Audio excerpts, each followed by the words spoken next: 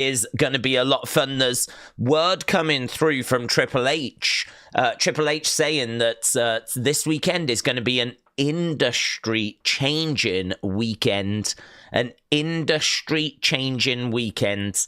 And, honestly, I think this is going to be a very interesting weekend. I think that in many ways, this is going to be the start of WrestleMania. This is going to be the real road to WrestleMania. I think the best way that I could explain to someone that maybe hasn't watched wrestling for very long would be the way it feels this year is the road to WrestleMania began at the Royal Rumble, but it's like when you're setting out on a long journey, like you kind of leave home and you haven't really got stuck into the journey yet. You're technically, like, you know, you might be on your way on holiday or on a vacation.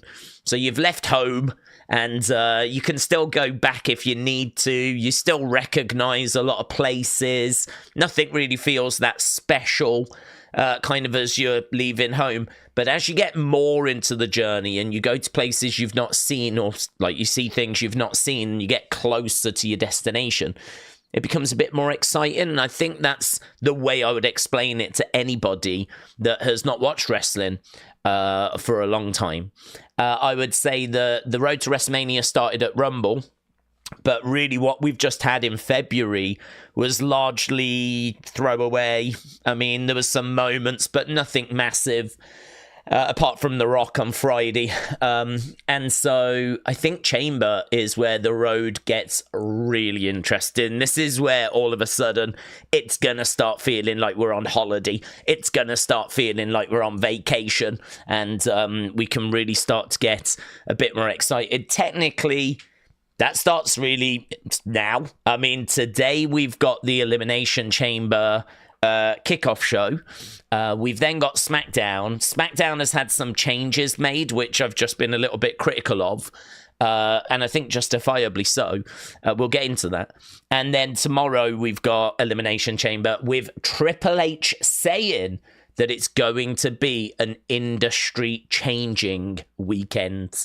Now, he always tends to hype these things up, right? So don't get too overexcited with that. But even so, you know, it's our first PLE since the Rumble. It's our second PLE of 2025. And I am excited for it. I can't say I'm as excited as the Rumble special. But the whole Rock thing has definitely added to this whole situation. So yeah, can't wait to see what it is that we're going to be getting this weekend, of course. Let's just jump into, because I do want to jump into the chat, but let's just jump into the little criticism that I had, because there has been a change for SmackDown tonight.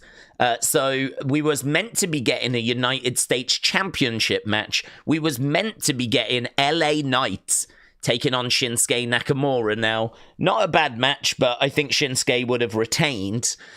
But Shinsuke has lost a friend, and so I think that's the reason as to why he's not going to be around. It could be a travel issue. He could be not feeling very well, but just a bit coincidental that he tweeted out yesterday that a friend of his had passed away, and now he's not around, right?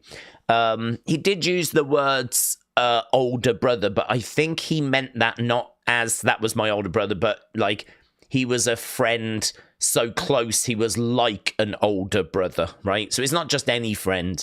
I think it's a really close friend. That's how I took the tweet that he sent, right? So Shinsuke's not around, so that's fine, okay? No one's going to begrudge Shinsuke just taking some time off if needed, okay? So no problems whatsoever. But what they've done now is they've changed it to a tournament. So now LA Knight, that was in a title match, is now in a tournament. So you've got Andrade versus Solo, Carmelo versus Braun, LA Knight versus Santos, and then they're all going to face off in a triple threat to find who the number one contender's going to be. I mean, the number one contender was LA Knight. He was going to have a match against Shinsuke this week.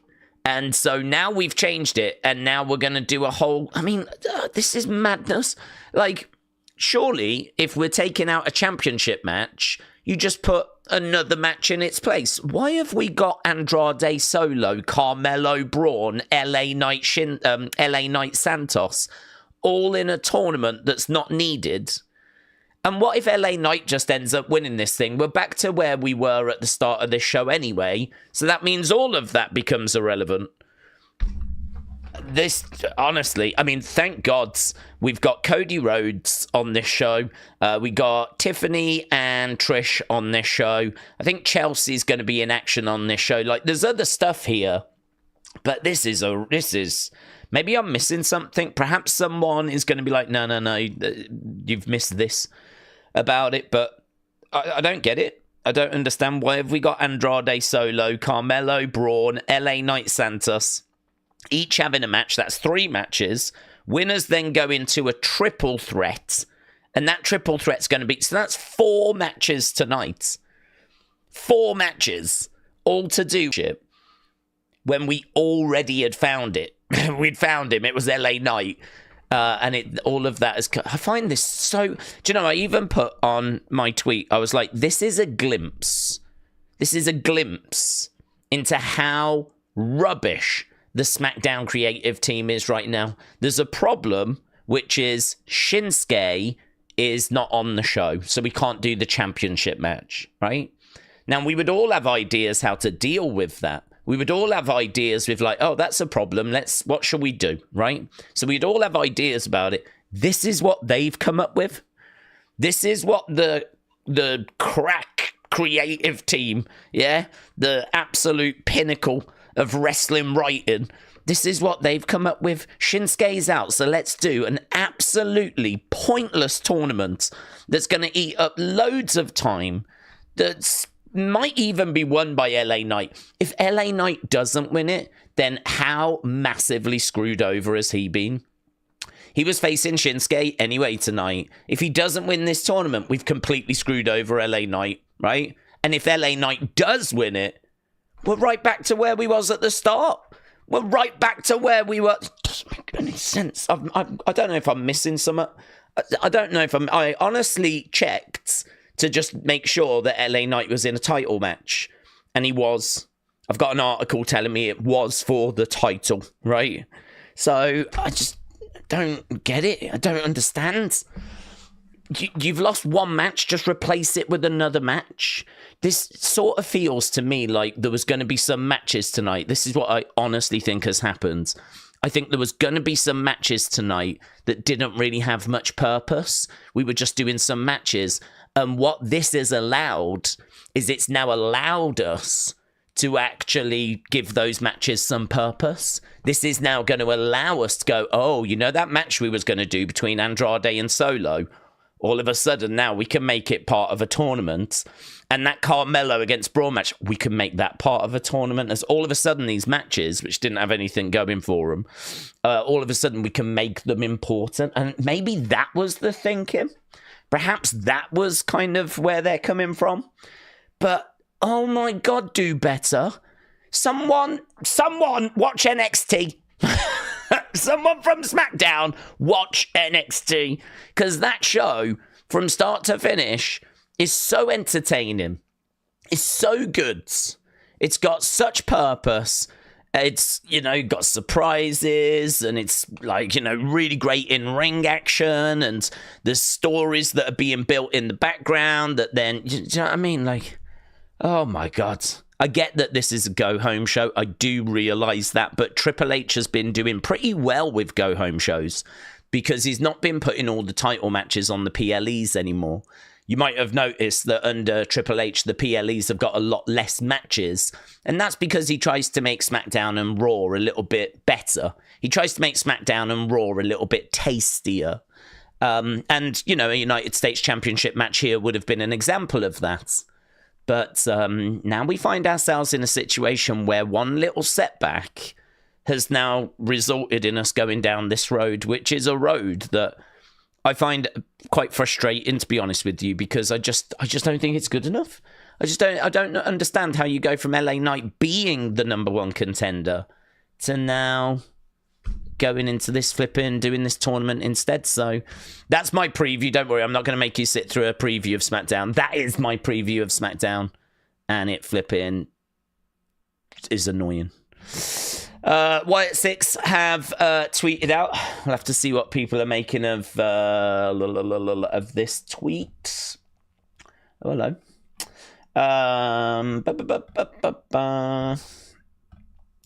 HR 1987 WHSSTSY D2SA20 the time draws near.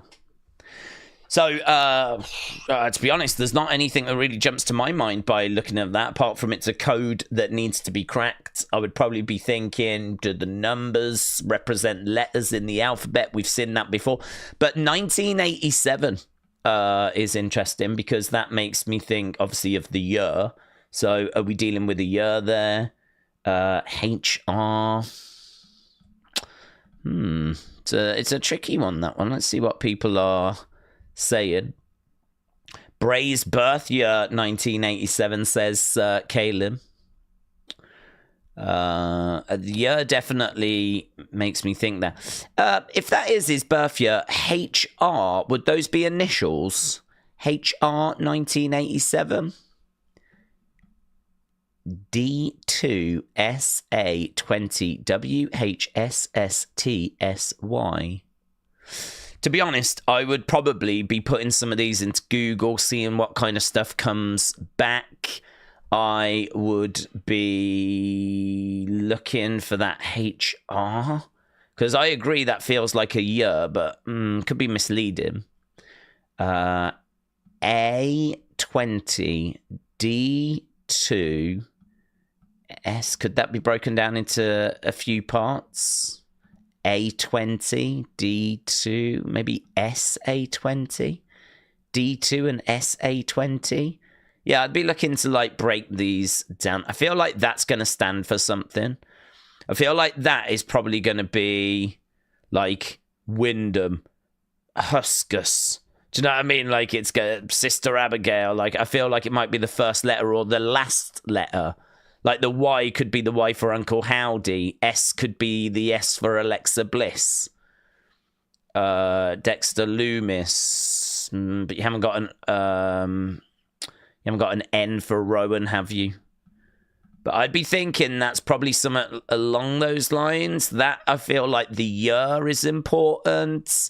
That's the one that I think I'm struggling with. But I would want to have a look at Alexa now, because if Wyatt 6 are tweeting out, I've got to think it's Alexa related. Because they're saying the time draws near. And so I've got to think it's Alexa related. So I'd probably be looking at Alexa. What year was Alexa born? Does any of this connect to Alexa? Interesting. That's a good one. It's been a while since we had a good Wyatt 6 tweet. That just dropped in 10 minutes ago.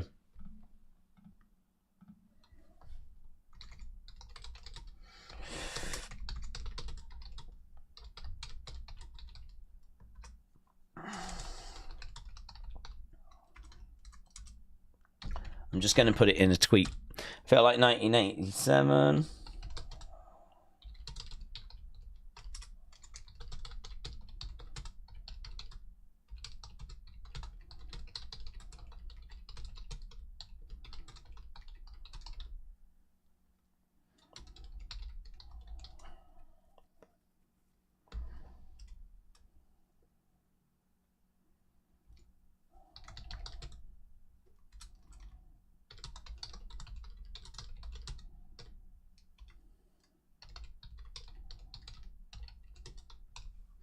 Where's the magnifying glass? That's what I need. There it is.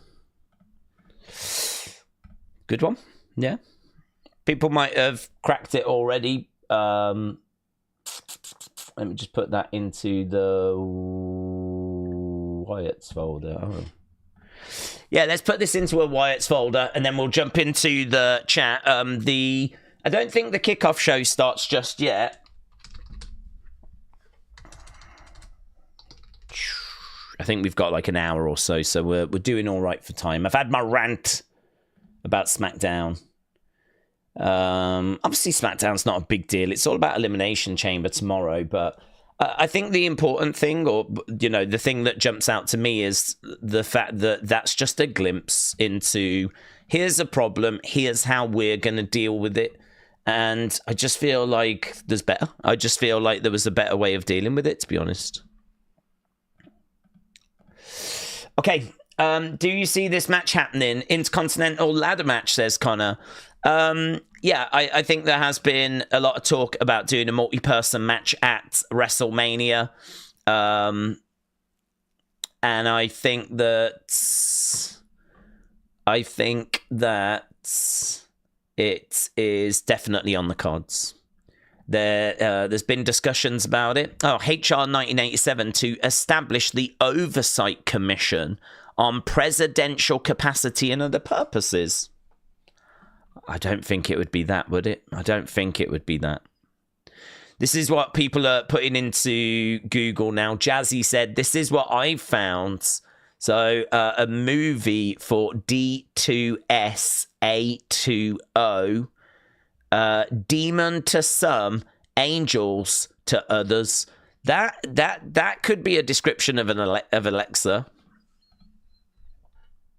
Could that be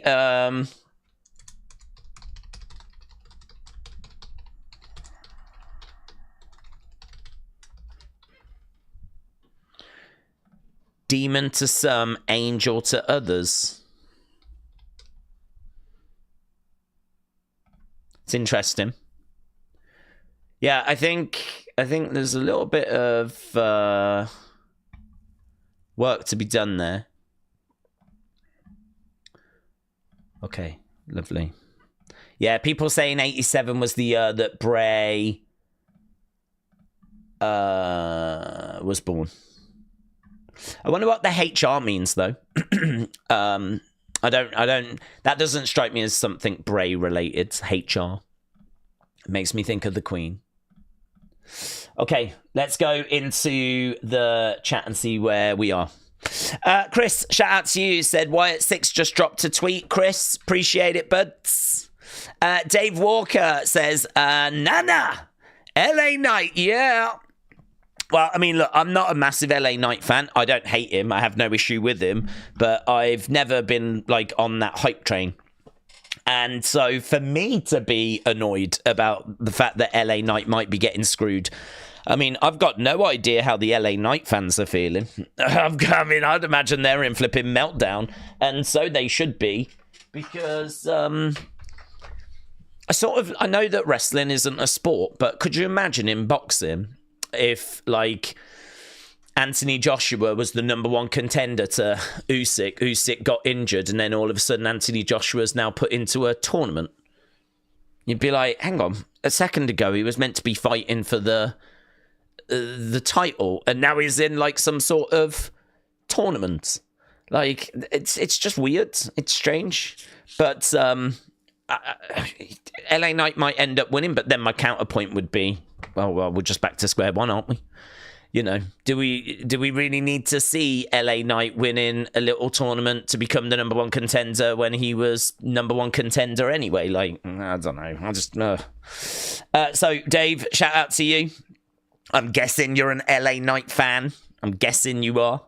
I think he's got to be favourite. You know, he's got to be favourite to win this little thing and go on, and then probably face Shinsuke next week. And then he'll go on to face Shinsuke for the title next week. But yeah, I suppose it is before, whatever. You know, there's we're just on the verge of Elimination Chamber. Let's focus on that bit. Let's focus on The Rock. Let's focus on Cody. Let's see what Cody's got to say tonight as well. Phantom67 said, I'm looking forward to Sammy and Kevin. I want brutality. Yeah, I think it'll be a really good match. And I think that we are looking at some outside interference. Word on the street is that Randy Orton should be back early March. Of course, I believe tomorrow is the 1st of March. And so in my mind, I don't see a reason as to why he can't make his presence felt tomorrow. And if he does, then he's going to be going after Kevin, surely. And word on the street is Kevin against Randy at WrestleMania. And so I could see a world in which Sami Zayn gets the win thanks to Randy. Equally, I can see a world where Kevin gets the win thanks to Karrion. I don't know that I could see either beating the other clean, because I think they both need the win, really. I mean, Sami is someone that has done everything apart from win a world title, you know? All right, he's never won the Rumble or Money in the Bank, but I'm not talking about those things. I mean, he's someone that's won Intercontinental Championships, mid-card titles, won tag titles. Like, the only other title for him to get is a world title. And I sort of feel like he's been in the bloodline. We've had him around Cody. He's obviously been around Kevin. I mean, he is someone that's ever present. He is someone that is maybe not a top star, but he is a very recognizable superstar. Like, he is someone that I think is always in with a shout of winning a Money in the Bank, always in with a shout of getting a title match at some point, like in the year. And I don't know that a loss here is going to really help him, to be honest. Losing clean to Kevin Owens, he can bounce back from it, but I don't think he needs that right now. And equally, Kevin's just coming off a load of losses to Cody Rhodes, so I don't think he needs losses right now. I'm with you. I think when it comes to Sami against Kevin, let's have brutality. Let's have it absolutely brutal, and let's have it brutal, and let's have some outside interference. That way, both guys stay looking strong, and we'll just go down those roads. I don't mind, to be honest with you, who wins. It really doesn't bother me if it's going to be Kevin that gets the win, because he's just had some bad losses to Cody. So it wouldn't bother me if Kevin got the win, and it wouldn't bother me if Sami got the win, but I think it should happen due to outside interference. But I agree, yeah, it should be a good match. Kind of getting a little bit lost with the Chamber stuff and the... it's getting a bit lost with the Chamber stuff and the Rock Cody stuff. Connor said, do you see any of these stars becoming new Judgment Day members? I think Tyler Bate, Pete Dunne could be. I think they would be good shouts, actually. I think Tyler's on his way back. I thought his tag team with Pete was a bit flat. I think Tyler's character is flat. I think Tyler Bate with a bit more of an edge, putting him into Judgment Day, because him coming out being Dr. Vegan just ain't going to do it, ain't going to cut it. It ain't edgy enough. It's not interesting enough. Like, for me, it's just bland. It's wishy-washy. It's hippie. It just ain't doing it. So I think he needs a massive reinvention. When he first, I've said this before, I've repeated it before, but there's always new people watching. The part of the world that Tyler Bate is from is the same part of the world that I am from, and it is known as the Black Country, right? And the reason for that is because that is where a lot of the Industrial Revolution happened, going back like 120 odd years, right? 150 odd years. So there's a lot of factories, there's a lot of abandoned warehouses, there was a lot of manufacturing, and there was a lot of smog and smoke that was billowing out into the air, right? And so I think people used to get it on their faces, and it was like just thick in the air, and it was like known, it was not great. Back then we weren't worried about climate change, and back then we weren't really worried about like air pollution. We're talking the 1800s, when really it was just manufacturing overload. And this is the part of the world where Tyler comes from.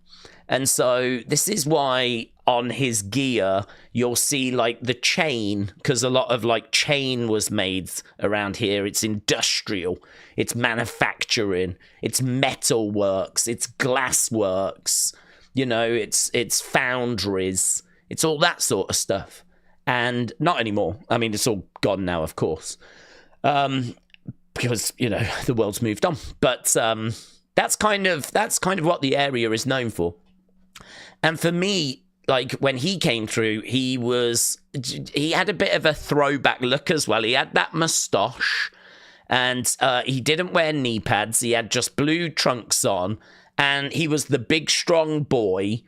And, you know, I think he was like 17, 18, but he was quite muscular. And he did look like he could fit in with the Vaudevillains, right? He had that kind of vibe to him. He felt like the kind of person that would have been around in the 1800s doing the Industrial Revolution, yeah? He kind of had that feeling to him, right? As I said, he wouldn't have looked out of place in the Vaudevillains.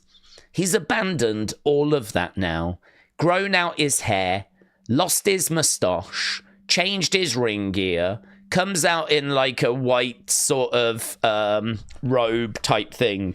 And to me, he is just very wishy-washy now.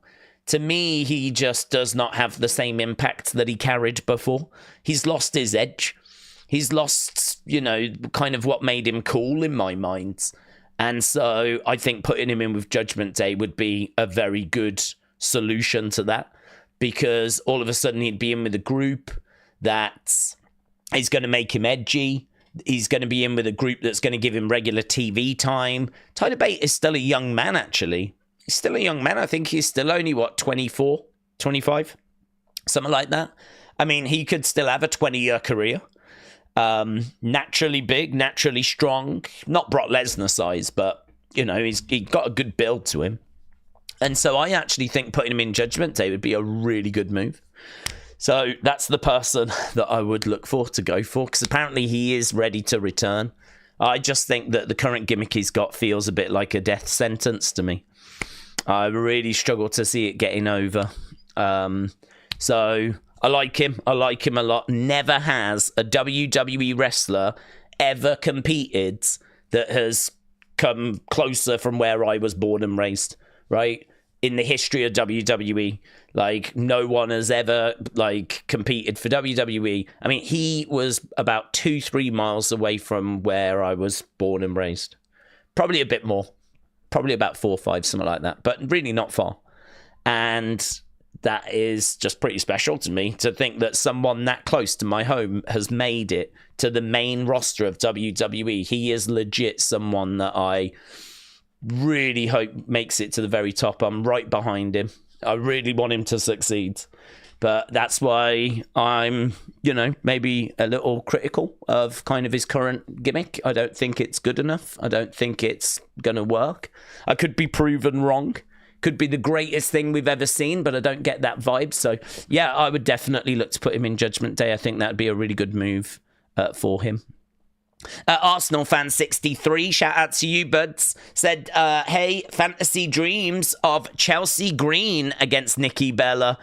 Would be really fun. Yeah, would be really fun to do that match. I think she has said that's a match that she is interested in as well. So I'm definitely down for seeing that. Yeah, I like it. I think that she's working towards actually coming in and doing a few matches. So I would be totally down for seeing her against Chelsea. And there was another one that I'm trying to remember. I think it might have been Bailey that she said, Chelsea and Bailey. But I can't quite remember. There was 2 she mentioned. One was Chelsea. I think the other was Bailey. But yeah, I think there's some great matches for Nikki. I think there's some great matches. Kian, shout out to you, my friends. Appreciate the supports. Judgment Day is a death sentence at this point, said Nita Nitro. I have to slightly disagree because I think there's a bigger death sentence, and that is not getting on TV at all. And Tyler Bate, I think, is just going to really struggle to get some regular TV time.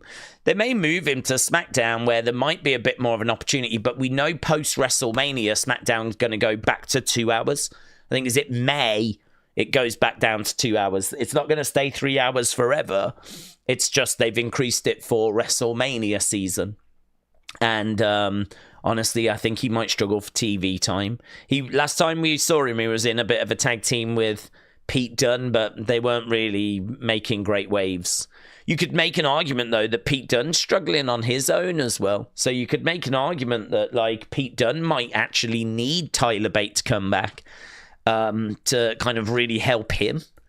I don't think they've really... I mean, they screwed Pete Dunne over with the whole Butch thing. Of course they did. And so now we've had to undo that, and that's took a bit of time. I mean... It's just been awful. It's just been awful. So much about what WWE do, you have to just sort of... You just have to sort of go with it. I think they're very good at the top end of the cards. But if you look at that mid-cards, the example would be the flipping tournament they've just chucked together here, you know? And how a lot of frustration there is around the women's division, because the top end, like Rhea and Bianca, they're looked after. But, you know, what about your Meechins? What about your Zelinas? What about your Ivy Niles? What about your Zoe Starks? You know, like that kind of mid-cards is just left, really. A lot of them can struggle to get TV time. And then I don't even know if there is a tag division on Raw. I'm not even sure if there is one. I know we've got tag champs in War Raiders, but we never see them. And, like, there might have been some little backstage moments. We might have done a few little bits recently, but there ain't much of a tag division to speak of. So they've definitely got problems that they need to fix. I don't know what the hell's going on with Raw and SmackDown. It really has not been a great year for those shows so far. But I've got to think Tyler Bate has got to get onto TV. He's got to get onto TV regular. He's got to move away from this hippie vegan thing. If Judgment Day is going to be the solution for that, I'd put him in there. Curtis said, good evening. This whole US title tournament just shows how poor SmackDown has been this year, says Curtis. I agree. I keep wondering if there's something that I'm missing. I seriously keep wondering if there's some piece of information that I've not had or not seen, or something that's going to explain this, because it does not make sense to me as to why you would have a title match, LA Knight, Shinsuke, you remove that and you replace it with a whole tournament, 4 matches. You take one match out and you put 4 matches in. I mean, it does make me question, well, what did you have planned anyway? If we was going to do LA Knight versus Shinsuke, which was what we were going to do, what was you going to do for the rest of the show? If all of us, because that title match weren't going to be an hour long, was it? It's not like it was going to be an hour-long United States Championship match. Like, how have you took out 1 match and you're now putting in 4? Because we've got to do the 3 matches and then the triple threat at the end of the show. Like, what? What? Do you know what? I actually could probably accept it a bit more if LA Knight wasn't in it. If LA Knight wasn't in it and he was going to get his title shot next week and we were trying to figure out who would be next, I could probably accept it better. I'd probably be like, okay, that's what they're doing. It's a bit mid, but whatever. I mean, I don't know why you can't just do a flipping 6-pack challenge, to be honest. Just put all 6 people in the ring at the same time. Big bonkers match. Loads of spots, loads of moving parts. People would have a lot of fun with it. It doesn't need to take up all this show. But LA Knight, the fact that he's in this tournament just honestly leaves me a bit baffled. But I'm going to shut up because, you know, I don't want to complain and sit here and moan and everything, but I really am left scratching my head sometimes with what they're doing with Raw and SmackDown at the moment. Edward said, how are you? To be honest, if Cena doesn't win the Chamber, it's got to be a last-minute thing, and it'd be the wrong choice to have him lose. I'm not going to lie. He needs to main event Mania, says Edwards. Well, we're going to have to wait and see. John Cena is the favourite going into the Chamber. So we're going to have to wait and see as to whether it all does shake out that way. We don't even know if the Rock and Cody moment is going to have an effect on the Chambers. We don't actually know if that's going to have any influence. There's a few people thinking that if we do that segment before the men's chamber, Rock might punish Cody by chucking him into the chamber and telling him, you've got to defend tonight. That's coming from the TKO board. Something like that, like throwing his power around. I mean, really, anything can happen. Triple H said it's going to be an industry-changing weekend. And of course he would. So yeah, we're gonna have to just wait and see how it all shakes out. One thing I don't have much doubt about is that John Cena is going to be involved in something big at WrestleMania, because it's going to be his last WrestleMania. So I don't have much doubt that it's going to be something significant, something seismic. It's going to be something worthy of, his last WrestleMania match. So that's why I'm not too concerned, to be honest. I'm really not too concerned. I think let's just see what they've got planned. The only concerning thing would be if The Rockers come in and disrupted so much stuff that it just leaves Cena out in the cold a little bit. But I don't think The Rock would do that, knowing that this is Cena's last WrestleMania and knowing how important Cena is to the company, to the fans. There's no beef between Rock and Cena that I'm aware of. Obviously, they had a bit of beef back in the day, but that long got squashed. And I think they're actually really good friends now. I think, they're in a good spot. So I don't think there's any vendetta or anything like that. Triple H, I think, absolutely understands this year is about Cena. I would think The Rock would as well. I think it'll be fine, honestly. I can't sit here and say he's definitely going to win the chamber, but I think it would be fine. Mayor Pete said, Dave, you're going to hate it when it ends up Cena versus Logan. Well, if that is the last match, yes, I would hate it. I don't think that is the right match to have as Cena's last WrestleMania match. So, yes, you are correct. If it did go that way, I would hate it. Patrick says, hello. I hope everyone's doing well. Nitro said he would absolutely do that. He's an egomaniac. Michael said, Days, hey buds, I got a question. Why do we think the new member of the Judgment Day will end up being... Oh, we just spoke about that, buds.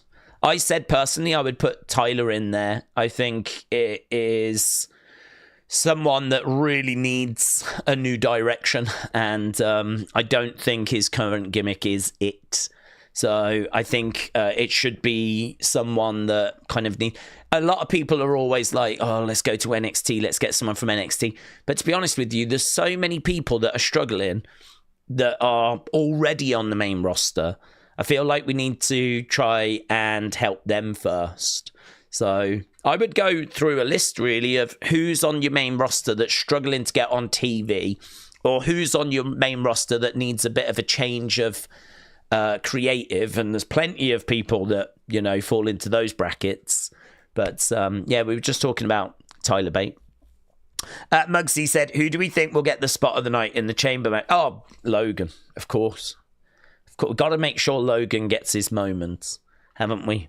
We've got to make sure that match will definitely have a moment in there for Logan, because it's the only reason that we've got him in WWE, is because he's got this audience.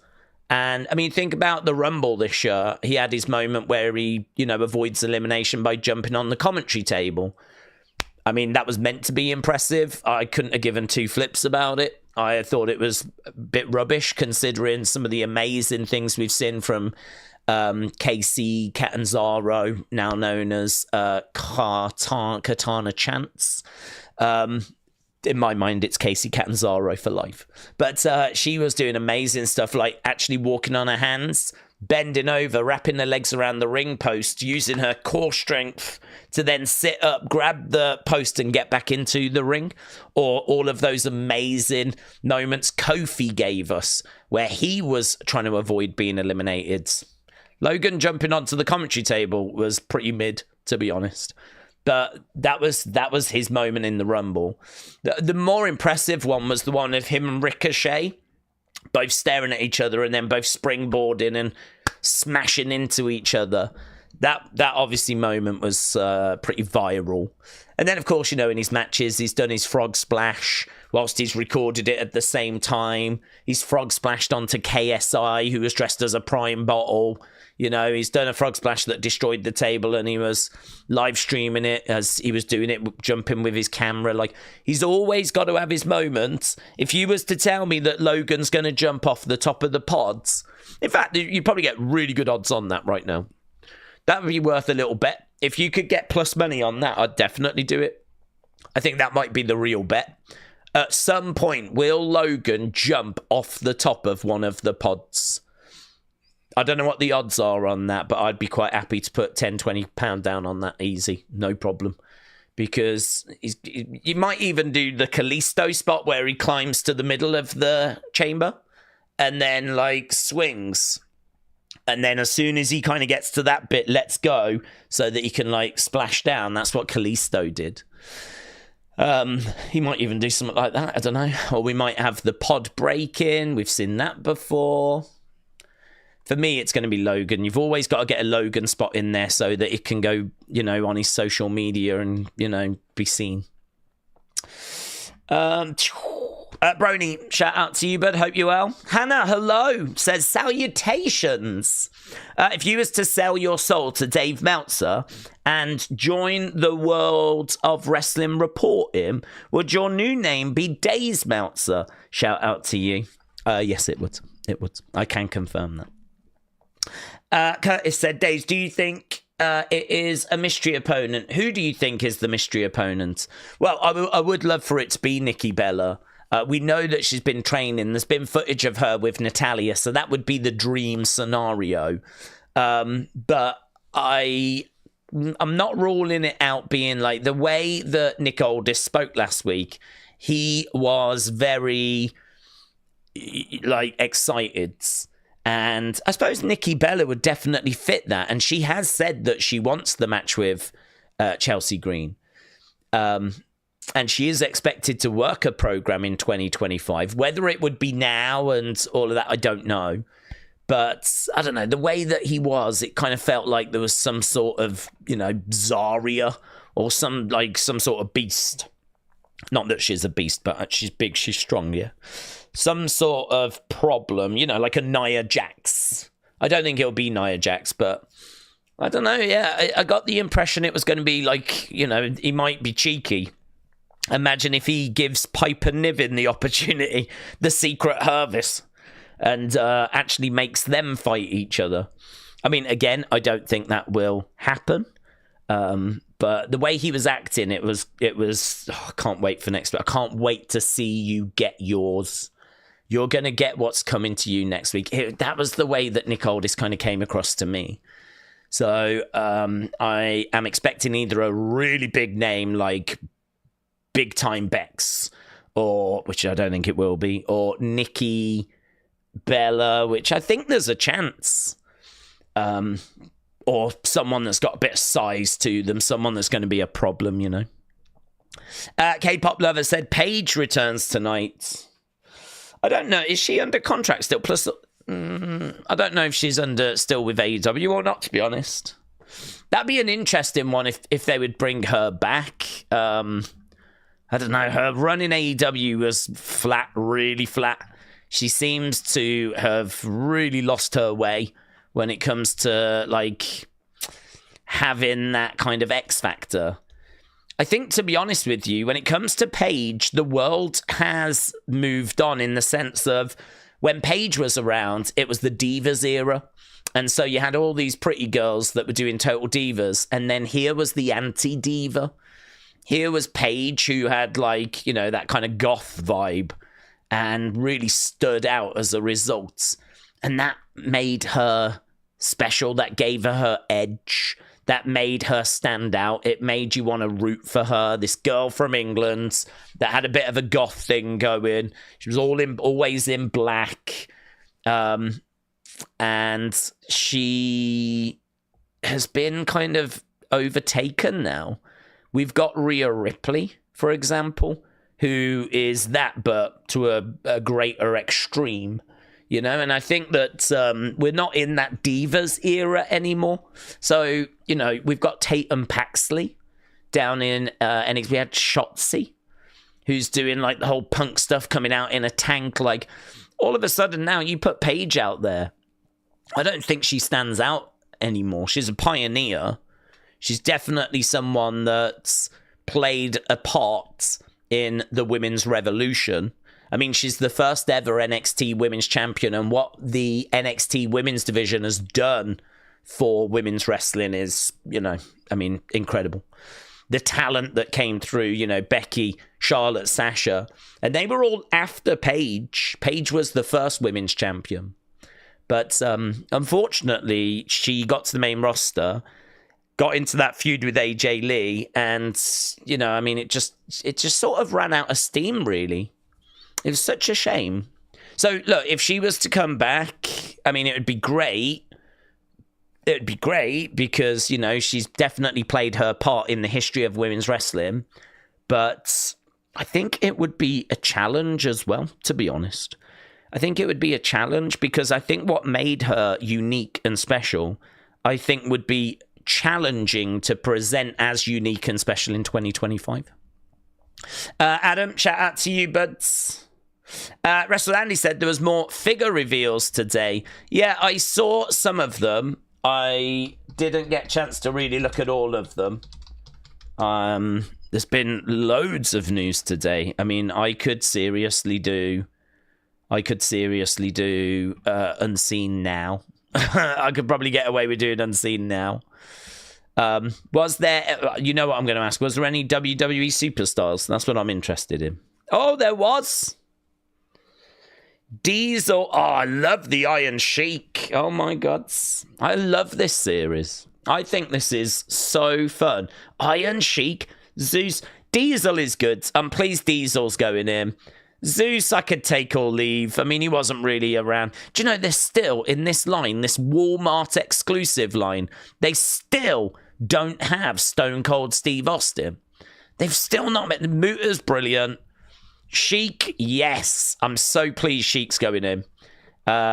Diesel, Zeus, I'm pleased with all four of those. But why have we not had Stone Colds? Why have we not had Stone Colds? Let's have a look, quick little look, see what we're dealing with. We've got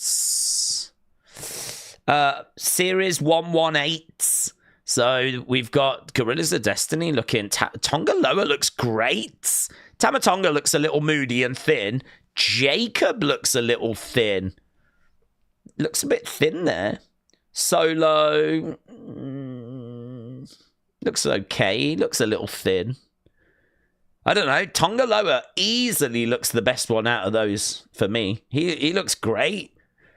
Jacob will be the one that people will really want, but I'm surprised they've made him that thin. Who's this perv at the end? Who's this flasher? Who's this boomer that looks like he's about to show off his dinkle? What the hell's going on there? Guys, if you buy these 5, then you get Pervert Pete as well at the ends. That's great, isn't it? Pervert Pete, Pervert Pete, Pervert Pete. I'm a big fan of Pervert Pete. Nia Jax looks not bad. It's okay. I don't know. Tonga Loa is... Pervert Pete and Tonga Loa are the best in that line. These are the Knuckle Crunchers. We've got Undertaker. I really like these. I really like these because I think you can build quite a good collection of superstars. I think the faces look good. Bodies and everything, fine. Come with some, like, fun accessories, whatever. But, I mean, look at that Drew McIntyre face. It looks really good. It looks really, really good. Normally, these small figures, they look awful. They just look a bit off. I think that looks really good. Comes with the sword. Comes with a WWE Championship. They're probably going to be about that big. So could you imagine if they started to make loads of all the legends and everyone? I mean, it's not going to take up as much room to collect them. And I just don't know how long the line... That's good. Shame they haven't got, like, cloth goods with them. John Cena looks fine. I honestly, if that was a series that had been, I mean, look, that's series 6. If that was already up to like series, I don't know, 20, 25, and there was a good range of superstars, I could be tempted to get into those just because I think they would be super easy to display. And I think that face-wise, that Drew looks really, really good. So I'm quite down with those. Ultimate Editions look great. Ultimate Editions normally do. Really excited about these WWE Superstar figures. What's this? Basics Final Boss. Who's that boomer? Who is that with a Slimer top on? Chelsea. Looks like Carmella. Is that meant to be Chelsea? Okay. I don't really get Chelsea vibes from the face, but it's not a very high-res picture, so... what else we got here? New Day, pretty fun. I don't hate that. That's great. Roman looks a bit off. Roman doesn't look quite right in the face. Not keen on that Roman, but the Razor looks pretty good. Okay. Well, I'm just really pleased that we've got some WWE Superstars figures, to be honest, because I flipping love that Walmart line. I really do. News.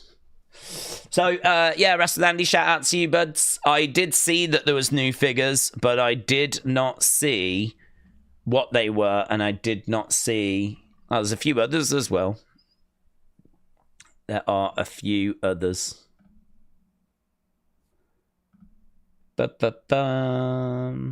Right, it wouldn't be Katana Chance, would it? No, apparently Chelsea Green, which, you know, I'll let you decide. Oh, yeah, I'll let you decide if that is... we've got the package images as well. So it will... Is that... Does it not come with, like, a jacket or anything? That would be a shame if not. I suppose he's got the shorts. I suppose the shorts are fabric, aren't they? They could have been painted on, but they're not. That's what's so great about this line, is that it comes with soft goods, right? So, like, it comes with fabric shorts or a fabric jacket. This comes with a headdress, and the shorts are fabric.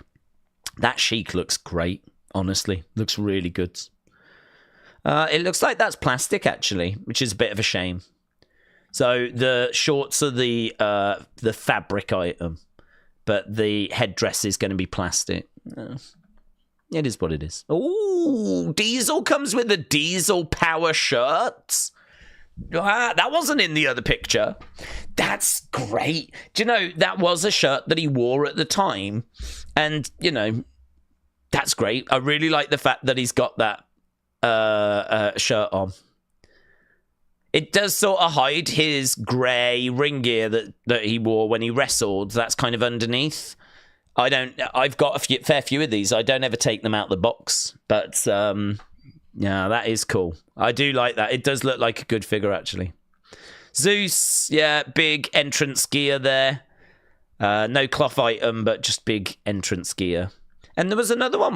We've already seen the Great Muta ones. They were shown off the other day. That's the Knuckle Cruncher ones. Wow. Lots of images. Yeah. I don't want to spend too long on this because I know not everyone's into this stuff, but I am, and that's the most important thing. Oh, let's go. Let's go. Is that John Cone? Ah, prototype Cena. Look at that. Okay, I'm getting distracted. You've missed some super chats. Adam, thank you, buds. I'll catch up with them now. Right, Kian said, Days, I've pre-ordered my copy of 2K25. I can't wait. Well, not long, is it, actually? Isn't it like a week away or something now that we're getting close to it? So, yeah, not long. And we will will be there, you know. I saw that they did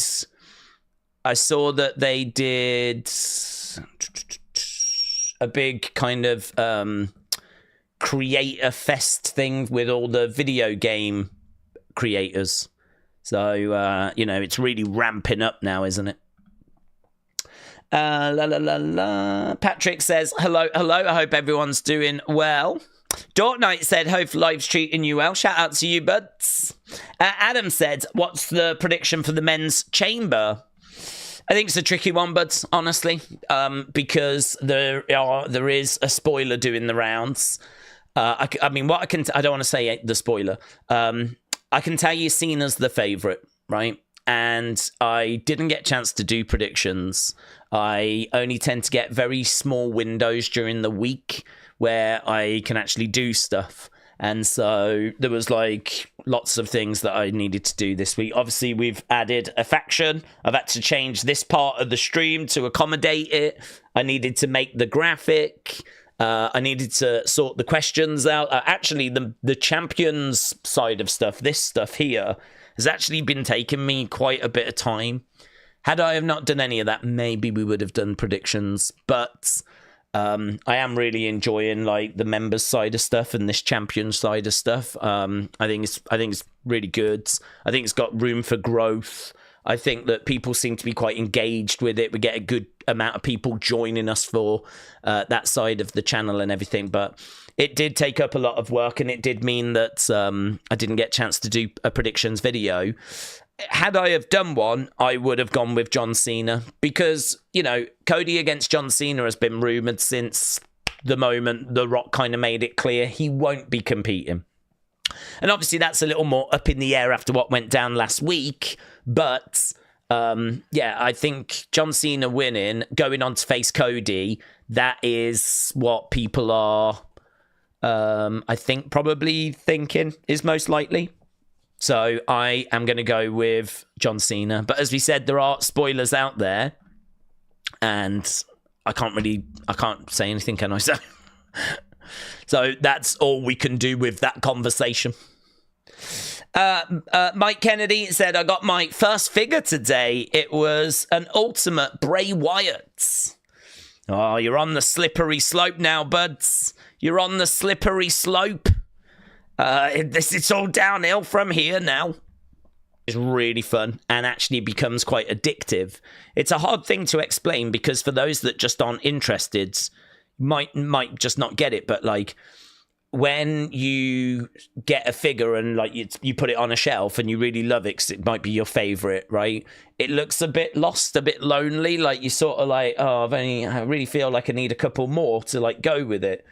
And you might end up kind of finding a space and be like, if I fill that space, it's going to look really good. And so you might do that. I've seen some amazing collections of like where people only collect Bray or only collect Undertaker, and they filled like a shelf or a cabinet and they've decorated it and it looks so good. And I think that's a really great way of collecting, like having a bit of a space, theme in it. Like, I think that's great. I've seen other collections where people have just bought every figure they can get their hands on, and it's just, you know, in a way, carnage like I've got. It just got out of control. So, but I've seen some really good themed collections, and I think they look so good. But it is a slippery slope. Once you get one, you do want to get that next one. You do want to kind of add to it. And then, like, you know, you find yourself going, well, I've got to have a Macho Man, or I've got to have a Roddy Piper, or I've got to have an Ultimate Warrior, or who's not going to have a Stone Cold, or I've got to get a John Cena, and do you know what I mean? And then, like, you start looking at them, you look into them more, you start finding ones that really grab your attention. They do a lot from certain events. So, you know, it might be a show that meant a lot to you because you was there. And so you start getting those as well. And once it's got you, it's got you. It's so hard to explain. But I love them. I mean, I love figures. I think they're absolutely one of my favorite parts of like being a WWE fan. And I will always have respect for the figure game. I still collect. I mean, I collect the WWE Superstar stuff now, the Walmart ones, because I love that era. I love the packaging. I love, like, the faces look really good. Likenesses look really good. And I love the soft goods, like the fabric shirts. Some of them come with belts. Bit disappointing, actually, that the ones we just saw don't have any belts. I always like to see new belts coming into that line. But, yeah, I would love for that line to be, like, a success and for it to keep going. 'Cause I think it's great. I think it's great. And they keep putting in those kind of legendary characters, you know, Diesel, Iron Sheik, and I'm hoping that, like, Demolition will come into it at some point, and we still need a Stone Cold. They better put Stone Cold into that line. I think they should put John Cena into that line, but, you know, that's by the by. No one's here for that conversation. So, yeah, Mike, shout out to you, bud. It's a slip. I just ordered CM Punk. Oh, God, Mike, see, I knew it. I knew it was a slippery slope. I knew it. Honestly, just try and stay away from ordering anymore if you can. Just try and stay away, because it really is a slippery slope once you start going down. Pace yourself, otherwise you'll be coming back with arms full of figures. You'll find yourself, like, not being able to sleep and waking up and just traveling to the local Walmart just to see if there's anything new in. Grabbing the staff like, what do you mean you've got no more boxes back there? Check again. Like that. I mean, you know, not that that's what happened to me, but I wish you all the best. Ghostblade, shout out to you, said, with the news of Aleister Black returning, do we think that it'll be after WrestleMania? He could maybe target Seth Rollins with story of Seth injuring Aleister's eye during COVID. I think it would be a fun feud, said Ghostblades. Ghostblade, shout out to you, my friends. Do I think he'll go after him? I think that's a perfectly good person to go after. I mean, it'd be hard to know if we brought him back as heel or if he'd be brought back as face. I think it would be hard to know. I mean, to be honest with you, his time in WWE was quite a while ago now. I don't know that I would necessarily come back and pick up feuds from all the way back then. I think for me, I'd be looking to start afresh in a way and kind of move forwards with where we are now rather than digging into something that happened like 4 or 5 years ago. I mean, you can. There's no problem if they do that. But I like the Seth feuds, and you can certainly reference the past. But I think I would be more focused on the here and now. There's been so much change. In many ways, it feels a bit like a different company to the one from 4 or 5 years ago. With Vince gone, Triple H taking over, TKO now being owners. I mean, it is. We're on Netflix on Raw, and it's just a lot of stuff is different now. So, yeah, I don't mind referencing the past. I wouldn't really build a big thing around it. I think Seth's a perfectly good feud, but then so would Sammy, so would Kevin Owens, so would AJ Styles, so would the Judgment Day. I mean, does Malachi come in on his own? Does he partner up with someone? Does he lead a faction? The great thing about him is that there's so much that you can do with him. So many different directions that you can go. It's very exciting. So, yeah, great news. I saw that dropped earlier. Great news. Right, we should be going over to this kickoff show in about half an hour. So we are just 20-odd minutes away from this kickoff show starting.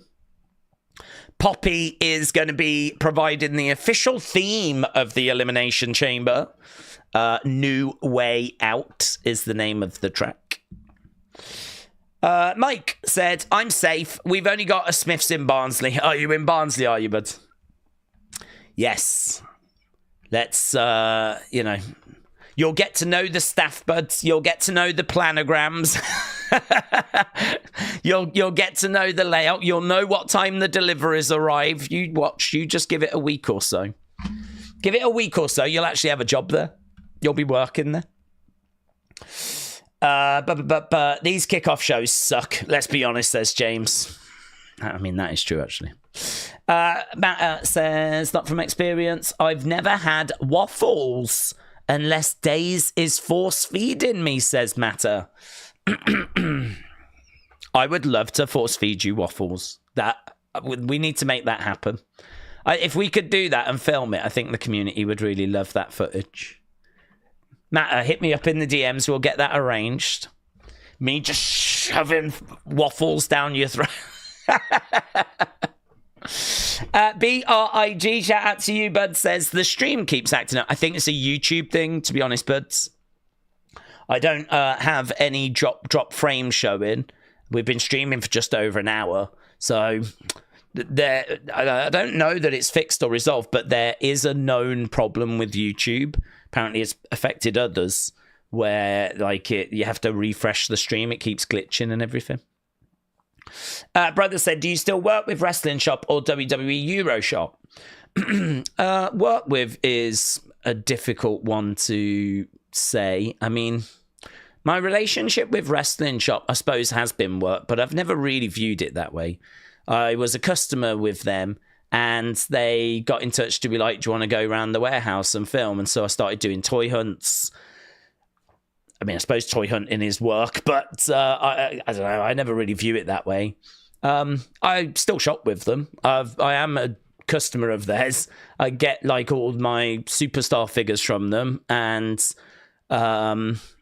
there's no Wrestling Shop lives planned or anything like that, or not to my knowledge. The last one they did, I was at back in 2023. So it's been a couple of years now. It's going to be this summer coming up to 2 years. But that was to coincide with Money in the Bank being in London. So maybe if WWE do another PLE in London, you might see something. Hopefully they would reach out. I think we're on really good terms. I haven't spoken to them in a little while. But I don't know. Working with is... hard to say. I mean, if I wanted, I could hit them up and say, can I come over and do a toy hunt? And I really don't think there would be an issue there. So that's my relationship with them. I love them. I think they're brilliant. I have no problem praising them. I'm not paid by them. They don't sponsor the channel or anything like that. But I've said before, I think they're a really good company. I think they genuinely care. They have always been lovely to me. They've been great. And as I said, I'm a legitimate customer of theirs. So, I give them money to buy figure. They don't send me figures for free or anything. I buy stuff from them. So, big fan. In regards to WWE Euro Shop, well, we've got an affiliate link, but I think they give those out to a lot of people, to be honest. So, they did give us a bit of a code where you could save money. But I think that actually ended the other day, so I think it might still be shown on here, but I don't think it works anymore. To be honest with you, I think it kind of came to a natural end because they keep having codes that are better. So they gave me a code that was 15% off, but if you go to the website, then normally if you use, WWE Superstar or something like that, you can get 20% off. So there's no flipping point, is there? So I'm honestly not bothered by the fact that they weren't able to improve that code. Fine, whatever. If that was the best that they could do, I don't need it. I think you guys can get better savings by using the ones they have anyway. But yeah, I mean, there's still an affiliate link, whatever. But I don't know, it's a bit weird. I mean, everything's quite quiet unless they come over, to be honest. If WWE come over, then there's this hive of activity. If WWE do a PLE over here, or they do a big UK tour, not where they do one show or two shows, but they do 8 shows or something, and they're here for a week, or if they do a PLE here, there's this big hive of activity. If none of that's happening, it's really quiet. Everything's just quite quiet. So we've gone through quite a quiet period, but hopefully that will change with the UK supposedly in line for a PLE soon. So, but do we think Jade Cargill's going to return for revenge? Yes, definitely, but I don't know if that's tonight. Have you ever been to Tamworth? I have been to Tamworth, yes. I couldn't tell you why I've been to Tamworth, though. I have only ever been there a couple of times, and I don't know why I went there. I think one of them was to help when I worked in retail. One of them was to help out in the Tamworth branch, right? So one of them, I think, was for work. One of them was not for work, though. I think I probably just went there with a girlfriend for a day out type thing. But it would be years and years and years and years and years ago. Do we see Elimination Chamber hype package? No, I think it didn't only recently just drop this new one, this women's one. There's a new women's one that's doing the rounds, and I've not had a chance to look at that yet.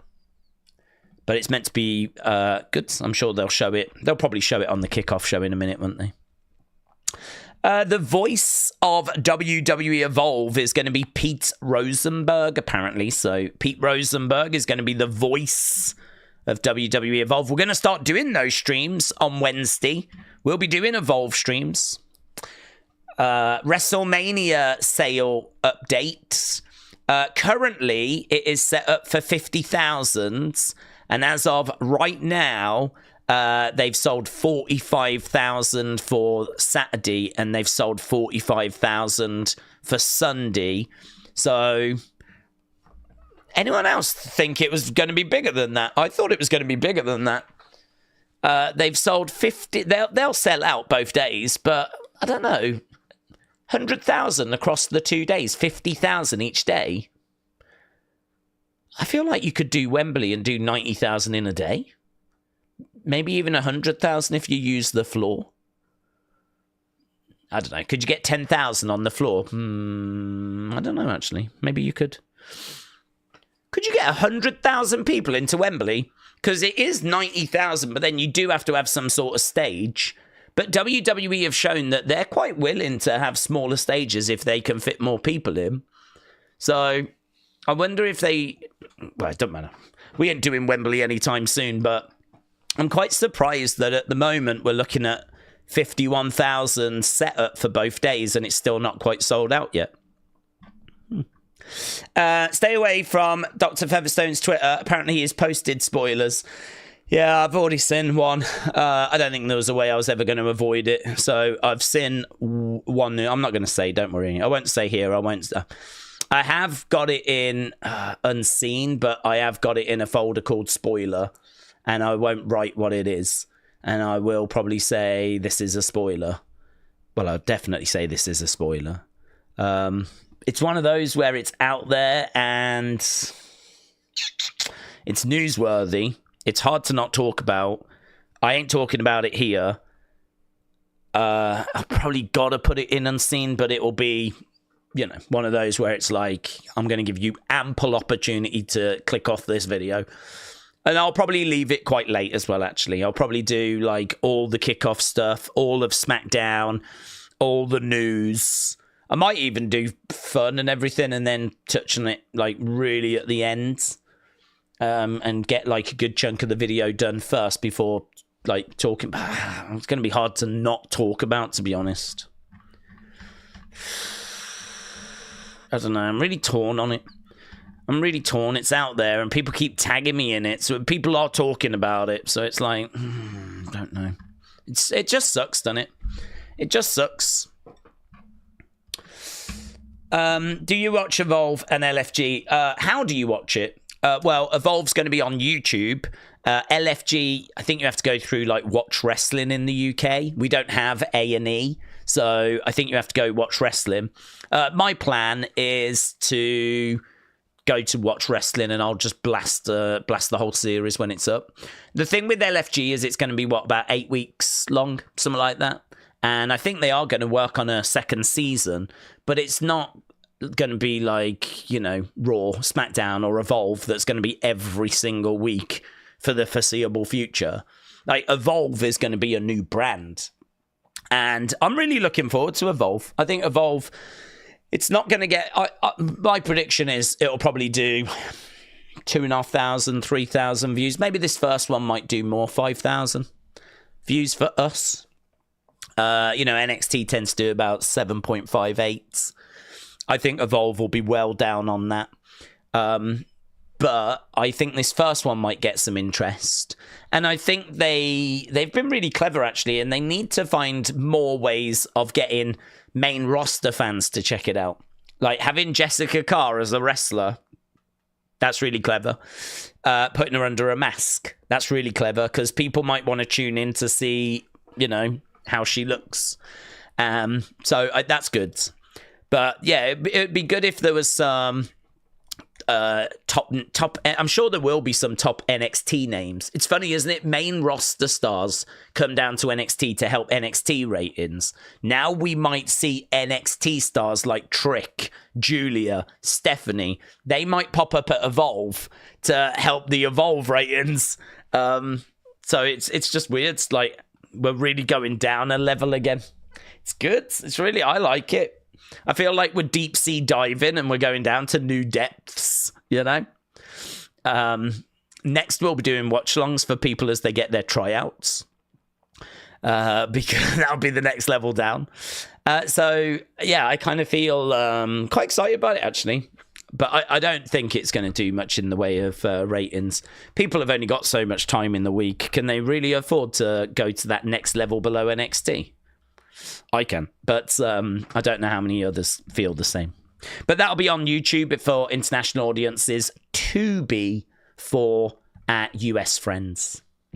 Connor said, do we see any of these surprises happening? Cody agrees to sell his soul. Could do. I don't think he will, but it could do. Randy returns. Yeah, he is expected back early March.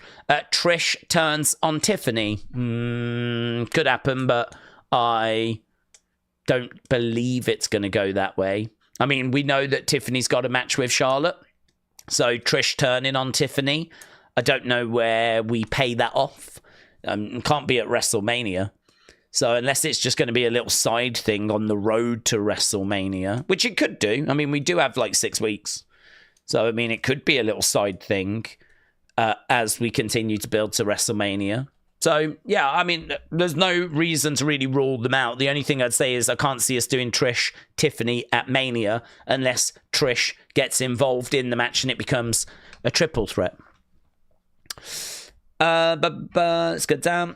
Mackenzie said in 2K25, you can play as the Wild Samoans. Yeah, and they've got a lot of the Bloodline family involved in that, haven't they? Which is really great.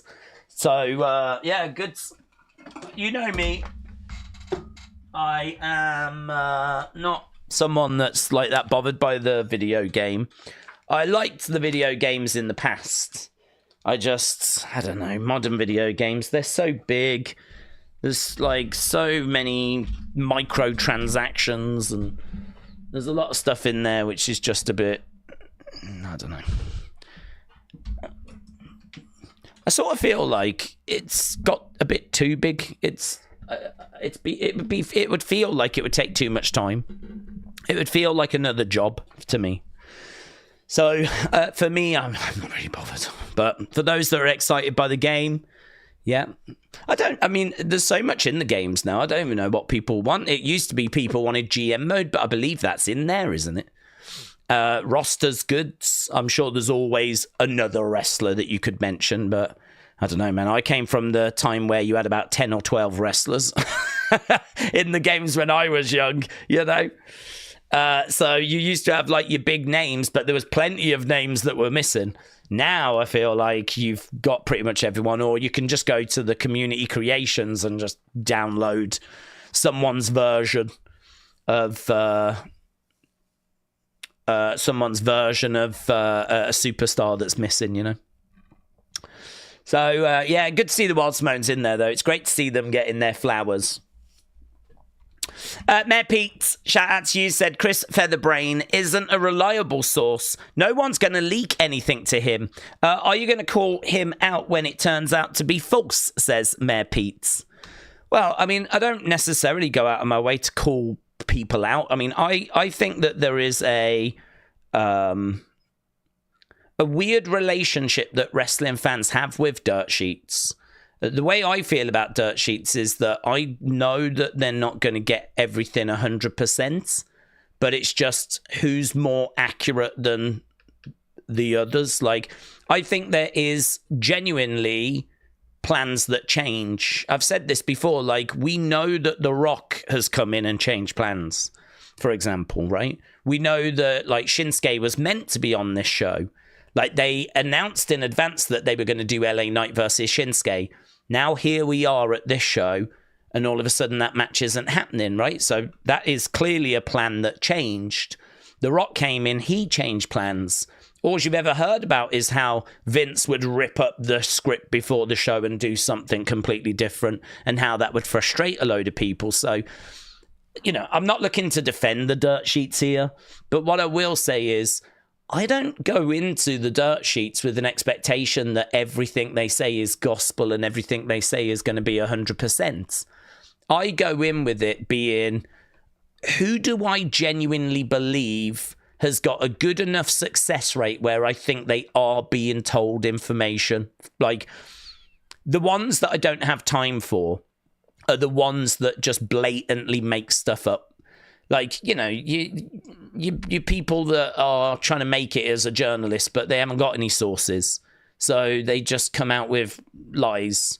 And, you know, that I ain't into that. But I think if you look at someone like PW Nexus, they have got a good success rate when they speak. WrestleVotes, I think they've got a good success rate. You know, they tend to tweet some out annoyingly before the show, which then turns out to be true. I think the same with PW Nexus as well. I think they have a good success rate. I think Fightful have got a good success rate. But, you know, would I sit here and defend them and say, like, everything they get is 100% correct? No, I wouldn't. No, I've never done that. I don't see myself as a defender of the dirt sheets, but then equally, I don't see myself as someone that necessarily takes them to task. Like, I don't really see that as my job. My job isn't to sit here and tell you that there's a load of bad sources out there. What I'm here is to have a look and see which ones I think are the most reliable, the ones that have had successful stories in the past, and like, you know, use them for Unseen and try and avoid the ones that are rubbish. I mean, I don't look to include rubbish in Unseen, but the truth is I don't have sources. I've never claimed to have sources. I don't have sources. I just use the same information that you lot see online. So we're all in the same boat of trying to work out what information is good, what information isn't. It's about having reliable, trusted sources. It's about having, you know, good sources. What I will say is the Dr. Chris Featherstone information is very well known right now, right? It's done the rounds. A lot of people have seen it. I've been tagged in it a few times. If you don't know it, don't worry, I'm not going to say it. But everyone knows where that information has come from now. If that does not come through, right? If that does not come through, then that's going to be a big hit to his reputation, isn't it? I won't need to say anything. People will be able to see it for themselves. So, you know, this is the game, isn't it? This is what the risk that the journalists run. You know, they get the information, they put it out there. If they are correct, you know, you stand the chance of people complaining, you know, why did you spoil it, blah, blah, blah, which, you know, I do get that totally. But then if it's incorrect, then they have people going, you were wrong, you don't have any sources, blah, blah, blah, blah, blah, you know. To be honest, there's no winning there, is there? There's no winning in any of that. So I don't really get involved in that side of it. I'm not interested in that side of it. I just think if you want to know what the rumors are, if you want to know where the conversation is, if you want to know what's being said online at the moment, I can bring that to you. I can tell you what's being said. And not the stuff from the sources that are just completely making stuff up, you know? People kept telling me, why aren't you covering Dreadmare? Why, you know, you're doing all these Wyatt 6 videos. Why aren't you talking about Dreadmare? And it's like, because it's a load of nonsense. It's a load of rubbish. It's made up rubbish. And we kept saying it. And I kept getting into heated conversations with people on X about it. that were adamant that it was not, and that it was legit, and it was Bo Dallas and all this kind of stuff. And you know, that's the kind of nonsense that I'm standing against, you know. But like when it comes to a Fightful, or when it comes to a WrestleVotes, or when it comes to a PW Nexus, like I believe in those sources. Dr. Chris Featherstone, jury's still out, to be honest. I haven't seen loads from Dr. Chris Featherstone. If there's stuff that's been incorrect before, let me know. I'd be interested to know what they were wrong on. But I have seen them come through with stuff that was correct as well. I've seen them come through with stuff that has been accurate. So I don't see them as being a source that just completely makes stuff up all the time, because I know they've been correct in the past as well. But I don't really see it as my job to be like calling people out and all that sort of stuff, you know. That's not what I do. That's not what I've ever done. It's for you to decide who's accurate and not accurate. And it's for you to decide what you believe and what you don't believe. Delwyn said, I wouldn't listen. Dork guy reporting to paychecks. No one nor him knows F all about the chamber scripts from top to bottom, except Triple H, Nick, Ariel, and Rock. Remember, Ariel did say he's hearing things that are going to be huge at Elimination Chamber, says Delwyn. Delwyn, shout out to you, buds. I appreciate the support. Again, all I can say is it's up to you, isn't it? It's absolutely up to you. It's up to you if you believe it or if you don't believe it. My answer is I don't know, because I don't know what's about to happen. So he's making quite the claim if he's making it up. That's all I'll say. It would be a real stupid thing for him to just make up. Because if you are someone that values your journalistic integrity, like if you are someone that wants to be seen as reliable, this ain't the move you make. You don't come out and just go, such and such is winning, and then it doesn't happen, because that is only going to hurt you when you didn't need to do that. So, I don't know. For me, I just think this would be a wild thing for him to make up. I mean, put yourself in his shoes. You want to be seen as a journalist. You want to be seen as someone that's got sources. You want to be seen as someone that's reliable. So you're going to make up who's going to win the chamber and hope no one notices that what you said didn't come true. I mean, I've got to admit, the math don't math on that one for me. The math don't quite math. So, I don't know. I can't sit here and say if it is being made up, if it's not being made up. I genuinely don't know. We'll find out, won't we? And just as well as finding out about that, we're going to find out about this. Seems really quiet. I think we've got some sound issues. So we are starting our Elimination Chamber kickoff coverage. Has anyone else got sound problems, or is it just me? CM Punk is making his way.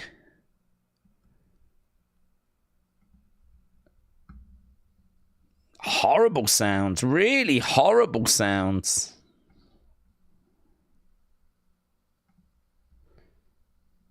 Horrible sounds. Can't make it anything out at all. Roxanne Perez. Oh yeah, big for her. Really big for her. There's Bailey.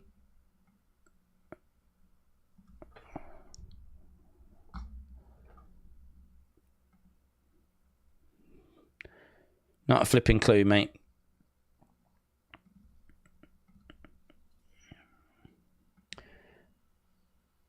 Really bad sounds. Can't hear anything. You can sort of hear Michael Cole in the background. Slight cheers there, but even the music doesn't sound very good. Trish is making her way through.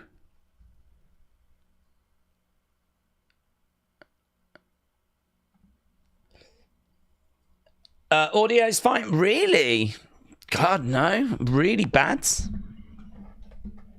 I can't hear any Michael Cole. I can sort of hear Michael in the background. I can hear the music. The music sounded louder. That's interesting. Is anyone else having any problem? Audio is garbage, says Noctivex. I wonder if it is something refresh. Yeah, that's a good point. I wonder if that's what's happened. I wonder if the audio, I wonder if the YouTube issue has affected me there. That's a really interesting point, actually. Yeah, Noctivex said it did sound a bit garbage. Crowd was definitely quiet. Seems like there is a bit of a split in regards to if people were having issues or not. If you're having issues, refresh. I think it might be the exact same thing people keep saying on these streams where there's issues with the audio, issues with the thing. That's so funny if that's what's just happened. Doorbell, shout out to you. Days humbled me about Dreadmare when I first joined, said Doorbells. I don't remember that, to be honest, but it still doesn't sound right. I've refreshed.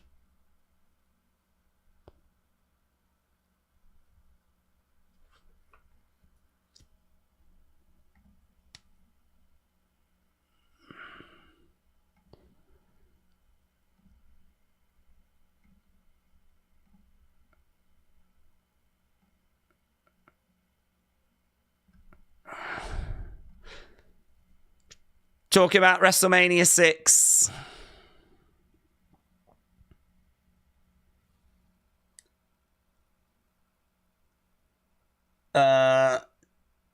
Technical issues.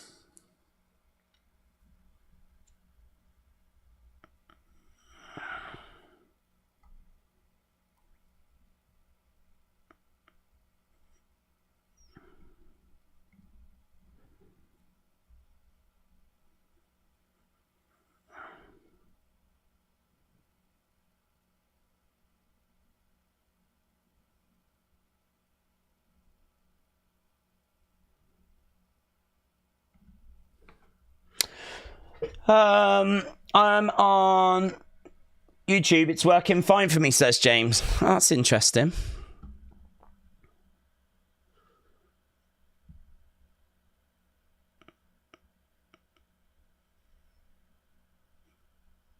He's really, I mean, yeah. It seems like it's a problem for some, not for others. I was watching stuff on here earlier. I really don't think it's my setup.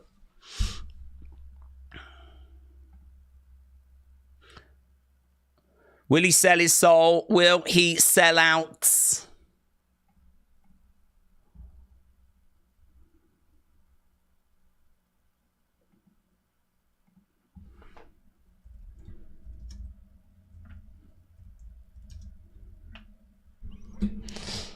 But Corey Graves is manipulating if it's a work, says Grant. Hello, Grant. Hope you're doing well. Briggs said it's YouTube that's the problem. Close the app, go back in.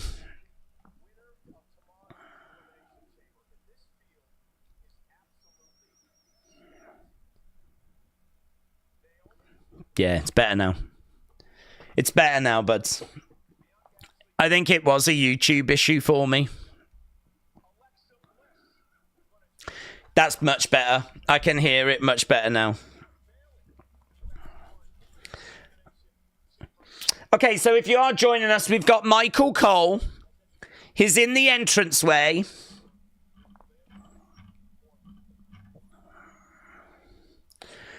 Okay, here's Roxanne Perez. Bum, bum, ba-dum, bum, bum, ba-dum.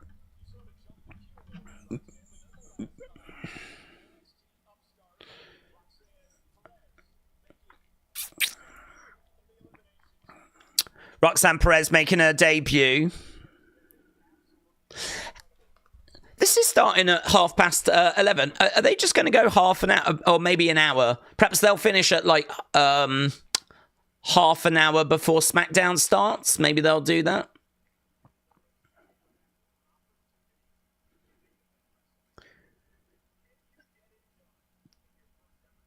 Can you get it done in your first chamber match?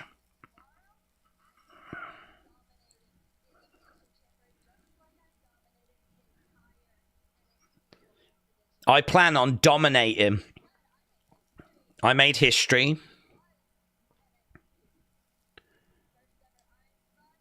So Roxanne just singing her praises. James, Zeta Steele deleted her Twitter account because some inbred morons said he wishes that Megan Bayne would break her legs in their GCW match.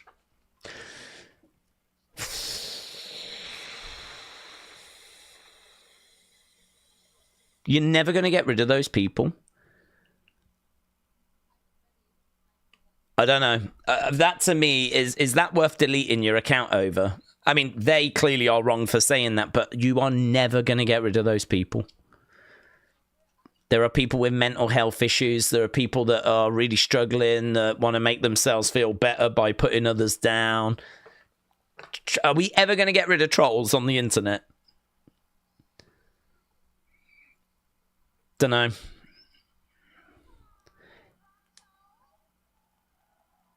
Bailey's come out.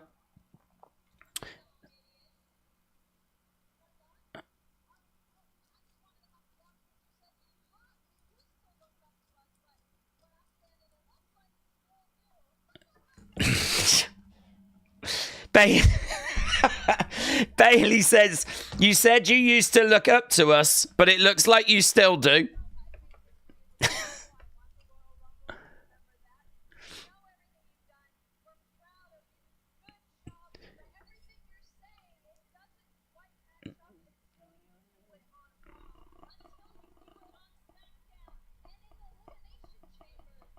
Okay, here's Liv. Watch me. Now we're getting tribalism between AEW and WWE ID. Yeah, well, I'm not surprised.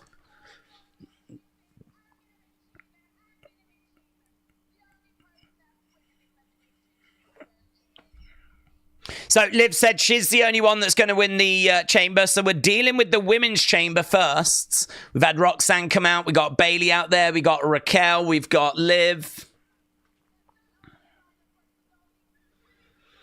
Oh, the crown jewel. Championship gets mentioned. She's actually wearing the ring. Honestly, that thing never gets mentioned. Like, respect.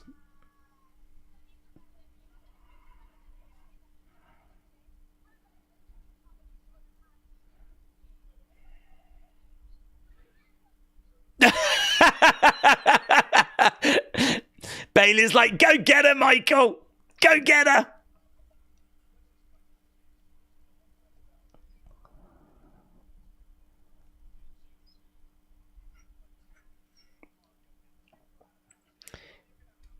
Did you attack Jade Cargill?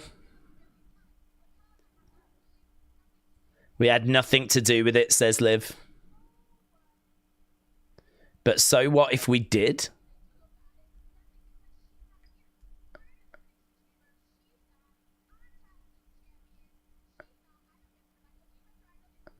I don't miss her. Do you miss her? Here's Bianca and Naomi. Barefoot Bianca? What have we got, Barefoot Bianca? Oh my god, the freaks on WikiFeet are going to be absolutely losing their minds right now. They are going to be losing their minds. This is going to be the highest viewed kickoff show ever.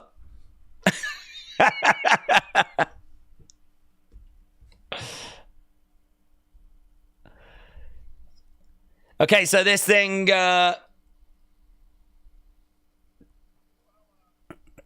this thing breaks down into a big brawl. Days, don't you mean you? What? Appreciating Barefoot Bianca? It's a Triple T thing. Days, don't you have a premium WikiFeet membership? I'm actually a shareholder.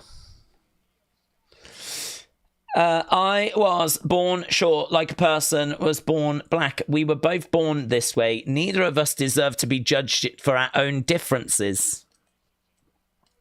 Oh, what are you talking about? The joke about Roxanne being short? That's interesting. Days, do you want AJ Lee to do Cody and return at WrestleMania? Yeah, that would be great. I'm always down for seeing AJ Lee. I'm a big AJ Lee fan. Oh, we're going to bring out Trish. Greatest women's champion of all time.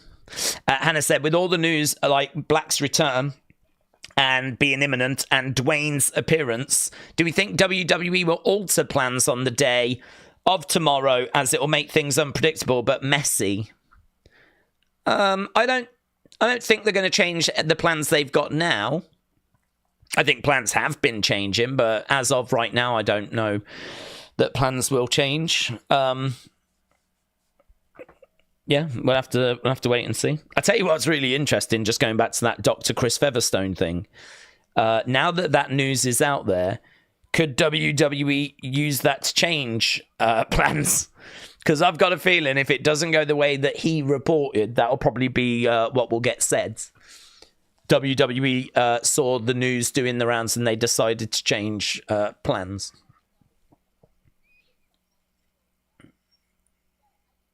So Trisha's come out. We've shared so many incredible moments.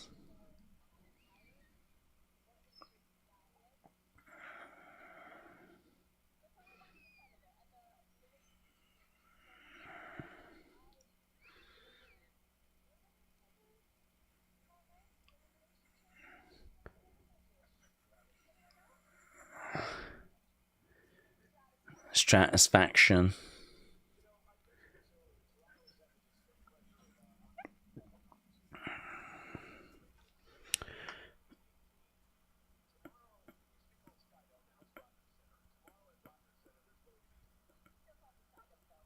Oh, right. Trish said they still call it the Sky Dome. Yeah, Rod just sent us sucks, done it? I know it as Sky Dome.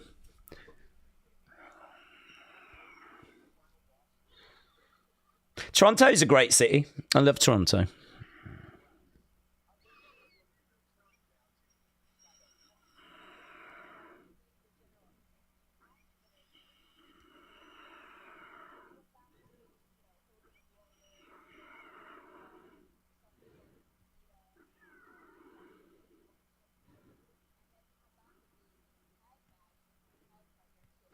So just talking about the tag match. Tony said, I'm short and white. I've been called everything you can call short people. It's never been offensive. I find it more offensive hearing someone using the M words. Oh. I mean, I would say that people get offended on different levels about different things. I feel like the N word is pretty universal, though, when it comes to being offensive.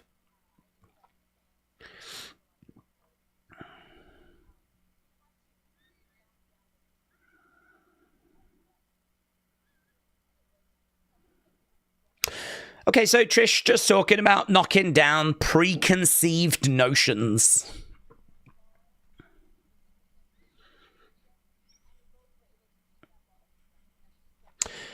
With all the speculation about predictions still the same for tomorrow, mine are, I'm just peeved if it doesn't go that way that we want it to go, says Edward.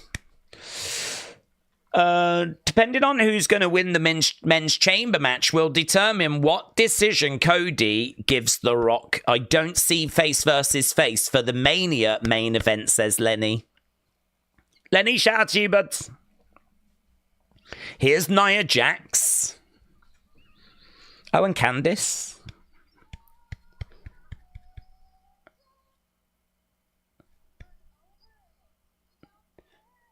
This is definitely Candice's time to shine, isn't it? This is where Candice needs to show all those years of training, of working, of climbing. She's at the dance now. This is a big match for Candice.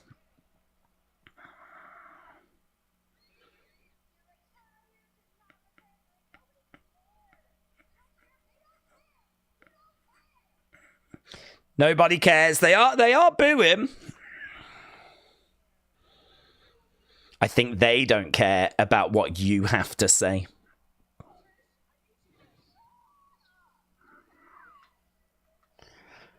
What the hell was that? Shut up!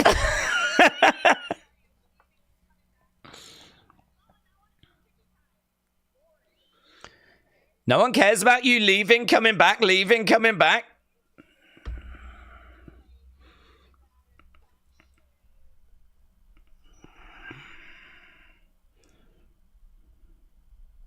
Why don't you do something about it right now?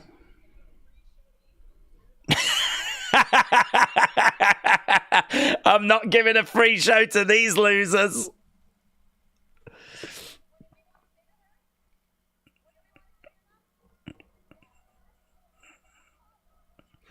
Crowd are booing. Nia going over. I think someone in particular has grabbed her attention there. There we go. Jimmy, hello, bud. Said, you've inspired me to start my own YouTube channel in October. Thanks for everything. Oh, Jimmy, congrats. What do you do, buds? Is it wrestling stuff? Matt Pete said, Trish is hot for a boomer. She is hot for a boomer. They're just showing us WWE Worlds. I do wrestling content and NFL content, said Jimmy. Jimmy, I wish you all the best, buds.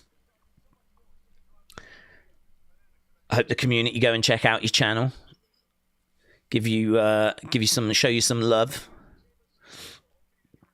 There's the Superstore look. KO shirts, plenty of those. Oh, that was a good one.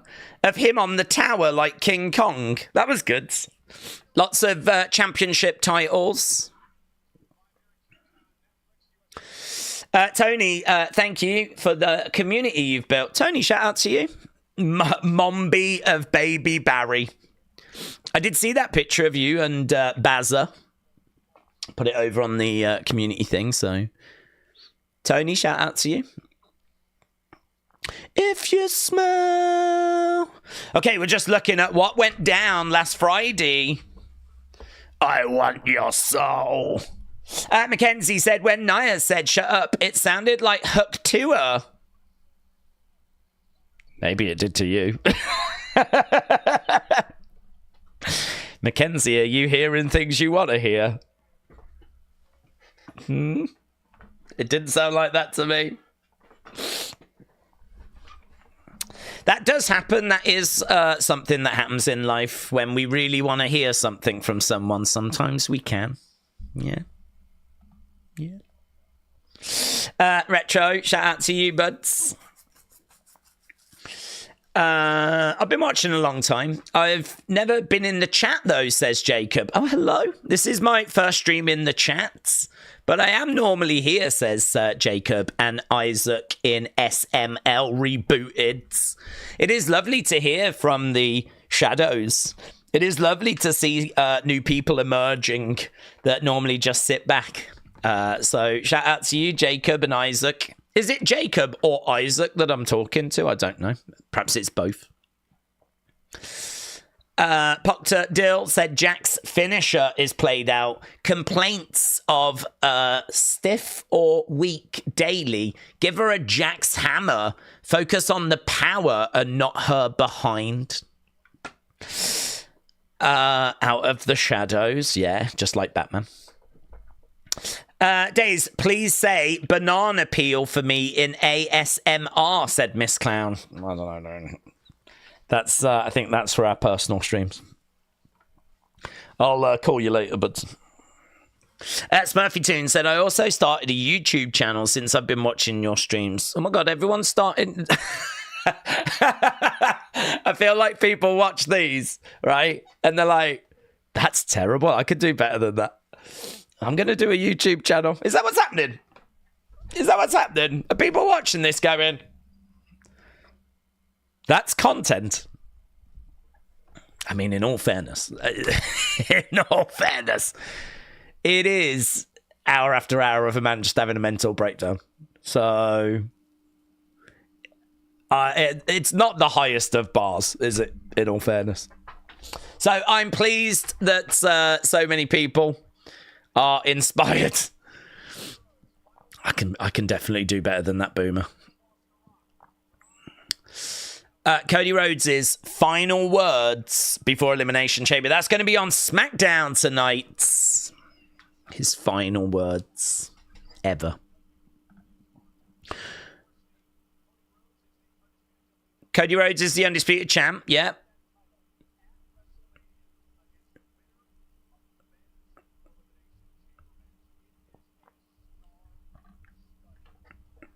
Star-studded match. The men's chamber.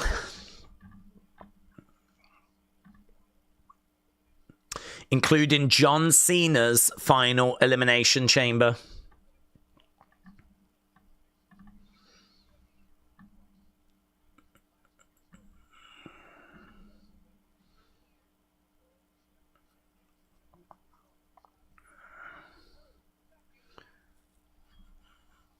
Okay, here's Drew.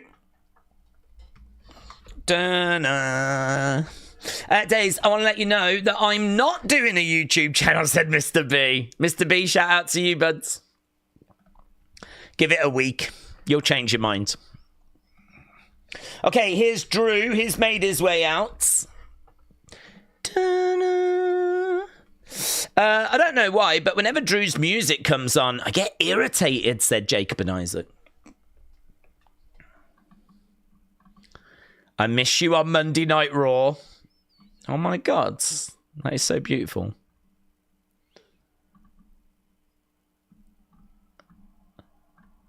Drew, listening out to the fans. I don't miss you. Oh my God, it's a lover's tiff.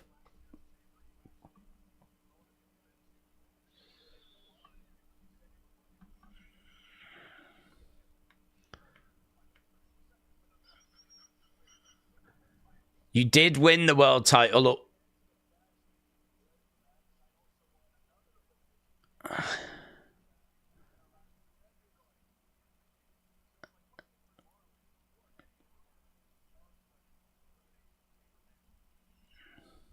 They had a bit of heat at the Rumble kickoff, didn't they? Do you remember that?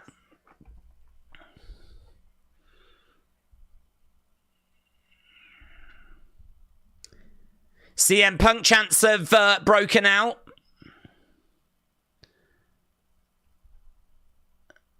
You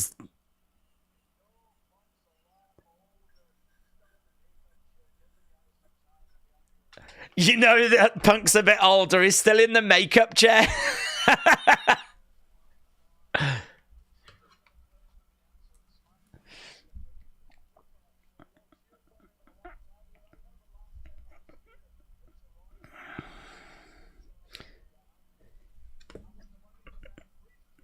I won Money in the Bank. I went to cash in. And you know who screwed me over.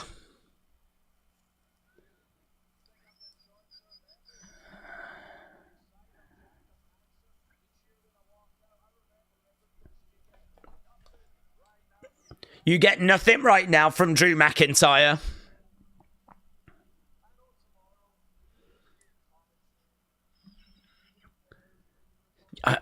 You're going to call me delusional. You're going to bury me.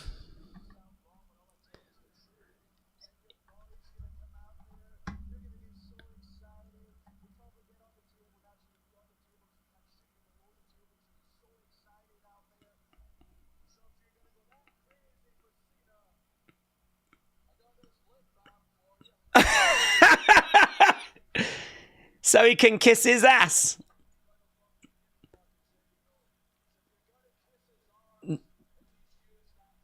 Wow. I tell you what, that relationship that he has with Michael Cole, it is a fake pocket as well. It is just sort of like...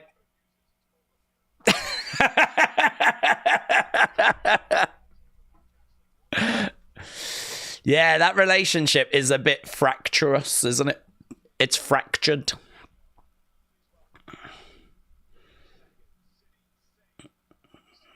CM Punk coming out. Dun, dun, dun, dun, dun, dun.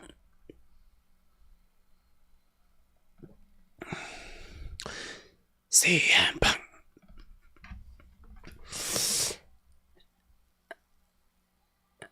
Okay, here's Punk. Got a personality.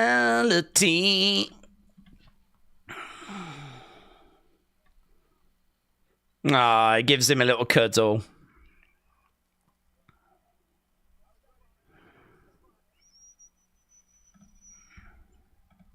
CM Punk chants. So Drew just had CM Punk chants. CM Punk's having CM Punk chants. He's got Cobra Corpse shirt on.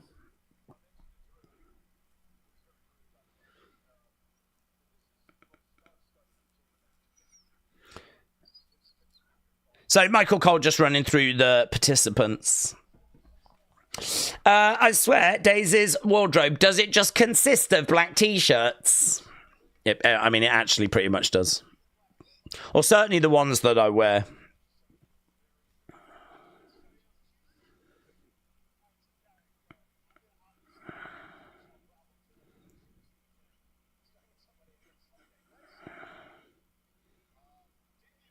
Damian Priest. He likes him. He's the one guy I don't have a personal problem with.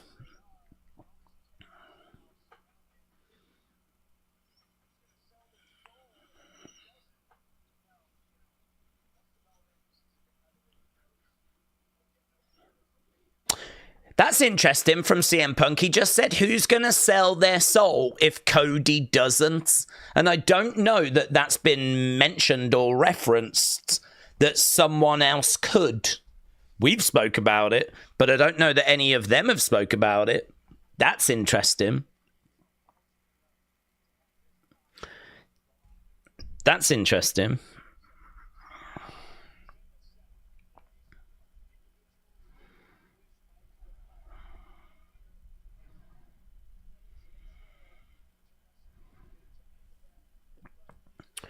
The wardrobe is a sign of genius, said Miss Count. Einstein used to wear the same outfits. So does Marge Simpson.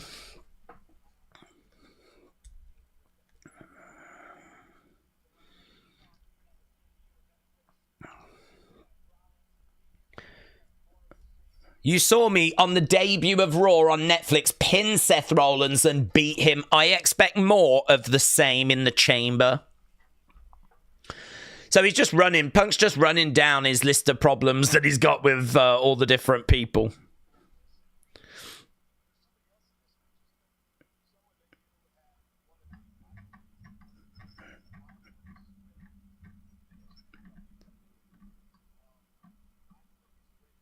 I believe he's the greatest of all time.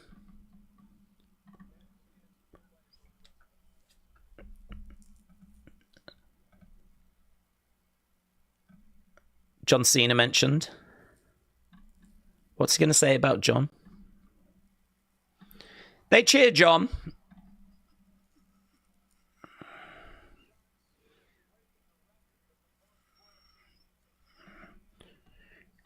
Do you want to see him get to 17? There's a cheer for that.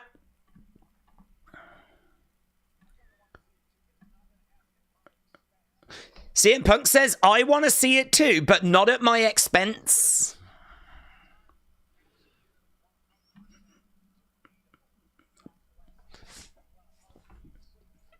Greatest of all time, 100% debatable, says Punk. This is goods.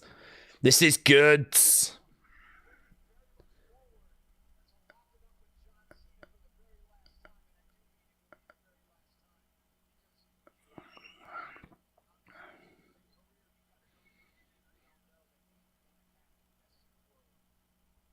Wow. That was really good. He saved a bit of heat for John there. What if we did CM Punk versus John Cena at WrestleMania?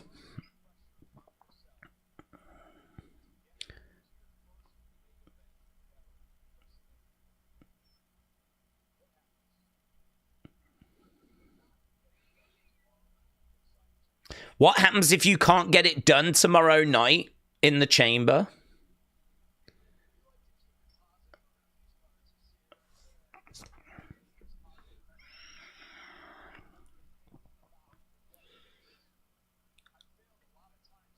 I failed a lot of times in my life.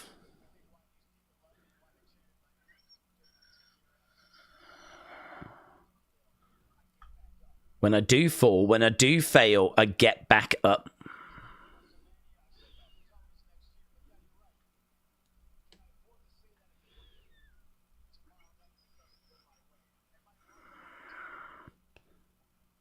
Am I running out of time? Will I have to call in a favor? Oh, the favor gets mentioned. The favor gets mentioned.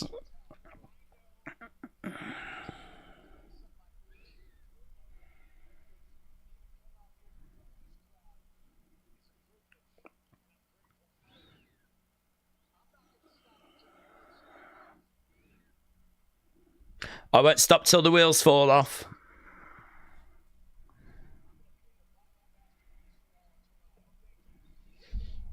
Violent masterpiece is going to be painted. Interesting. If Punk doesn't win, what if they do what they did in 2021 when it was only supposed to be Edge Roman? What if they do the same thing with Jay and Gunther and add Punk to the match, Cena and Rhodes fights? They absolutely could, yeah. I mean, I don't know which way he'll get added. I don't know if it'll be in the title match or... Word on the street is he'll go into the Roman Seth one. There's always going to be a way into that match. And there we go. That is the end of the Kickoff show. Shorter than usual. Maybe not as many talking points. I feel like the Drew moment was the big moment. But I don't mind it being half an hour rather than an hour, to be honest. It was okay. It was okay. I still don't think we found the sweet spot, though. I still don't feel like we've found the right balance yet. Like, an hour feels a bit too long. Half an hour is fine. But, I don't know. Why don't they actually put some moments in there? Why don't they plan some moments and put some moments in there?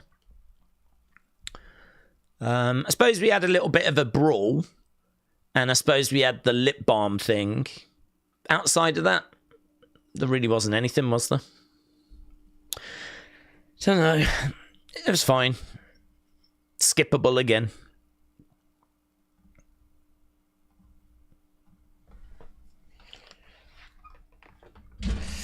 I think R-Truth is going to sell his R-Soul, says Pete Ivy. Guys, John Cena is going to win the Chamber tomorrow.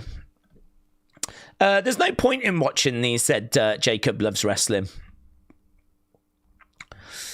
Well, yeah. I sort of feel like I never have high expectations for them. You really watch just in case something happens. I think there was a couple of bits in there. I think it was skippable. I think it is what it is, you know. I think the Drew lip balm thing was the big moment. I missed most of it. I watched around the Drew bit. It was fine, said Ninja.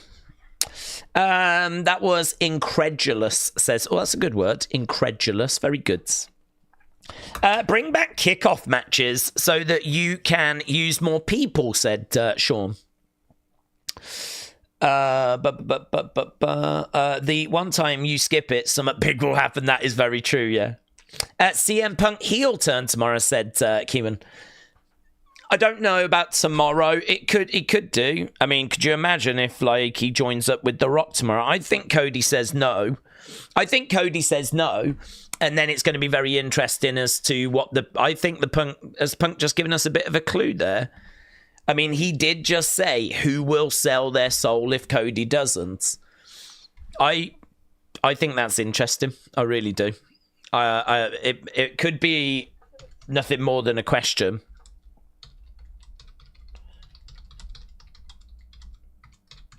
I'm gonna tweet that actually, because I do think that caught my ear.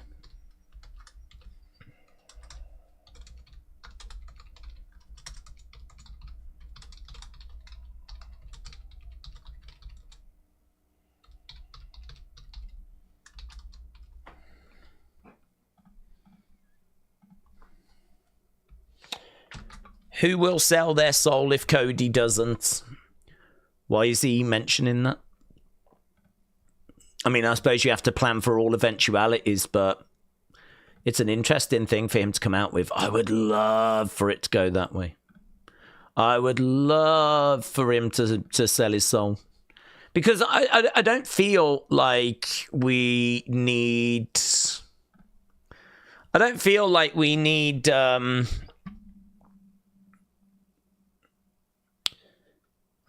don't remember ever seeing that, but then I was trying to battle... I don't remember ever seeing this moment. I mean, that is quite the botch, but... Jesus, look at all this nonsense. Uncle Rebel, where was that? Was that right at the start of it, was it? I was messing around with sound, wasn't I? So perhaps I didn't see that moment.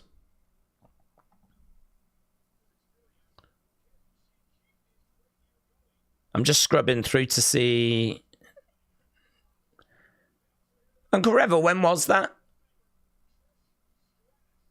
I don't remember seeing that at all.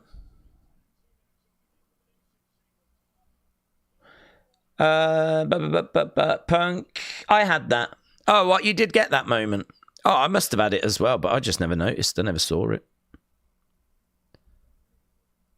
I'll put it in unseen then if people are telling me that it was a moment that happened. It was right at the start. Oh, right. Yeah, no, I didn't see this at all. But then I was battling with sound issues at the very beginning until I refreshed.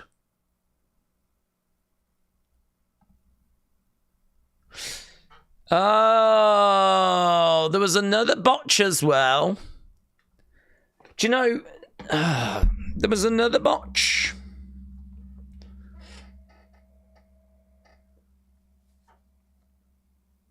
Flippin' said Kathy Kelly under his name. I literally just went back to see if I could see that moment. And I found a different botch where I don't know if you can make it out, but it does actually say Kathy Kelly. There we go.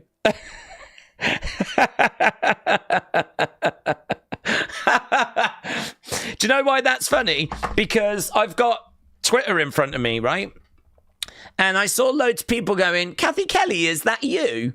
And Kathy was like, we do both wear glasses. I can understand why it's confusing. But I didn't realise they'd actually put her name up on screen. I didn't realise that there'd been like a botch like that. God, they're having a mare, aren't they, eh? They're having a right mare.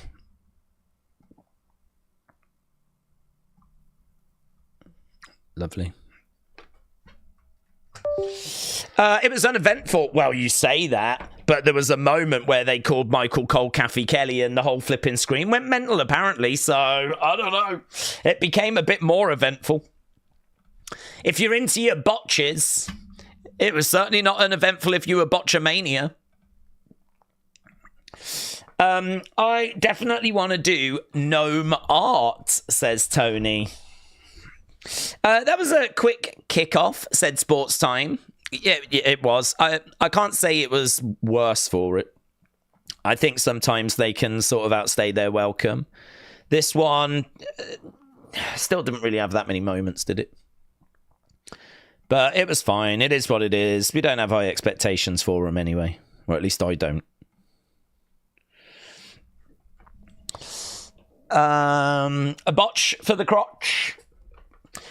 Tomorrow night, John Cena is going to be 17-time WWE champion.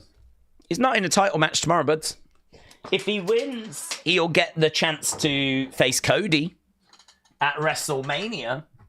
But I can't see him being 17-time champ. Oh. I just took a screenshot of it. I just put it onto a USB stick so I could transfer it over to this computer, and then Johnny's just retweeted it for me anyway. Thanks, bud.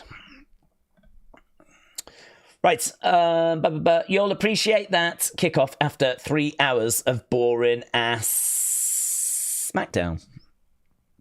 Yeah, maybe. We've got some weird flipping...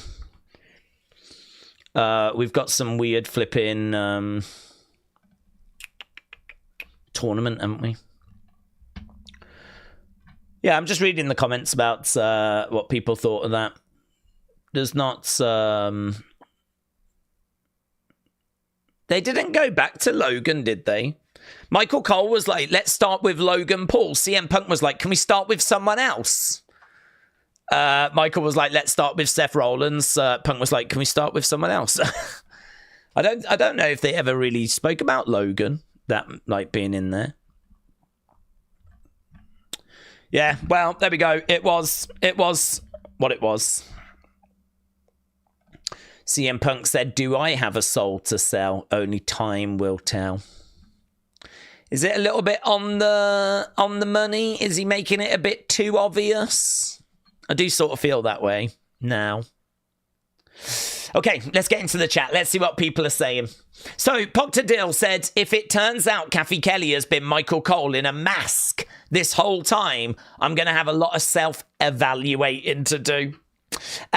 Alcan said, can I watch Netflix now? Mate, you can watch Netflix whenever you want. You do not feel like you have to ask us for permission. You do you. Yeah? Paul said, SmackDown has been very poor recently. I think TNA or NXT talent should get a match at Mania. Joe Hendry said he wants a match at Mania. Can you see it happening? No. I can't see there being a match for TNA at Mania. I think they can use them in a Battle Royal or something like that, but I can't see them giving them a singles match because, to be honest with you, a singles match at Mania is very valuable. You know, a singles match at Mania is something that a lot of stars on the main roster, WWE's main roster, have not had. So, like, that is something special. So, I could see TNA talent being used on a kickoff show. I could see them being used in a Battle Royal, but I can't see them being given singles matches at Mania. There's too many stars that struggle to even make the Mania card. That's why we have the WrestleMania Battle Royal to just get them into that. And that's why we do like tag showcase matches and all this sort of stuff. Like, it's just, I know it's 2 days now, but the rosters are so big, it's hard to find space for them. Lisa said, Days, Cody says no to The Rock. Rock targets those close to Cody, like Ricky Saints, Jey Uso, Michael Cole. Rock could force Cody to say yes. No real Cody heel turn. Sympathy for Cody. It could be win-win, says Lisa. Well, it's definitely an option. It's definitely an option. What's the opinions about Dr. Featherstone after what's happened today with him? I haven't heard what's happened today with him. What's happened today? Are you talking about the news that he's put out? Is that what you're talking about? But it's going to be Cody Blowitz against John Cena against CM Punk. Cody is going to decline The Rock, said Opulus Travels. Punk takes Cody's spots. The Rock and Punk go on a rampage whilst collecting new members, setting up a Triple H team versus Rock team, or even a Stone Cold Steve Austin team at Mania, says Opulus Travels. Chris said, I think Seth sells his soul to The Rock at Elimination Chamber. Cena is going to grant Hendry's wish to have a match, says Jeremy. Novam Machino said, I'll tell you what, WWE TNA and TJP Dub go to Las Vegas in April. But who have you got winning the men's and women's tomorrow? I'm looking at Cena. I'm looking at Bianca. But obviously there's lots of thoughts out there, so certainly not 100% on that. Days, would you see WrestleMania in Saudi Arabia in the future? Yes. Would you be in favour of it? Not really. Not really, because I don't think that the attendances over there are very good. So whenever we do a show over there, we was doing stadiums, and then it's kind of moved to arenas. So we certainly wouldn't be going there because it's a place that's seemingly easy for the wider fan base to get to. Because they're not going. And I think we know why it would happen. It would be money, wouldn't it? So it'd be a hard thing to kind of be like crazy about. I mean, I'm sure it would still have all its big moments and big matches, but I can't see it being in like a big stadium, because unless they start making people go, I don't know. But I mean, it ain't going to be easy for the Americans to get over there. So you're really having to rely on people in the local area, and they ain't been really turning up for Crown Jewels or stuff like that. I mean, attendances haven't been WrestleMania numbers, have they? They haven't been stadium size. So yeah, no, not for me. But I think we all know it's probably going to happen.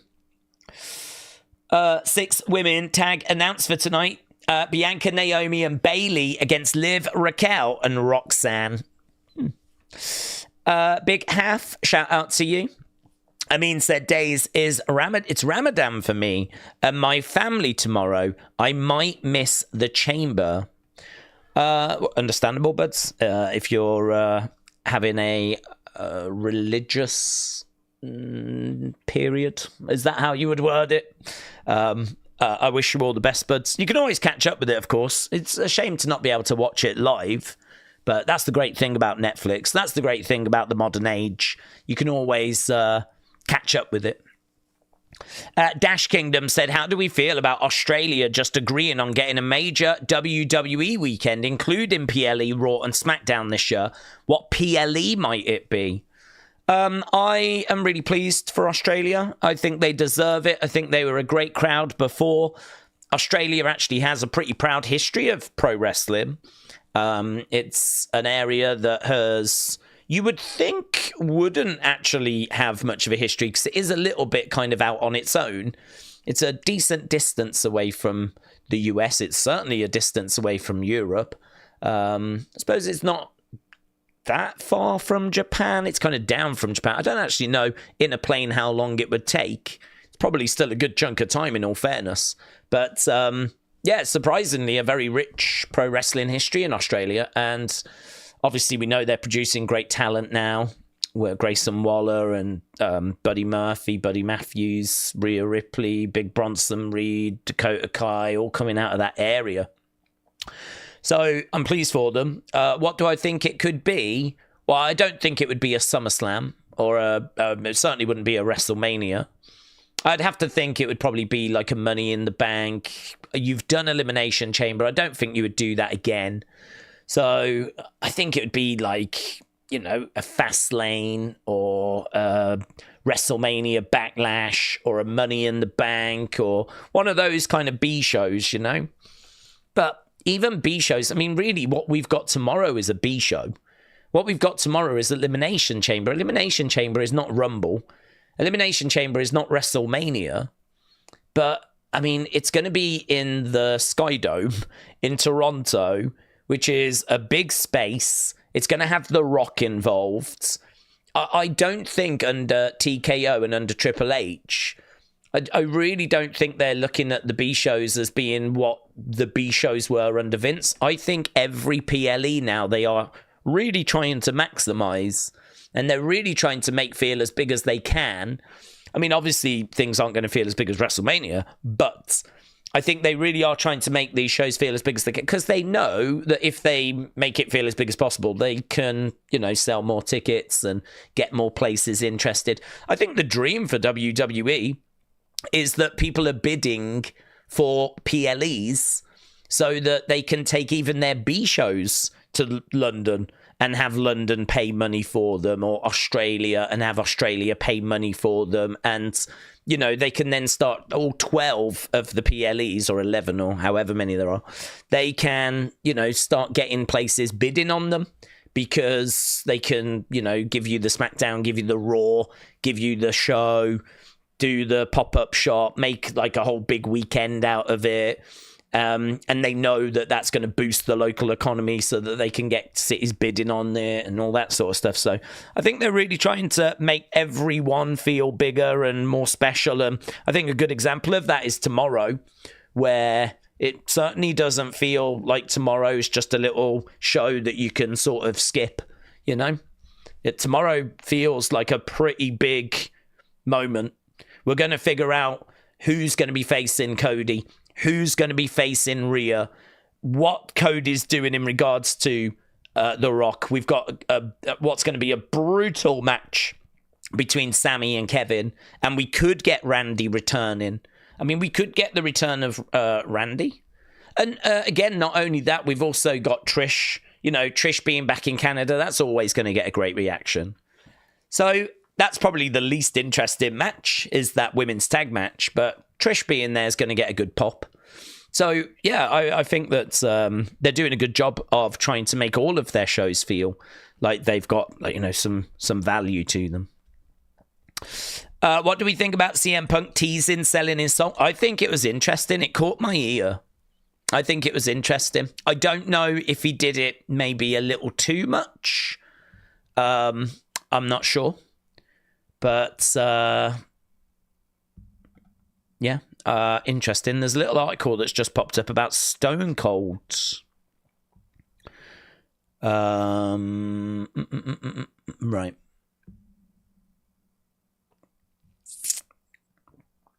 So at some point over the last few months, WWE have discussed the possibility of Stone Cold appearing at WrestleMania 41. It would be for a segment, not a match, and nothing is confirmed. So the news is that PW Nexus are hearing that Stone Cold has been discussed for something at WrestleMania, but don't think it's going to be a match or anything like that before people get too carried away. Robert Stone and Pete Rosenberg then are going to be doing commentary, I'm guessing, for this new show. Evolve. I hear voices in my head. They're telling me to go back to bed, said Cold Edits. The Rock doesn't have to be in a match, neither does Austin for a match. They could be managers for teams, says Opolas. As long as we just get to hear that glass break, I'll be good, said Noctivex. Do you know what I really want this year? I want a bald Randy Orton 09 to come back and attack Kevin Owens with the punt kick, says Sammy. I love how specific that is. I'm here for that. I'm here for how specific that is. Will I call in a favor? Will I have to sell something? Do I have a soul to sell? Michael Cole, time will tell. If you don't know, my brown shirt with white stars on the boobs and yellow moon on the belly means don't talk to me, says Zoom Station.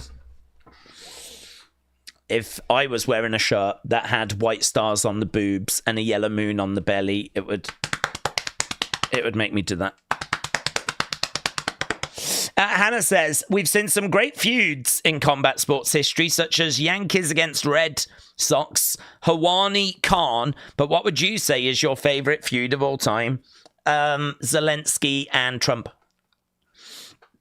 That's my favorite feud of all time.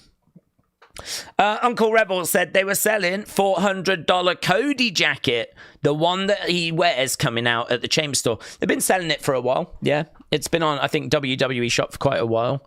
It's pretty crazy that there's a £400 jacket, but it's probably not a bad price when you think about how much replica titles are, you know?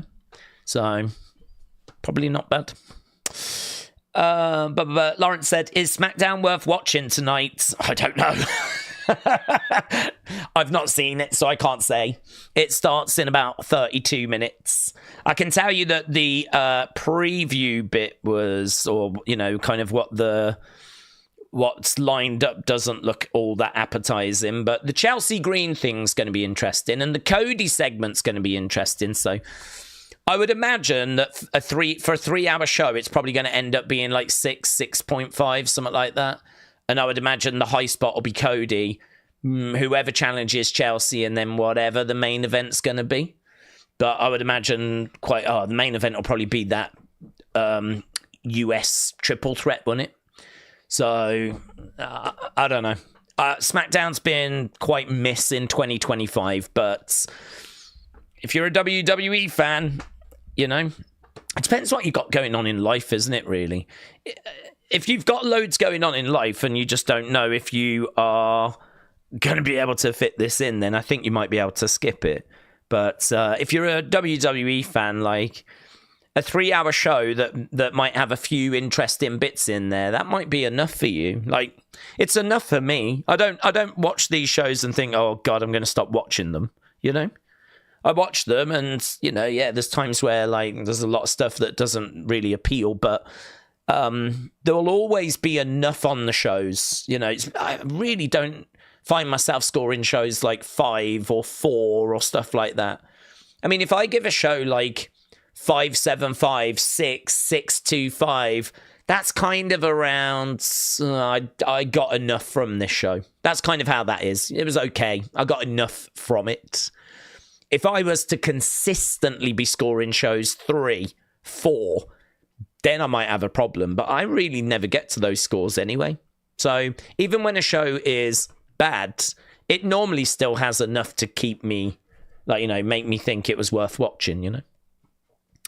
JB said, can you remember the lowest score out of 10 you've ever given a weekly show? I honestly can't, but I remember having given 3s and 4s before. I don't remember ever giving a 1 or a 2.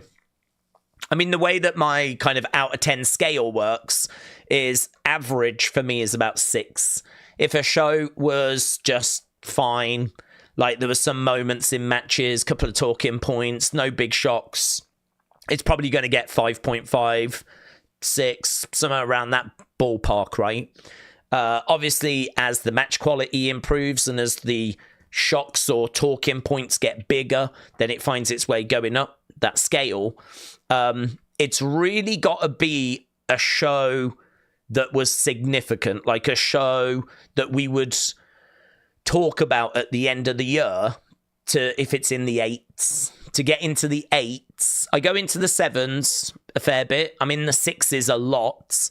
I do dip down to the 5s, but really that's where I tend to operate with a lot of the shows. And then you get your odd exception that's in the 8s. And maybe once or twice a year we may go to a 4. But to be honest with you, I think there is a format. I think there is a strategy, right?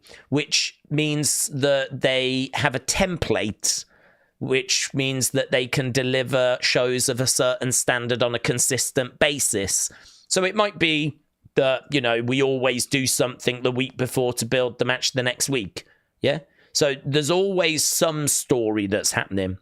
And they might have always have a long-term story that's playing out, like Jade being attacked. So you can always dip into that, right? You're always going to have at least one big name on the show. So, you know, that segment's going to be interesting. And so, you know, you might have little things like that are like built into the program to make sure that really it's never a disaster. It's never like, you know, a 1 out of 10 or something like that. Like there's all these little things that are built in to make sure that it's always going to be at least around like, you know, 5, like average, whatever. I mean, really, every match has got to be, the talking points have got to not really land for us to be around that. And sadly, for a lot of this year, we kind of have been around that. There has been a lot of criticism of this WrestleMania season and this WrestleMania build. And I don't think that's too unfair, to be honest, because I think when you tell people that the road to WrestleMania starts at the Rumble, you have to back that up. You have to, you have to really deliver on that. And I think that they have done the bare minimum. Really outside of Tiffany and outside of Jay and Gunther, Tiffany and Charlotte, bit of Sammy and Kevin, a lot of it has just been waiting for the chamber. So I think the criticism, has been quite fair in people saying this should have been better. I understand the response from others saying, yeah, we've still got a long way to go, though. I do understand that. But don't tell people the road to WrestleMania starts at the Rumble then. And because everyone's going to expect it to be all the good WrestleMania stuff, and we've just not been getting that. So I don't know about you, but I'm really pleased we're at the chamber. Let's get the chamber done. There's going to be some big seismic moves. I mean, tomorrow is definitely unmissable. Definitely. We all need to know what Cody's going to say. We all need to know who's winning the chamber matches. I mean, tomorrow really is what we've been waiting for. Tomorrow is, I feel like we've put February on hold. February, we've just paused and just waited for the chamber. Well, it's here now. So tomorrow is massive. Very much looking forward to it. I think The Rock coming in last week has made it bigger, and can't wait to see how it all plays out. Yeah. So, but I get the criticism. I do understand the frustration, but that should all change now. Long Beach Hippie said, happy birthday to Ricky the Dragon Steamboats. Mr. Dow Jr. says, what will you do? UFC? I don't know, but it is irrelevant asking me if I'm doing any shows in the future because I tend to work on a week-by-week basis. So the way I tend to operate is I will get to a Sunday. I will look to see what the big show is for the following week. I know then what I need to research on Wednesday, Thursday, and then I set the stream up doing thumbnails and all of that, and off we go. As of right now, I don't quite know what I'm doing next weekend. I don't know what next weekend looks like. So UFC 313, not a clue, mate. It's irrelevant asking me. I really do operate on a week-by-week basis. So it could be boxing, it could be UFC, it could be an NXT show, it could be Misfits, it could be anything. I really don't know. So I'm sure, obviously UFC 313, I've got to think that WWE won't put something up against that.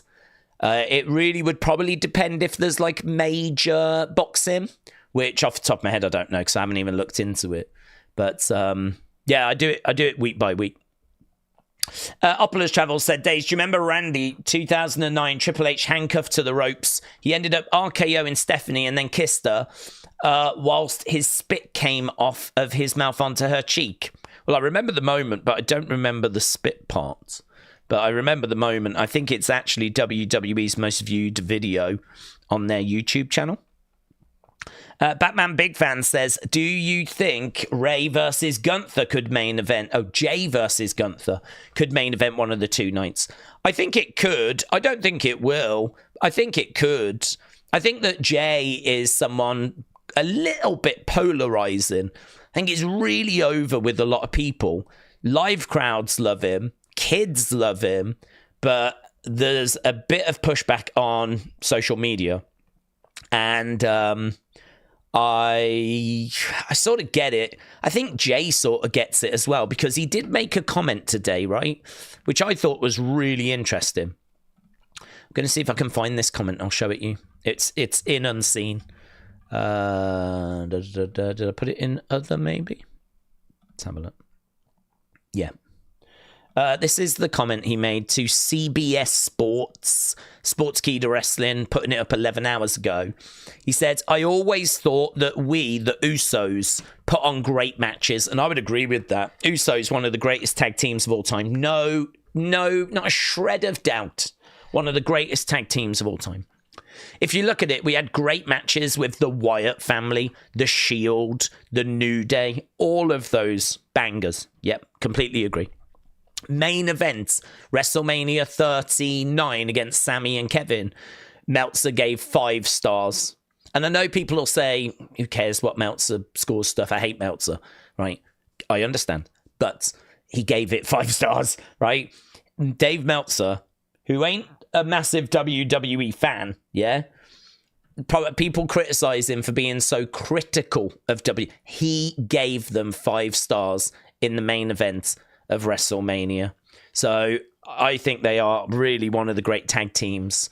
And they've got a real consistency, a longevity. Love it. He says, I feel like I've had a couple of good matches now, but not ones that stick in people's minds. So he's talking about being a singles competitor. He thinks he's had some good matches, but none that really hang with his legacy of when he was in a tag team. This is redemption time on the big stage. The pressure is on. I think that's a great quote from him because, honestly, I think that's where a lot of the criticism comes from. I think people are fine with the yeeting. I think people are fine with the hand thing and him coming through the crowd. I think people get a bit bored of the fact they have to watch it every single week and it takes so long. But I think if he was to then back it up in the ring when the bell sounded and he was to put on some banging matches, I think people would be okay. You'd get the odd comment, but people would be okay with but the thing is, you have to sit and watch 10 minutes of him coming through the crowd and yeeting and all of that stuff. And then the bell will ring and the matches, even by his own words, I've had a couple of good matches, but not ones that stick in people's minds. People are looking for Jay to deliver those kind of matches that we saw when he was in a tag team. And he's not. And he's not. And I think he knows that he's not. And he knows that him against his brother at last year's WrestleMania was a real low. And so I like this comment. This is redemption time on the big stage. The pressure is on. I like that comment. It's a good comment. Because it says to me, you get it. You get it. You know what people are saying. You know that people like you. You're a likable person. You've got a great connection with the fans, great connection with the kids, merch selling like hotcakes. But if there is criticism, it's that your singles matches aren't the same quality as your tag matches. And if he's saying the pressure is on, I know that I've got to turn that around. I can't really ask for anything more there, So I don't think it will main event, no. I mean, you could make an argument that it should because it's for a world title. So you can definitely make an argument that it should. But I think that, to be honest with you, he doesn't really need to main event WrestleMania. He's already done it. He main evented night 1 at WrestleMania 39 in that Usos, Sammy, Kevin match, right? I know it'd be nice for him to do it as a solo person, but as of right now, here and now, what he needs is a really banging match. That's what he needs. He needs... I feel like he owes us, which maybe doesn't sound very good. I could understand that being criticised, he doesn't owe us anything, right? But what I mean by that is that they've invested a lot in him. They've given him the yeet thing. They've had him come through the crowds. They've really given him TV time. They've really invested in him. I think you can see that with the presentation. And I think that it's worked, but I sort of feel like he should now deliver on the in-ring side, Promos are good, but he should deliver on the in-ring side. I feel like I need that from him. I need him to give me the in-ring, which I know he can do. He's an excellent wrestler. I know he can do it. I believe in Jey Uso. So I want to see that. So I can't really join a campaign for he should be main eventing night 1 and all that sort of stuff. Because technically you can make the argument that the World Heavyweight Championship should be. But I actually think there would be a larger argument or a louder argument that one of the women's titles should be. Because we know that Cody's going to main event night 2. So who closes the show night 1? Should it be Jay Gunther? Or should it be Bianca against Rhea? Or should it even be Tiffany Charlotte? I think there's a real argument it probably should be one of the women's world titles. So I really wouldn't get bogged down in that. I really wouldn't get too bogged down in this is a disgrace. Jay should be main events in night 1, blah, blah, blah, blah, blah. I think I'd have him open night 2. I think him against Gunther is, for me, in my mind, cemented as the night 2 opener. I think you always want to start with a big match, something that matters, something that grabs attention. And I think that this is a good match for that. And in fact, I've just ripped it out of the playbook from last year. I mean, we started night 2 with Seth versus Drew, the World Heavyweight Championship on the line. That opened night 2 last year at WrestleMania 40. So there's a precedent there. And it makes sense. I mean, it adds up. If you can't close, opening is the next best thing. Because if you open, you are setting the tone, you are setting the standards. And, you know, they've really made whoever opens... I mean, like, wasn't one year Brock Seth, like, a match that opened? Did we do Brock Omos as an opening match? Becky Rhea as an opening match? I seem to remember we did... Like, these are the opening matches, and they're big names. So I think, for me, Jay Gunther slots in quite nicely into that opener for day 2. Right, let's go down. Let's see where else we are. Stuart Little, shout out to you, my friends. Firing in a couple of Wrestling Days memberships.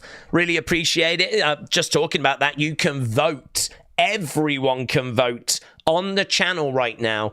If you go to the homepage, you can click on posts and you can vote for who goes in to the Hall of Fame for January. We're going to announce the winner tomorrow, right? So you can vote. And I would urge that everyone does. I mean, everyone needs to make their voices heard as to who they would like to see go in. The members have chosen the 4 names, but it's down to you lot to say who you want to see go in to the Hall of Fame. So you can do that. Also, if you're watching and you've not left a like, leave a like. It is appreciated, but it'll be a lot more appreciated tomorrow. I'm not going to lie. It does seem to make a difference. Certainly seems to make a difference with our UFC streams. So I think tomorrow should be targeting 1,000 likes. That tends to be the target we set. So if you've not left a like on that Chamber stream already, it is appreciated. And I will be pleading for it tomorrow. I'm not above begging, right? I've never been above begging. I don't beg for money. I just beg for likes. Hannah says, Days, it might seem that SmackDown might have altered in the booking for tonight, but we know that they'll throw some surprises that ultimately will make an awesome show of epic proportions. Well, I love your optimism, and I hope you're right. Batman Big Fan says, when will I go into the Hall of Fame? Batman Big Fan, it's out of my hands. If it was up to me, you would already be in, and you're already in the Hall of Fame of my heart. Yeah, just like everyone else that's in the chat right now. You're all in the Hall of Fame of my heart. But the actual Hall of Fame, probably not for years, but I'd imagine you're quite low down. I'm joking. Sean, shout out to you. The Sick Horror Kingman says Alistair Malachi Black is expected to return to WWE imminently. WWE is reportedly making plans for the arrival of Rey Fenix, even though he's technically still under contract with AEW. I did see those bits of news today, and it's very exciting. I'm more excited by the Malachi news, to be honest. But, yeah, all of it. I'm excited. Let's go. Apparently, we've got a Cody Rhodes promo tonight. We knew about that. And there might even be a little cheeky Alexa segment tonight. Okay. You're in my Hall of Fame, says Texas. Let's go. Batman, Big Fan, getting shown some love. So, yeah, you can go over and vote over there for that. Okay, Days, are you looking forward to Carmelo Hayes, Braun Strowman, and LA Knight, Santos Escobar, and Solo against Andrade? No. Not massively. I mean, I sort of feel like we all want matches that have purpose, and I appreciate that they've given these matches a little bit of purpose, with it being like in a tournament. but we spoke at the very start of this thing.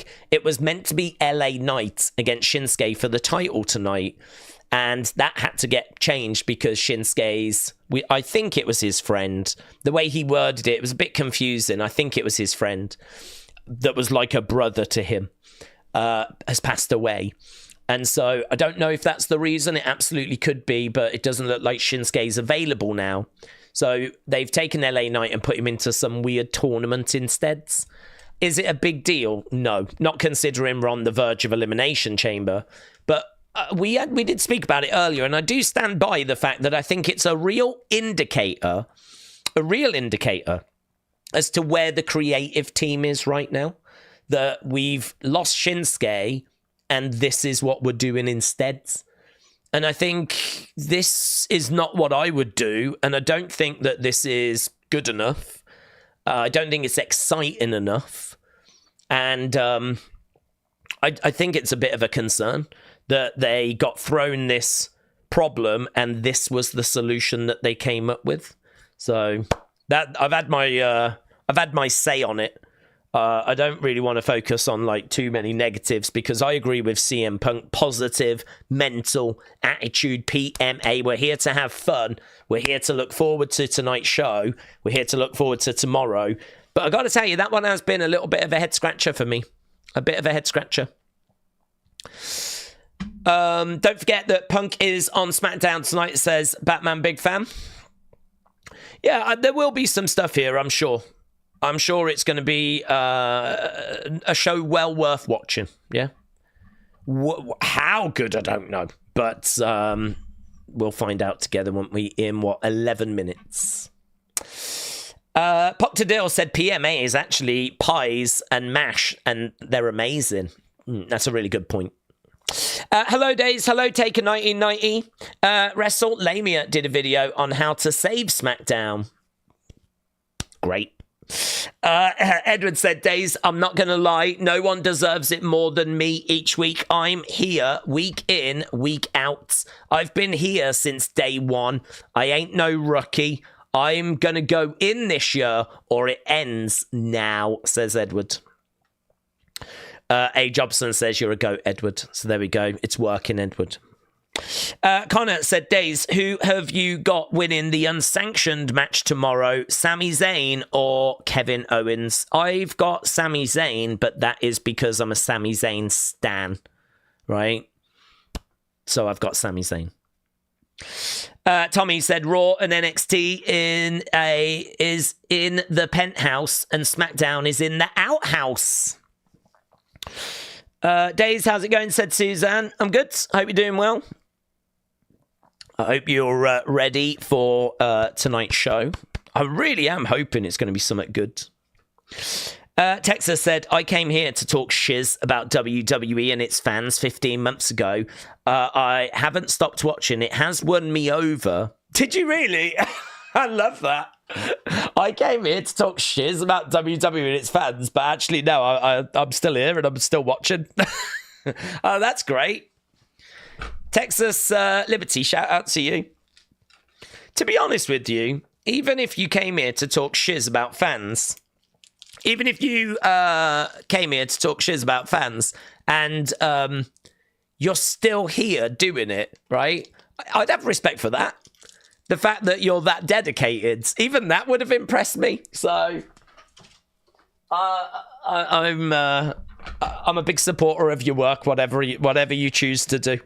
Whether you choose to enjoy the product or whether you choose to just stay and just keep hating on it, I'm a big fan of your commitment. Very good.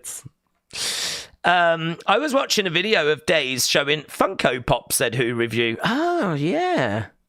I forgot about that video. Do you know, I really miss those videos. But, the truth is that, as time goes by, it gets harder and harder because with YouTube, obviously, more and more people are doing it as time goes by. So unless you're doing figure videos every day and you are a figure channel, you're always going to struggle because there's people that just do figure stuff all the time, right? Same like if you're doing streams. I mean, if you do streams like once in a while, you're going to struggle because there's people that do streams all the time. if you're doing list videos, you're going to struggle unless you do them all the time. Like, YouTube is so big now, and it's always been big, but I mean, it wasn't like as big as this back in 2016 when I started. That really, I think it's hard now to really put out that kind of different range of content. I think it's hard now because you just don't really have the audience for it, you know? Like, we've got a great community, a really supportive community. I love doing the streams, but I think, you know, if I was to do figure videos, they wouldn't get the views that they used to get. I mean, there's a large part of our community that aren't interested in figures, and that's absolutely fine. I understand that. Yeah, no problems with that whatsoever. I totally get it. It's not to everyone's taste. And so I just think it's really hard, but I do miss doing those kind of fun videos. I think they brought something to the channel that's missing a bit at the moment. Maybe, like, you know, putting the odd thing in just once in a while. They won't do any views, but perhaps it just gives a nice mixture on the channel rather than it just being streams and unseens, you know? I really love the fact, though, that we've got a lot of those types of videos from the past, because it does mean that content is on the channel, but it's just all years and years old now, you know? But I'm really pleased that, you know, I have all of that content there so that there is those different flavors. But that's the reason why we don't do it anymore, you know, because I just think the world has really moved on. I just think that now it's a different landscape and it's a lot harder these days. So the ever-changing world that is YouTube. I love it, though. I love it. I'm so grateful for everyone that joins us and everyone that's on this journey, if you will. Journey. But, yeah. I forgot about that video. Pitaivi said, Days, makes a lot of sense. I could handle listening for a few hours. Good work. That's right. Let's have a lovin'. Let's have one big lovin'. Let's go. Pete Ivy, shout out to you, buds. Wrestling Opolis Travels said, I used to have over 600 wrestling figurines and I didn't sell them, but I gave them away to a mother on Facebook. She said her son was looking for wrestling figurines and I regret it a little bit. That's really generous, dude. That's really, really generous. I think it'd be a shame if you regretted that, but I could also understand you regretting that. Because that is crazy generous. But just think of the joy that you brought that kid. I mean, that's amazing. Danny said, who's your underdog pick for tomorrow? Sammy. Sammy's an underdog. On Unseen, we actually did a look, thanks to, I think it was WrestleBuzz, sent us the odds, yeah? And Sammy's an underdog, but only just. I think he's got a chance, because I think Randy could come back and go after Kevin. So I think Sammy would be my pick. Obviously, there's news about the men's chamber. So I'm not going to say anything there, but you could look there. I think Bianca wins. If Bianca, I think Liv is now second. Naomi is third. I don't think it's going to be Liv. I don't think Naomi. I think it's Bianca. I think Bianca wins. It might be interesting if Roxanne won, but I'm pretty sure we're going to do Bailey, Roxanne, so I don't think she will. Bailey and Roxanne were real outsiders for the chamber, so I don't really see it being anyone other than Bianca unless, like, Becky gets involved or something. So, yeah, honestly, I think you could look at the men's. I think you could look at Sammy, and really outside of that, I don't see too much option. I'd like to know the odds of Logan jumping off a pod. If that was like plus money, that one might be worth a little dabble, because I can see that happening. What about the men's chamber? Well, there is a rumor as to who could be winning it, so it makes it hard to have a bit of a conversation around it. But I will say that John Cena is the favorite. John Cena is my pick. I think John wins. For weeks and weeks and weeks, we've spoke about how it's meant to be John against Cody, and I don't really see a reason to deviate from that. What The Rock might do, you know, the spanner that he could throw into the works, don't know, honestly. Don't know. He really could throw a spanner into the works, but I'm going to just say that I'm going to stick with kind of what I've said all along. And that is, I think that it'll be Bianca. I think it'll be Cena. I think Cody turns down The Rock. I think I'm going to go Sammy because I'm a Sammy stan. If I get that wrong, so be it. And I think Trish and Tiffany. Does Randy come back? Let's go, yeah. He's meant to come back early March anyway, so yeah, it's meant to be a big show. Let's bring Randy back. Why do people think Cena's going to turn heel, says Sick Horror Kingman. I think there's a bit of wishful thinking there. And I think that if people think that Cody's going to turn it down, maybe they think that CM Punk is going to take it. Not CM Punk, Cena's going to take it instead. Rock's entrance is going to be worth the money that I spent alone, said Alex. Well, it's going to be... there's that Liv picture of when she was at Hooters. Hooters is closing down, isn't it? Apparently it's filed for bankruptcy. God, you can sort of see it's her in the face.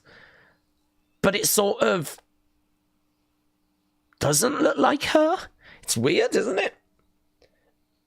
If you told me that was Liv Morgan, I'd be like, can sort of see it. Can sort of see it. I was looking at the name badge, I promise. Because her name's Giovanna, isn't it? Or something like that. I can't quite make that. Yeah, you can see it a bit better there, actually, when you go bigger.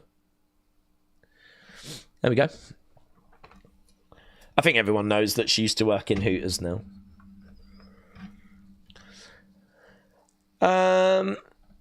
Right. Have you heard Skype's closing down? Yeah, crazy, innit? Crazy. Skype. All about video calling. And then a flipping pandemic hits where we need video calling and they still manage to flipping fumble the bag. That's one of the biggest mismanaged opportunities, isn't it? I mean, that is just crazy how they dropped the ball on that. Really crazy. Just shows though, doesn't it?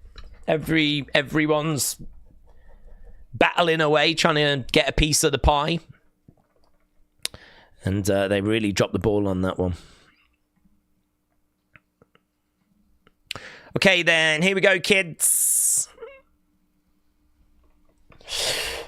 Right. Do you acknowledge Gordon Ramsay as your tribal chief, says Hannah? No. I don't know that I have a favourite celebrity chef, to be honest. Trying to think. Don't think I have one. I used to like that Man Eats Foods guy. Man V Food or whatever. He was pretty fun. Yeah, no, I haven't really got one.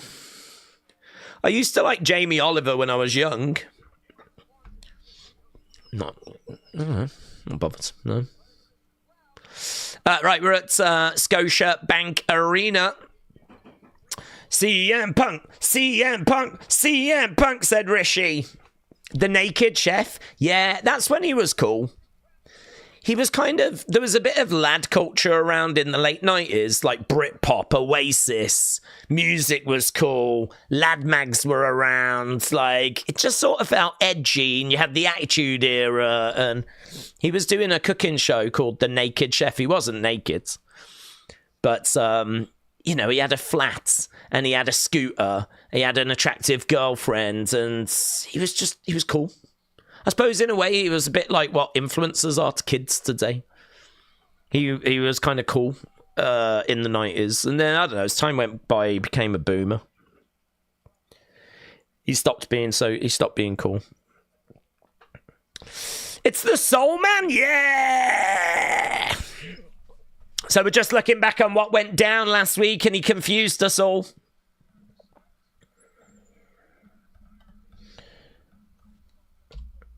Come on down, Cody Rhodes.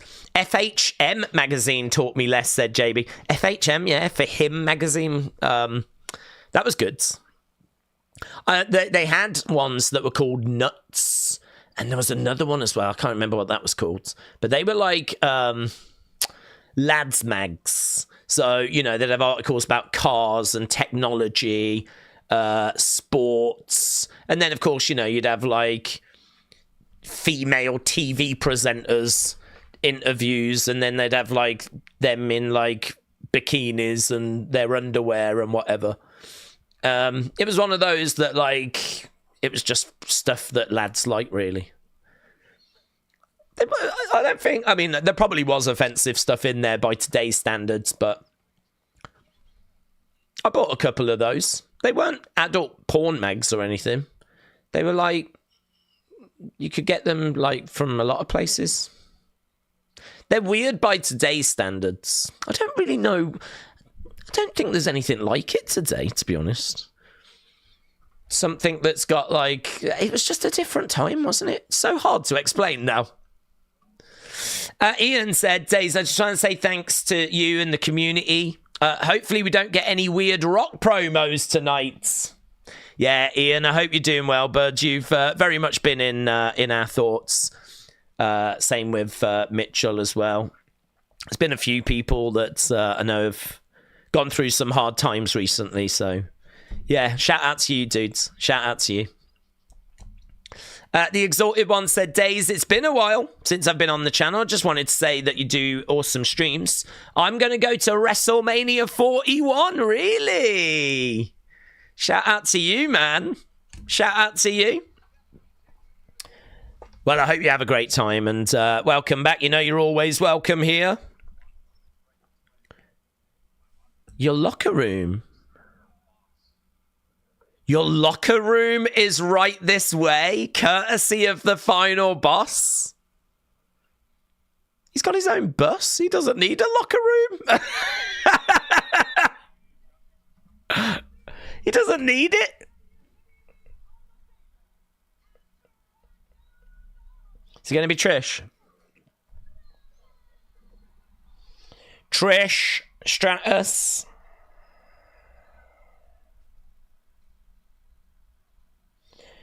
Your locker room is this way, sir. James said, would you sell your soul to The Rock if he said he'd give you 1 million subs? No. If he gives me £1 million, I might. But if he gives me 1 million subs, oh God, that means I've still got to do streams and work and stuff. He could do better than that. If he said that to me, I'd be offended. I'd be like, you're The Rock. You've got so much money. And what, you're going to help get 1 million subs?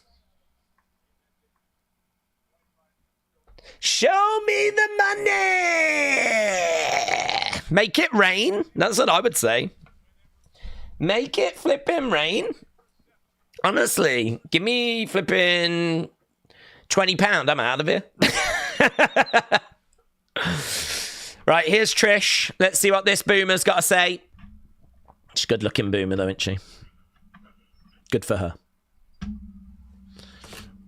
Thank you, Trish. Thank you, Trish. Ah.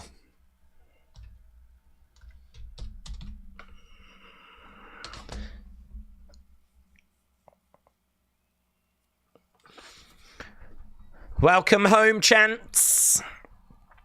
I get that she's from Toronto, but why a Leafs jersey? She should have a Raptors jersey.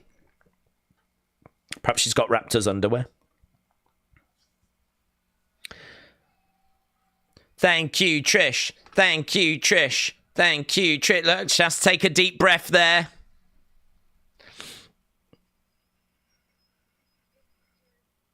It's the jersey, isn't it? Yes.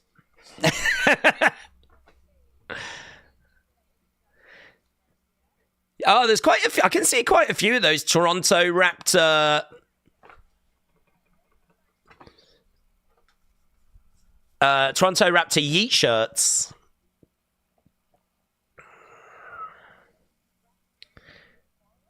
We got Lillian, we got The Rock, we got Trish Stratus. What year is this?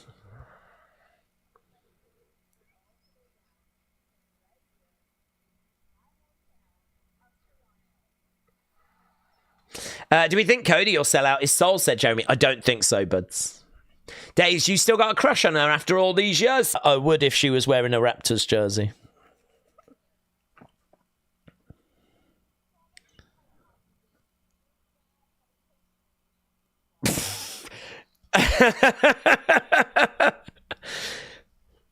Probably, or quite possibly, your dad had a poster of me on his wall.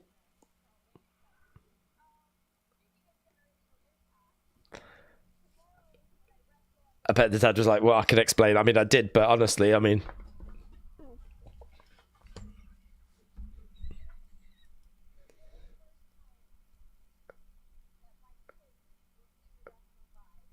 It'll be the first time my kids will see me wrestle live. I've still got a Trish poster on my wall, says Rob.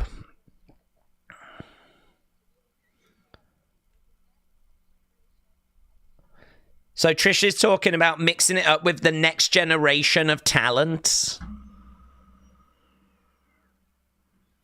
Oh my God, she's all emotion.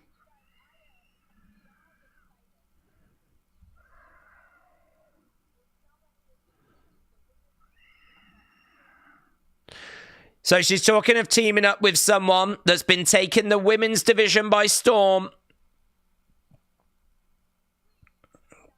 Please get on your feet. Please.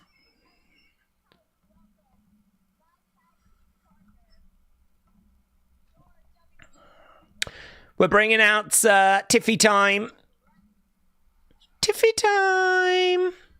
It's Tiffy time.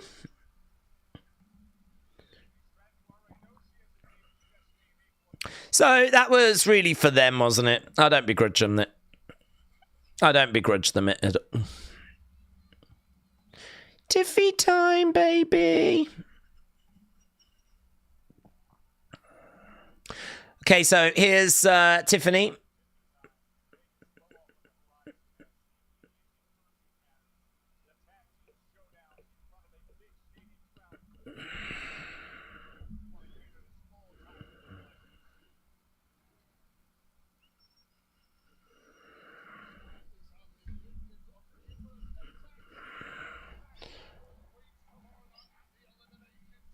Okay, Tiffany in the ring. Days, the fans should chant ass soul to Cody. Ass soul. Ah. Took a while, but we got there. Tiffy is too muscular to be considered sexy, says Opulus Travels. I think quite a few would disagree with you.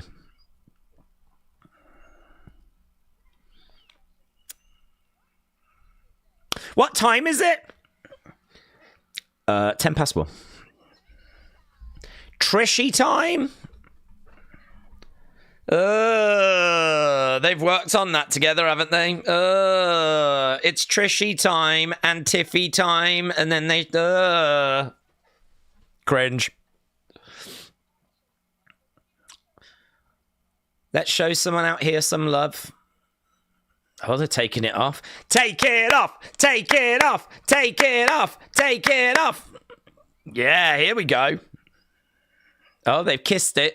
And then they throw it into the crowd. That dad got it! The dad got it, didn't he? I bet the dad's been like, I didn't have a poster. I didn't. I don't know what she was on about earlier. Then as soon as that top came flying over, he was like, get out the way. Like that to his daughter. Bang, bang.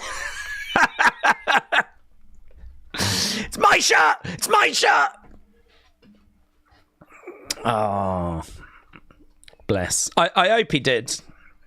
Here's Chelsea. Oh my God, it's the Mountie! It's the Mountie! Oh my God! Oh, it's the best.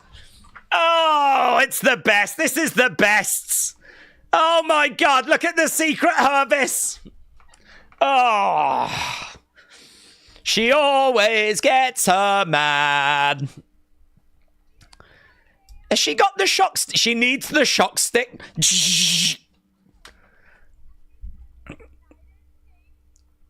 Have we got a Mountie chant? Have we got a Mountie chant? Oh, it's a Chelsea chant. Psst. Stupid Toronto. Ah, so good.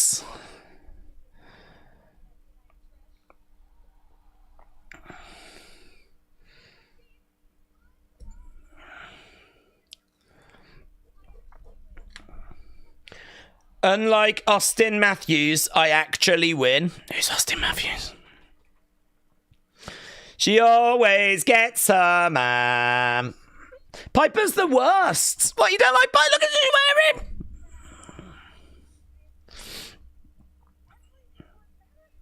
Oh, dude, imagine if Chelsea came out dressed like the Big Boss Man.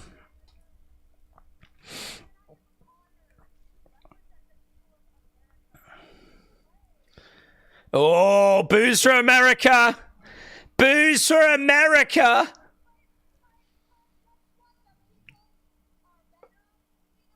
The people are better in America. Oh. Chelsea. I'm from America. You don't represent me. Piper as the Mountie is just the best. It's not tacky time. Oh my God. So much going down in this little segment here.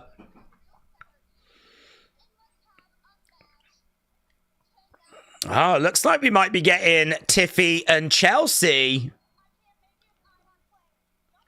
Oh. Back to America.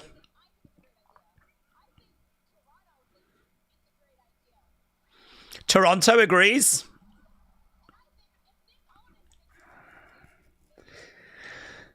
Well,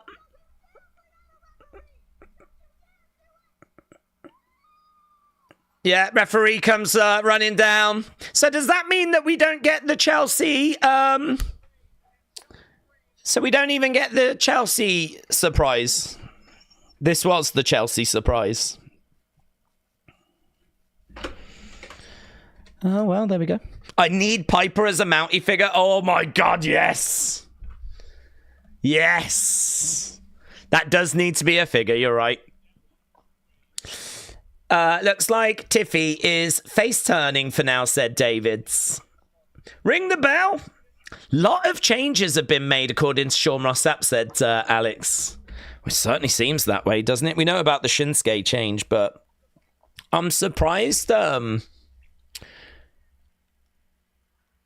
I'm surprised that the, surprise has been changed. Well, I'm guessing it's been changed, unless it was always going to be this.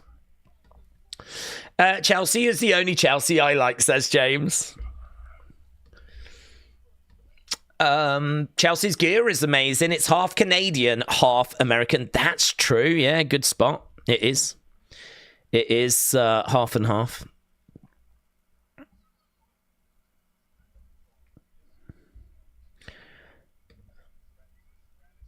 Okay, we are underway with this match. I don't know if some people are maybe at commercial break. Yes. We're still with the match at the moment. They tried hard to make Tiffany a heel, but fans don't want anything to do with that. They just keep cheering. That's true. They do keep cheering her.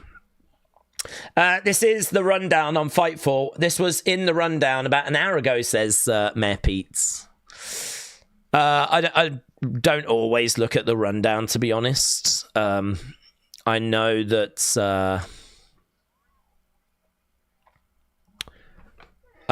they were teasing like a nice surprise, and well, I don't know. I think I don't know how people will react to this.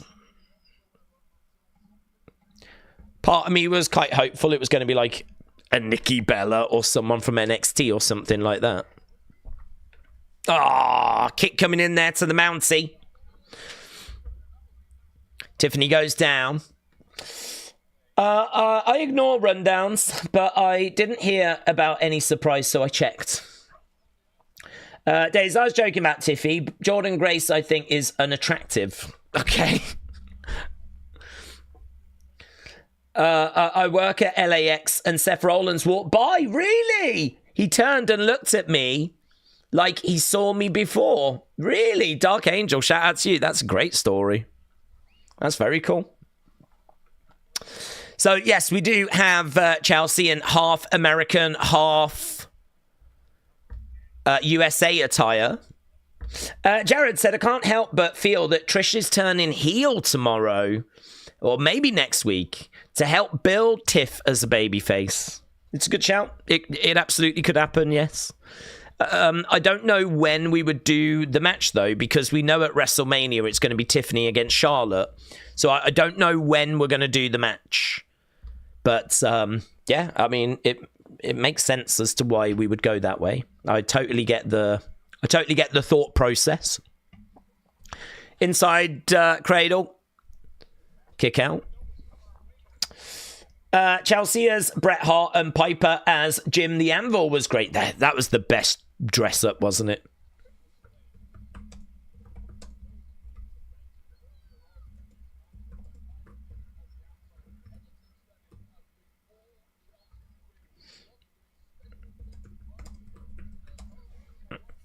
Right, Trish turns heel at Mania, helps Charlotte win, then we could get Tiffy versus Trish, says Harakiri. Right, we are back with this from that commercial break. Trish is not in the ring. It is Tiffy versus Chelsea. This is our opening contest. Mackenzie said, should Jade return during the 6-person tag match? No, I wouldn't bring her back on this show. I think if he was going to bring her back, I think tomorrow would be a pretty good time to bring her back. So I wouldn't bring her back here. It's good to see Santino back, said Cameron. Yeah, he got a great reaction on Tuesday. Kick out there by Chelsea.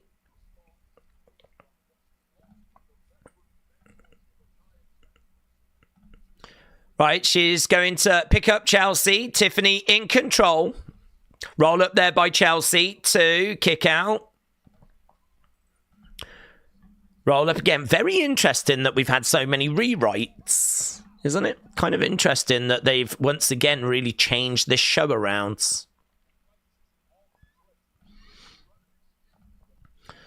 Chelsea is in control at the moment. Tiffany trying to get back up to her feet. Yeah, I was going for the unprettier. No joy, though. On the shoulders of Tiffany. Rolls through. Oh, my God. That stomp is so vicious. The Mountie is grabbing Chelsea, pulling her out the ring. Trish comes round. Oh, my God. The Mountie's hat's going everywhere.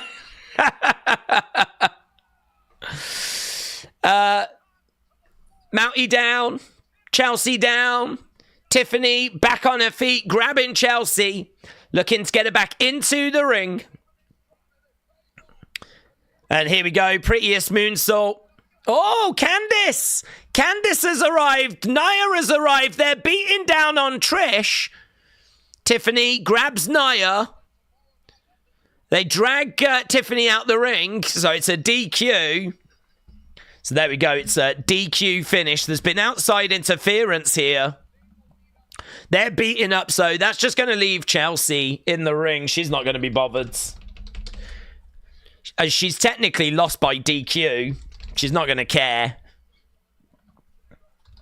Right now, we've got Nia. We've got Candice.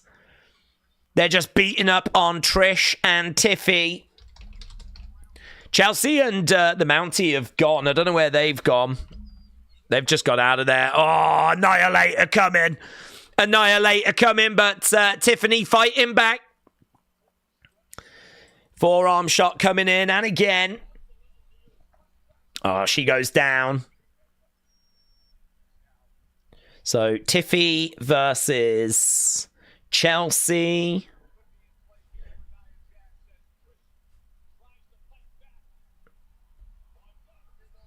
Shots coming in there by Trish. She's unloading. Picked up. Kicks Nia through the ropes. Drop kick there by Tiffy. Tiffy is looking to go over. She goes up and out the ring goes Candice. Candice pulled out by Nia. Crowd are booing. And obviously that's just built up this match a little bit more.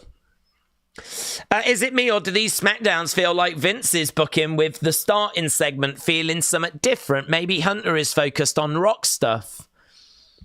Don't know. I don't get the vibe that this is Vince.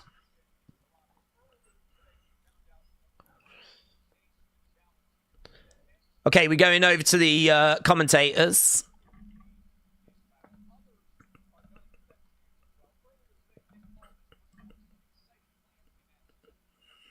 Okay, they're going to talk about the US Championship Tournament. So they're just showing the video of Nick Aldis from earlier today. The Mountie never gets their woman. Thus you need Nia, says Davids. Days, take it off, says Miss Clown. You always shout that at me. Batman Big Fan said, Days, the 2026 Royal Rumble would be the perfect time for Sami Zayn to get a main event push. He could win the Rumble, main event Mania, and win the world title. Well, I live in hope. I live in eternal hope that that's the way it goes, my friend. It's chaos behind the scenes. That's the only answer for the beep SmackDowns and the rewrites. Oh, here we go. Here we go. Solo and Jacob. Here we go. Solo. Yeah. I'm sure it was an accident.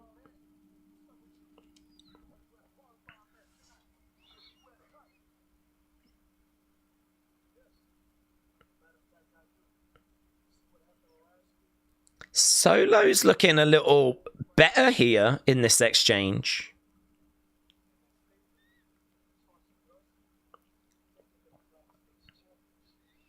Okay.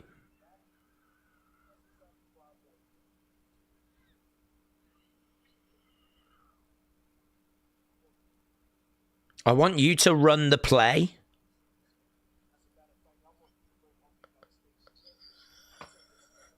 So is Jacob in the match?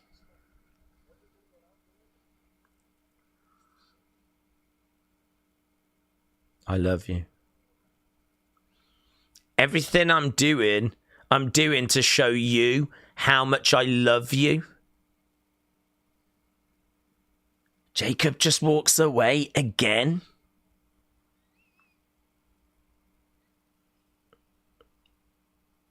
It's like one of those relationships, you know it's not working. You tell the other person you love them. You might not be getting it back, and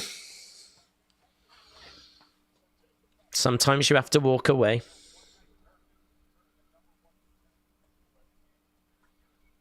Or cheat on them with someone else. Sometimes you have to. Here's Andrade. Feels like Solo is reverting back to being the enforcer. I actually think, with those exchanges there, I actually think Solo's looking better than Jacob. I don't think Jacob can do the low-key stuff as well as he can when he's all passionate and fired up. When Jacob's all like, really fired up, really pumped up, I think that he is really good.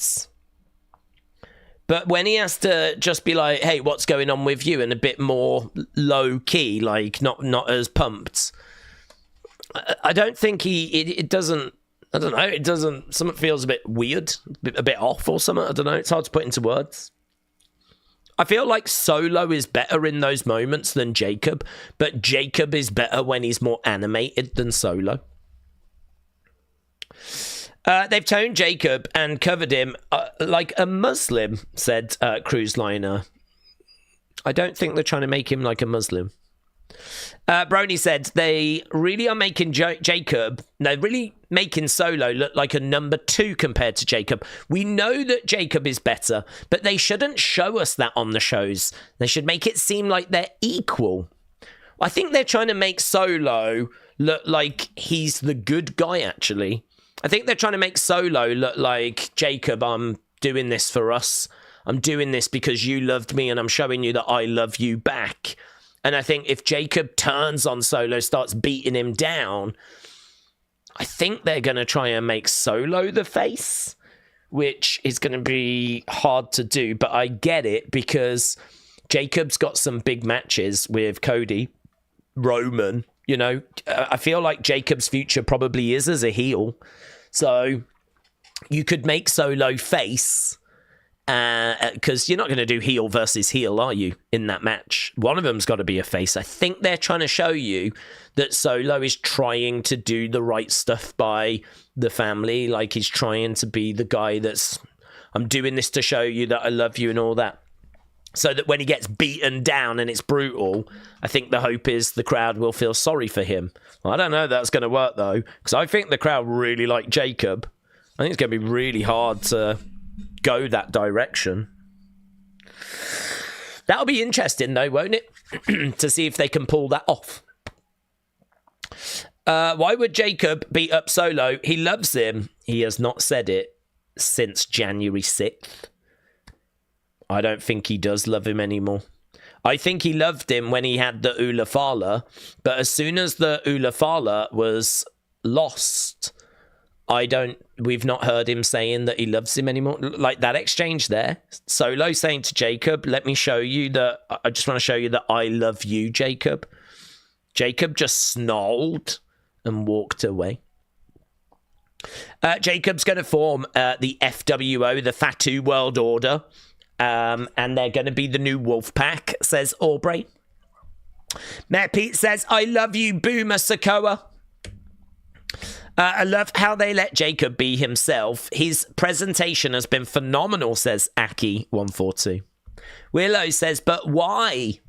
Why what, buds? Why what? Speaking of Jacob, did we see the new Jacob figure today? Looks a bit skinny. Yeah, do you know, we said the exact same thing. We said the we said the same thing when we looked at the figures earlier. Days, WWE have been so good these past few years because of the well-thought-out Bloodline story, but nowadays it's just Jacob and Solo. WWE without the Bloodline is a bit boring. Yeah, I would say it's definitely flatter. It's definitely missing, you know, something pretty seismic. Normally, they would open the show, we'd visit them in the changing room throughout the show, they'd play a part at the end of the show. I mean, we are definitely missing their absence, yes. I mean, we are going to do Jacob Solo bits throughout the show. We're going to do Cody bits throughout the show. There's maybe a chance that this could, you know, shake out to be an all right episodes. Days, Jacob is going on a diet and Mattel have pre-arranged for it to be accurate by the time it's released. Makes sense. Makes sense. It's definitely exposed how much OG Bloodline carried the show, says Big Time. Bloodline is trash, and season WWE is shiz, said Chief24. Hannah said, Days, was there any announcement on the future of the web? No, well, there was going to be, but Tommy said he wasn't quite ready for it, so it's been delayed. I mean, it will be on Thursday next week, I can announce that. It's going to have to move because of Evolve. So it will move to Thursday. But that actually wasn't what Tommy wanted to mention, so we'll have to see if he says anything Thursday. Bubba Ray really annoys me, says Aaron. Hello, Aaron. Hope you well, buds. Oh, hello. Compliments of the final boss. So he's got his own changing room. Oh my god, R-Truth's there! Let's go.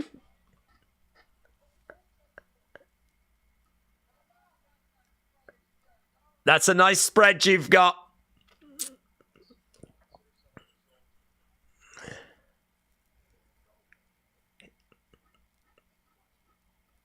Nice. Getting confused with his dads. I used to watch him and Tony Atlas.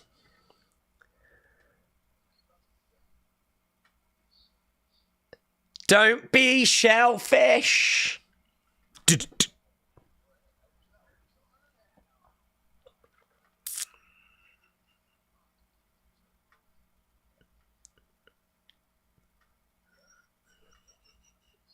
Appreciate it.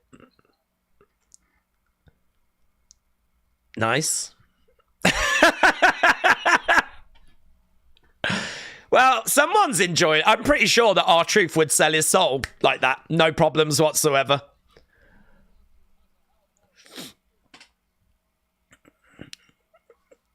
Yeah, well, here we go. So it is Jacob that's going to make his way down.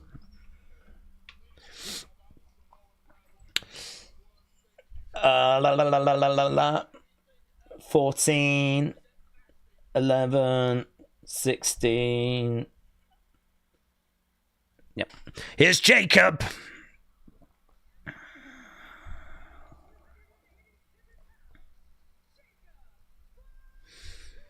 Jacob against Andrade. I mean, that wasn't... We changed to this tournament. We changed over to this tournament and...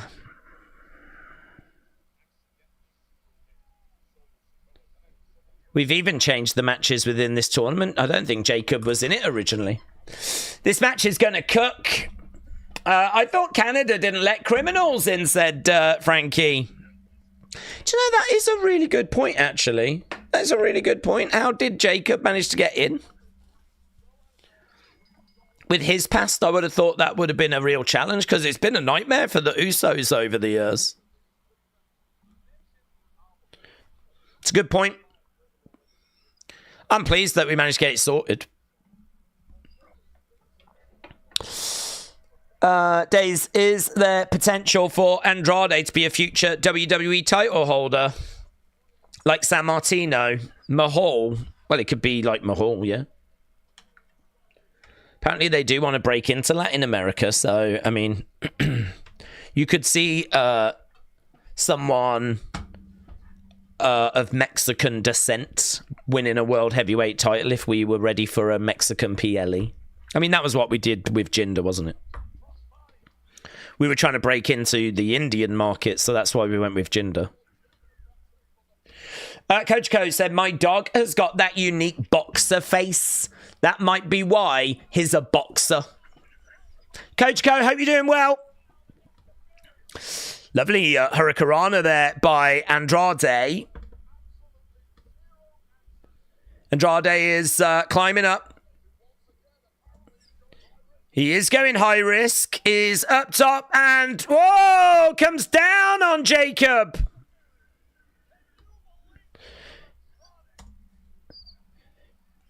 Andrade looking good here. I mean, I've got to think Jacob's winning this. Is there any way to watch LFG in the UK? You can try Watch Wrestling. I mean, I'm not aware of there being any legal ways of watching, but you can try Watch Wrestling. You can... There are other ways, but they're a bit more complicated, and again, they're still not legal. But Watch Wrestling would be the easiest way. It's a website that's got all the wrestling shows on it. It'll have Smackdown on there and everything, and you just go to Google and put in Watch Wrestling. Jacob is going to beat that ass for Charlotte, said Zoom Station. Right now, Andrade, boom, into the commentary table.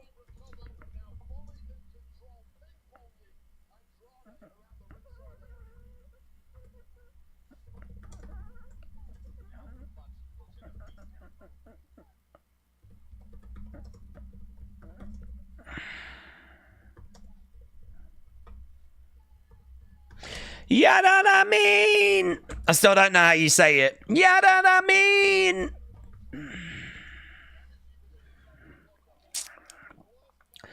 Watch Solo cost him the match, said Lee.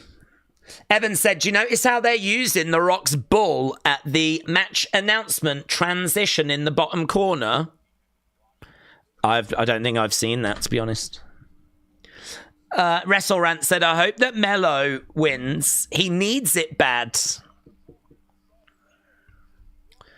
Crowd applauding away. Over in the corner goes Andrade. So Jacob very much in control right now. Yeah, I mean. Oh, boom! Samoan drop! Beautiful! Really, look at him! Look at him! So good.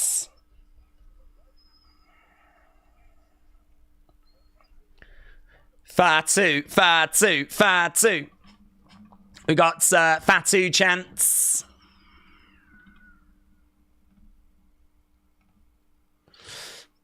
Going over to the corner, grabbing Andrade. Shot coming in. Day's best chamber match could it be like a title chamber or contenders chamber? Mustaf fan, shout out to you. Yeah, there's been some brilliant ones over the years. I think the first one was really special because we'd never seen anything like it before. And the participants in there were, massive names. But honestly, whenever I think of the chamber, it's hard to not think of Bray winning. That was an amazing moment. But also Kofi. Kofi battling away with Daniel Bryan just on the verge of Kofi Mania. It's incredible. Oh, my God. Poison Rana. Poison Rana by Andrade. Yeah, these two. I mean, this is a really great match. Unsurprising because these two are both really great wrestlers. Legit, this could be for the World Heavyweight Championship. I'd have no problem with this being a World Heavyweight Championship match. Not WWE title, but World Heavyweight Championship. I like both. Andrade, former NXT champion.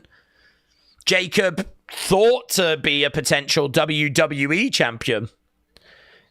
And both of them, I think, could really cook up something quite tasty. Kip up there by Andrade. I loved Andrade's match with Johnny Gargano in NXT. So good.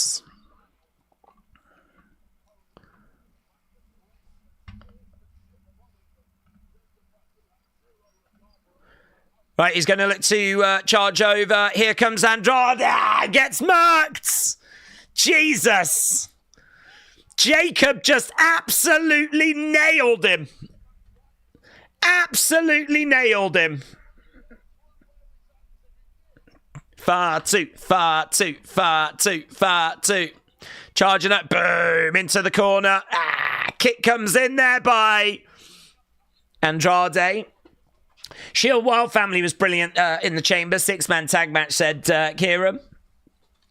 I mean is better than Yeet, said Zoom Station. I mean.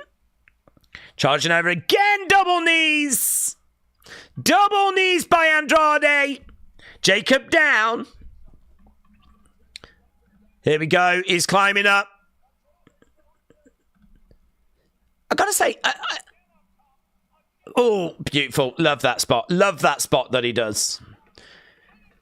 Shoulder up. Good little match this, Good little match. Andrade versus Jacob. Do you know, we've had the Cody stuff. Yeah, crowd are chanting, this is awesome. We've had the Cody stuff backstage with The Rock giving him little gifts. We've had, I don't mind Trish opening the show. We're in Canada. We've had the Mountie. That made me laugh. Now we've got a banging match. We've had that little confrontation between Solo and Jacob. I feel like I feel like I can see some work being done here to make SmackDown a better show. I genuinely feel like I can see that there is some effort coming into this. Bang! Colliding him. Jacob over the other side. And again. Oh my God. Brutal work there by Jacob. Picking up. Oh, brain buster. Oh my God. Oh, going up top. Oh. It's like a minivan just landed on him. Brutal. Brutal. Brutal. Jacob wins. A really fun match.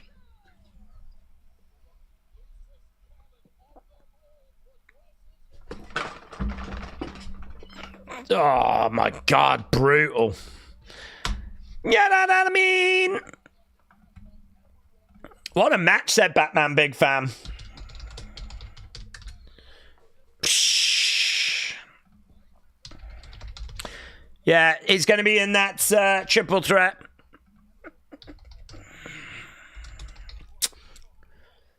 Look at that, dude. Just look at that. I love you, Jacob. I love you, Jacob. Okay, they're talking about the tag division. Those two could have a great rivalry. Yeah.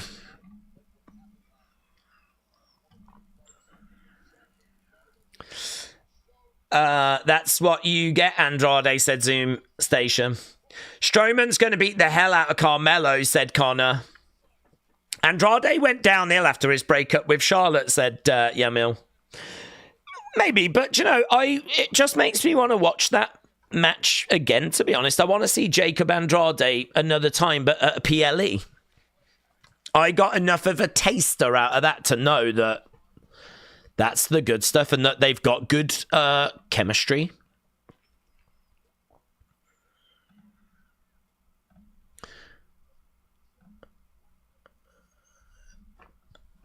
Okay.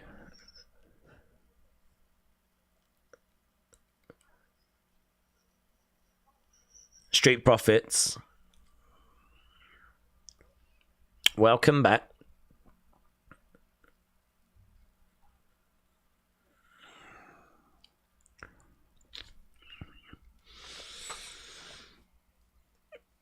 Okay, so we got the Street Profits, and they're being confronted by Legado. We ain't apologizing for nothing.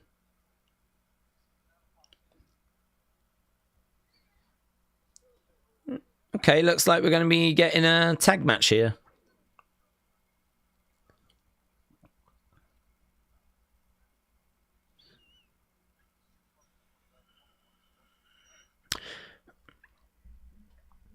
Street Profits against Los Garza tonight. Okay. So Santos is in that tournament, but it's going to be Los Garza against Street Profits. Yeah, I really am seeing some effort here. I really am seeing them trying to put on the best show they can with the options that they've got. I'm still not sold on the United States tournament. But I've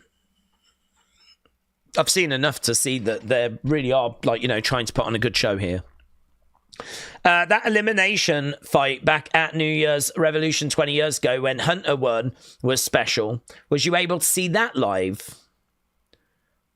I can't remember, mate. I can't remember if I watched it live or if I caught up a few days later. Don't know. I mean, I've seen it. But whether I was watching it live, I'd probably lean towards no. I'm trying to think 20 years ago. Probably not live. For a go-home show, this is much better than a regular SmackDown, said Dr. Luchalala. Jay said, is Motor City the only face tag team? Well, I don't know what we're doing with these teams. Wrestle Knight said, this is already one of the best SmackDowns in months, and there's more to come, said Wrestle Knight. It's not going to be Solo, Jacob, and Knight in the match. It's going to be Solo, Jacob, and Knight. Is Solo still competing, or did Jacob replace him? I don't know that Solo is going to be in the match, to be honest. George said, this has felt like a great improvement so far. Frankie says, maybe they felt bad how trash last week was. That's true. James said, Deja was only won 20 years ago. Yeah, but I could have been watching live, James, couldn't I? It's just that because I was only one, I can't remember. So it's an excellent point that you make. Good point. Good point. But that probably explains why I'm struggling to recall if I watched it live or not. Because I was too busy pooping my pants. Yeah. Just like last week. They're really trying with the tag division, but none of the teams are particularly interesting besides profits. If you neglect talent for so long, it's going to hurt to get rid of that bad stench. Yeah, I don't disagree with that, but yeah, I think you have to try, don't you? I think we all want to see a good, successful, thriving tag division, so you got to start somewhere, so... need them to do a TLC match for that tag division, says Michael. Oppola said, so far, this SmackDown is brilliantly crafted and intriguing. I'm about a 7.2. Wrestle Knight said, I saw the Brahma Bull. They were showing matches for tonight, and then they flashed The Rock's bull at the end. Could he possibly be showing up tonight? Well, he can do. I mean, we know that he's going to be around because he's at Toronto tomorrow. Whether he's in the area or not sure. But yeah, I think there's always a chance. Liam, shout out to you. Another great match incoming, says Nathan. To me, tag teams are a bit mid, said Dat Ninja. Well, you can get great tag teams. I mean, if you look back on some of the great teams we had in the past, some of the exciting matches. I mean, we were just talking about the Usos earlier and how great their feuds were with like the Wyatts and the Shield and New Day. And New Day obviously had a great run and they entertained a lot of people. If you go back to the Hardys and the Dudleys, go back even further to the Rockers and the Hart Foundation and the British Bulldogs. And I mean, tag wrestling's never going to be equal to like the singles wrestlers, but it really can be better than what we get. It can be a hell of a lot better. And actually, if you look at NXT with Revival and American Alpha and DIY, and Ascension, even the Ascension in NXT were really good. Like, there's so much that we can do with tag teams. There's so many great teams we've had over the years. We are just going through a bit of a flat spell, but I do appreciate the fact they're trying. I do think tag wrestling can be better than what we've seen.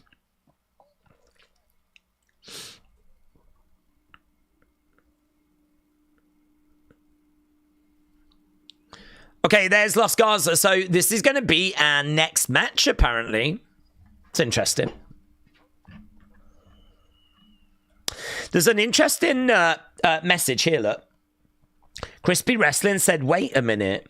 So here's Seth when he was with J&J Security. So here's Seth from his Authority time, right? And... here we've got some people that look a little similar. DIY attacking the Street Profits. What you doing? Boom. Kick coming in. Yeah, right. This thing has really broken down. Los Garza have come out the ring. Big boot there by Tommaso. Super kick coming back. I do like those belts, you know. I do like those belts. I prefer these belts to the Raw ones. Oh, into the ring post goes Angel. So we got the Street Profits, we got DIY, we got Los Garza, we got a big brawl. Street Profits are kicking away. Looks like this match is not going to happen. Oh, Pretty Deadly are coming down. Pretty Deadly have made their way down. Oh, Montez. Into the ring post, big boots. Jesus. Oh, double knees. Now we've got security making their way down. Elbow there by Tommaso. I think it's a really good idea to make Pretty Deadly a bit more credible. It's all right with them being a bit goofy, but honestly, in the ring, they should look good. Now Motor City are coming down. Motor City have come down for the lols. So they're going after DIY. So it's a showcase, really, to see all the different teams that we've got. WWE Security are sitting there helpless and hopeless. Street Profits, Motor City Machine Guns. And now here we go. We've got all the teams in there right now. We got a big brawl. Big brawl has broken out. Elton Prince to the outsides. It feels like we're going to get a big over-the-top spot. Let them fight. Let them fight. Montez goes up. He gets hit.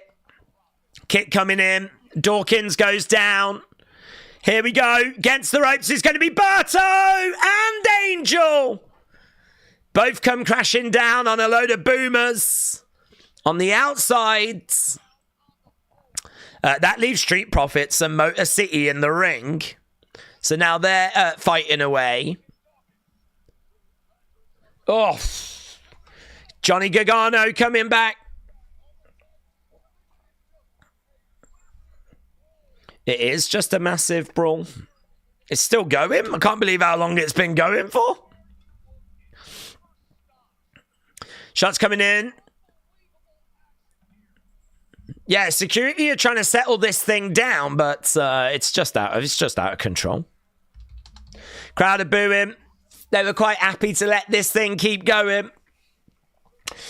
Tomorrow marks 5 years since Street Profits last won tag titles on Raw. They've been a team for 7 years.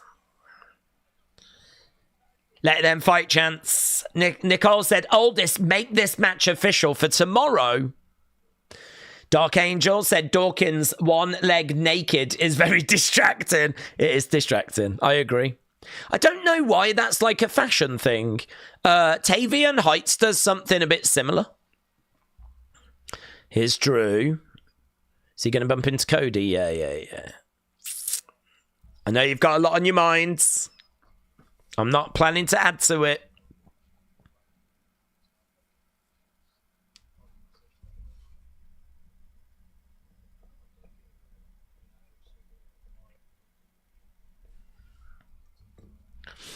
Look at us now.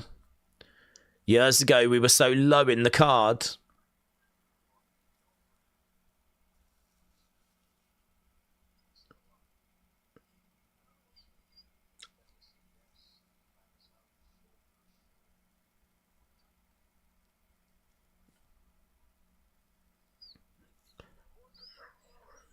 What's he going to do when you say yes and he finds out you sold your soul a long time ago? What does that mean? What does that mean? Days, a ladder match would be great, says Connor. The new co-lead writer for SmackDown is working, said Ashma. Drew is winning tomorrow and will give Rock his soul, said Noctivex. Could he be talking about AEW or Stardust? I don't think it'll be Stardust. I mean, Cody did what he was asked to do with Stardust. I don't think we'd be having pops about AEW. He didn't sell his soul there. I don't know. I don't know what that was in reference to. We need another tag chamber, said Blake. That would be good. That would be good. Big Time said... NXT, 9 out of 11 weeks over 700,000 with the exception of New Year's Eve. And that was 11,000 shy of 700,000. Is this the new normal? Well, it's starting to feel that way, yes, but we know these things can drop off very quickly. I still think that its real level is 650, and I think that we're overachieving. I think it could easily drop back down and settle at 650, and I think it would settle there naturally. So this feels like an overachievement to me. But, you know, the longer it goes on, the more those people will hopefully stick around, thus making 700,000 the new normal. Dad Stuff Hello said, Dave's the problem with 4 tag team matches. Where do you go after? 3 of them just lost. So who is the next contender if you have no other tag teams? It's a good point. It's a good point. I mean, I do worry about tag divisions that only have about 5 teams in them. It does feel like a bit limited. I would rather we had 1 set of tag titles, to be honest, and we had... like, you know, 5 teams on Raw, 5 teams on SmackDown, and then a few teams in NXT, and we had, like, you know, a tag team that kind of went to all the brands. I would rather do that because I think a division of just 5 teams having champions doesn't really feel like, you know, it reminds me of the old days where we only had 6, 7 women on a show and we had a champion. And, like, this is how Charlotte was able to get to, like, 14 time champion. Because she was able to, you know, have a run, lose it, get back up there, have another run, and just, I don't know, I think you need to flesh the division out, really. So, yeah, I don't disagree with you there. What did Drew mean when he said he'd sold his soul? I don't know, Lisa. Don't know. Just said that. I'm not sure what he's referring to. A very interesting line that.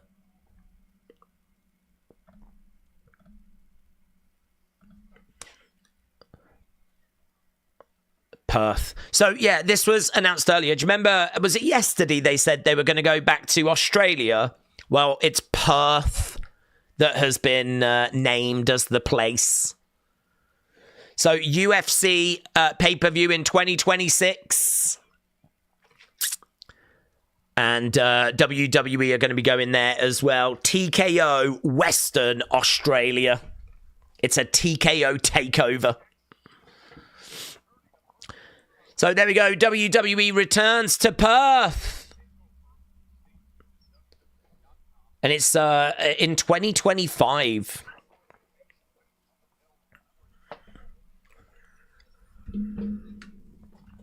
Lovely place. Okay, where are we going now then? John Cena. So, video package for John Cena. That's the first hour done. Last week, I thought SmackDown was terrible. I gave it an F, said Blue Will Sonic. Shib Streams said Drew was backstage chalking it up with the final boss during his Netflix debut. That is true. Ninja says, why Perth? I think, did they just say that's where we went for the Chamber before? So I think they're probably happy with how that went, and I would imagine that Perth was, and they've just been able to do another deal again. Will you ever listen to your Grammy-nominated halftime song ever again? That song was legendary. I don't, maybe not. Maybe not.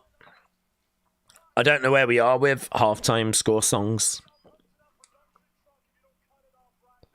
Are they? Oh, that's great! Wow, Drew was interrupted. That's great. You stink to that guy in the crowd. That's great. We're not doing this. Cut that BS. That is so good. Drew coming through the crowds. Toronto.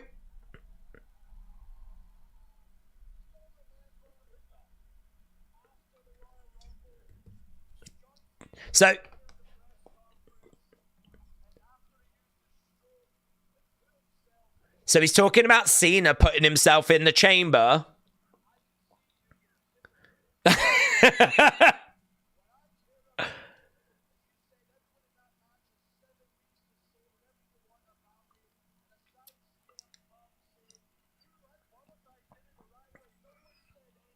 No one said anything about Cena.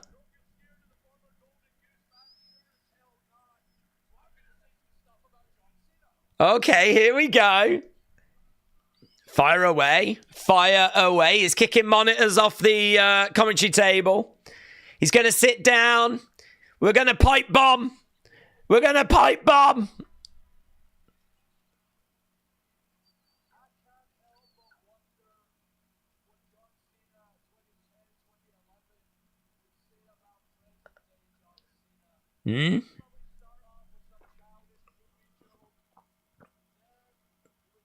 He says, I do wonder what 2010, 2011 Cena would say about current Cena.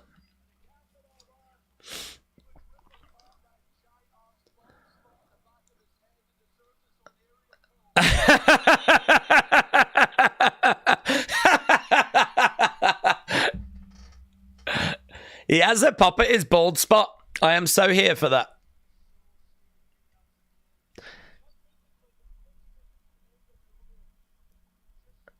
Oh.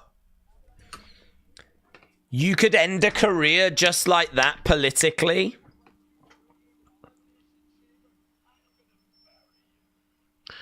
Drew really fired up. Man, that is going to add a lovely wrinkle to that match. You lot cheered the Toronto screw job. Oh, he's been interrupted. Is this going to be Damian Priest that's coming down? Damian Priest making his way down to the ring. I love the fact that that's got Road Dogg's fingerprints on. It really don't see vignettes being interrupted. Love that.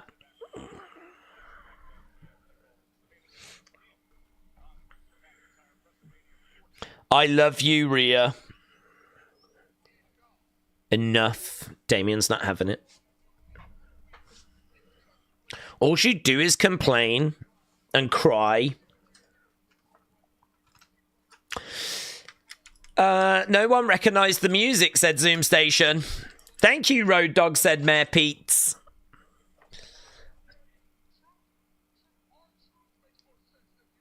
Our truth makes more sense than you do, Drew.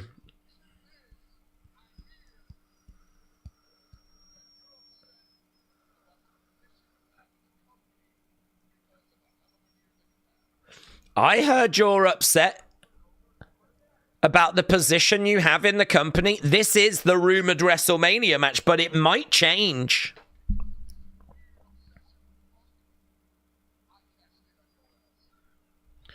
Because of this weird obsession you had with Punk, I cashed in on your ass.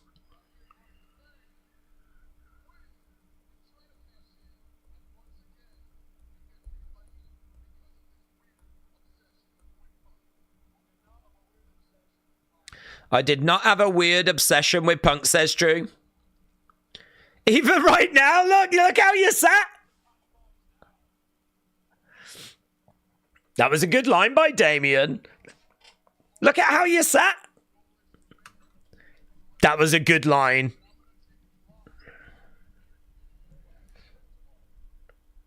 CM Punk. CM Punk.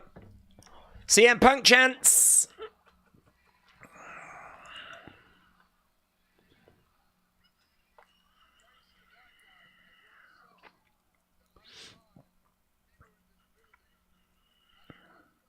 Last time we was in this building, I dropped your ass. Mattel are making a tag team 3-pack with the new titles, Awesome Truth and Triple H, said Defcon. I saw, but yeah. A weird choice, but a fun one. Right, here we go. Here's Seth Rollins. Dun, dun, dun, dun, dun, dun. Weird seeing him on SmackDown, but of course, he's going to be in the area. Whoa. Whoa.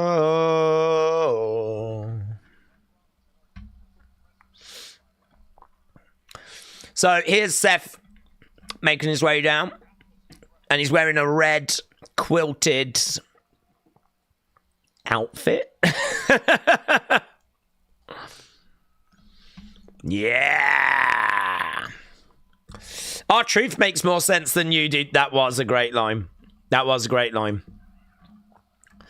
Dun, whoa.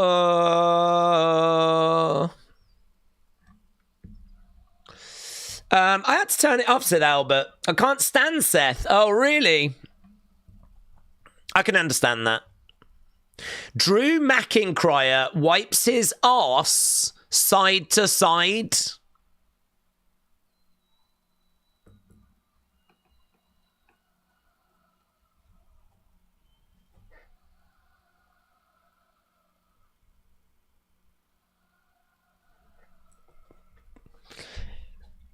What does that mean? It's been a while since I've been on SmackDown. Look at his trousers all flaring out. Look at us. Look at the three of us.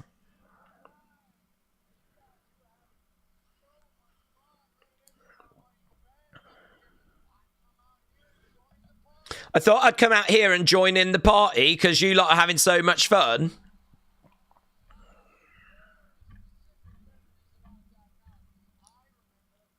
Guys, it's Ryan's birthday. That's what that sign just said. He's like MC Hammer, says Ben. He is.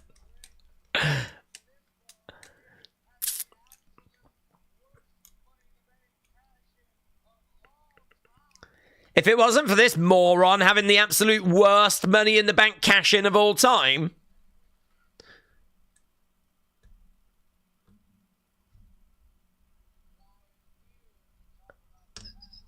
I'm not here to talk about the past. I'm here to talk about the future. Seth points up at the WrestleMania sign.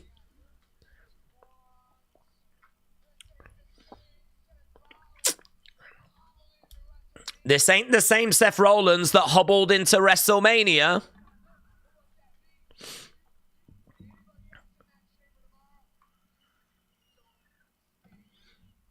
You don't stand a chance.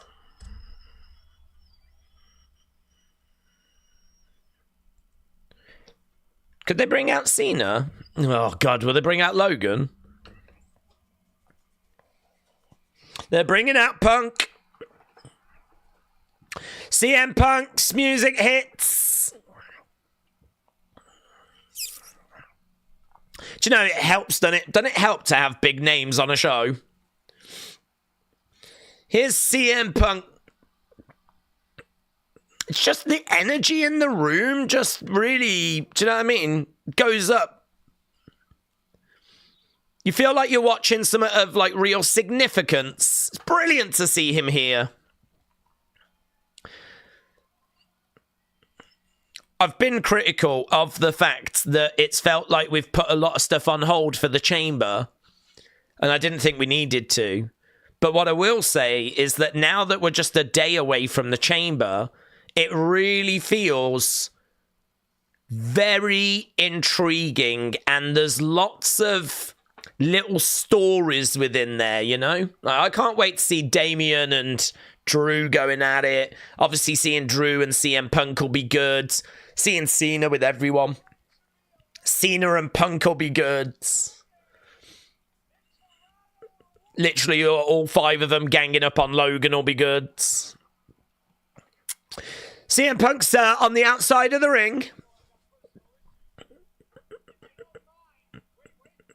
CM Punk chants. Loud.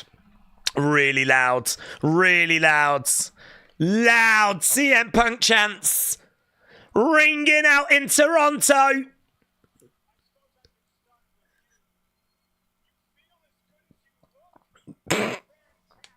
You feel as good as you look.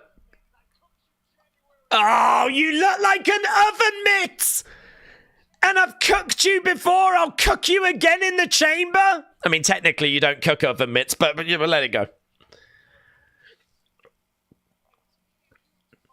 He doesn't have a problem with Damian. You'll be collateral damage. Go on, turn to Drew. You!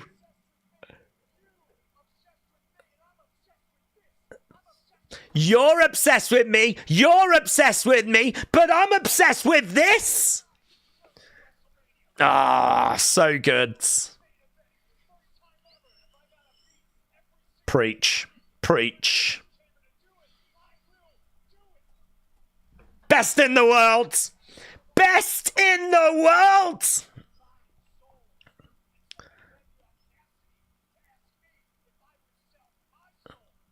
Someone had the audacity.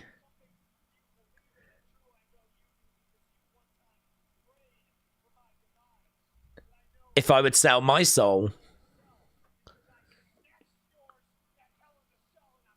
I know you don't have one to sell, Drew. I snatched it in Hell in a Cell.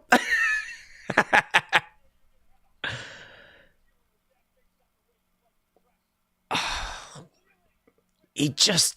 It's rapid fire, innit? Pop, pop, pop, pop, pop, pop, pop.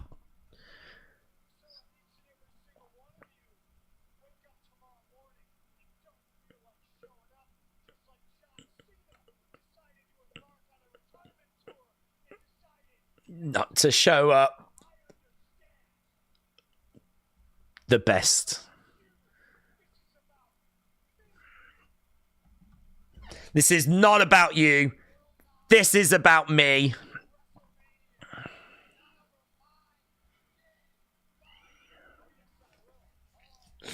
You won't main event WrestleMania, not over my dead body.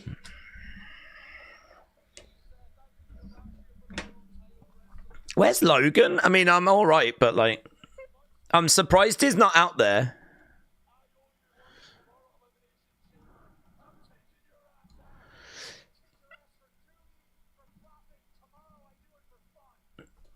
I've kicked your ass for duty, for profit, and tomorrow I'm just going to do it for fun. That's Punk to Drew. It's so good. It is so good. This is a great segment.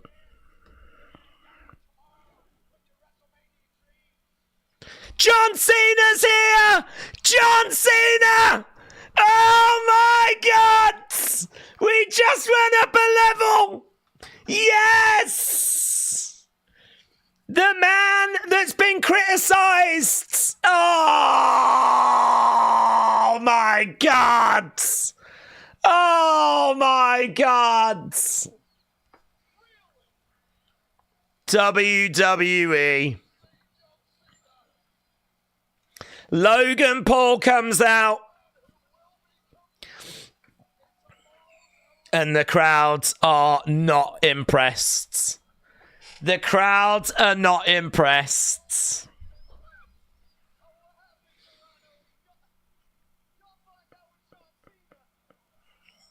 Oh.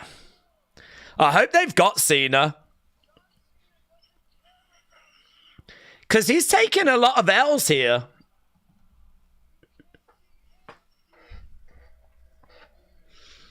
You can't see him, but you can see me.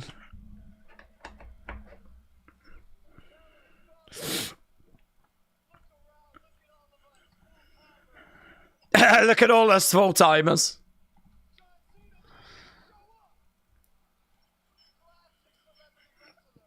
He's got to be here. They keep talking about how he won't show up. He doesn't show up. Is he really gonna, like, not show up here?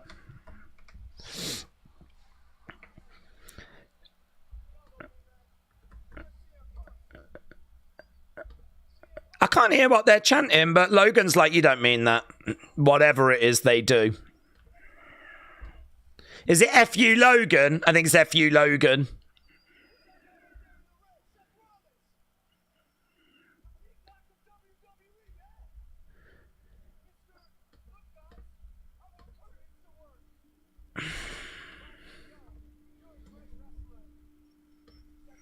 They don't look like curtains.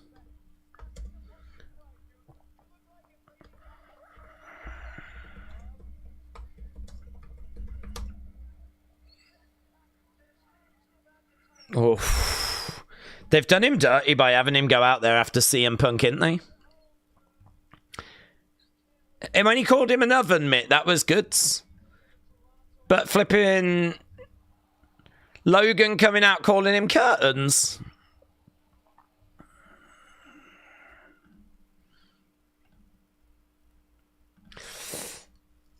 Low hanging fruit, said Laszlo.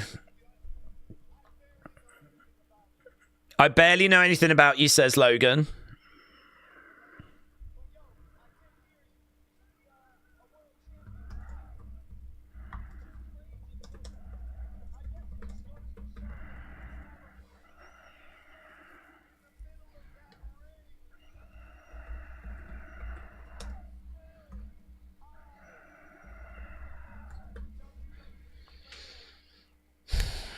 You can have a priest standing in that ring, but I remain the answer to WWE's prayers.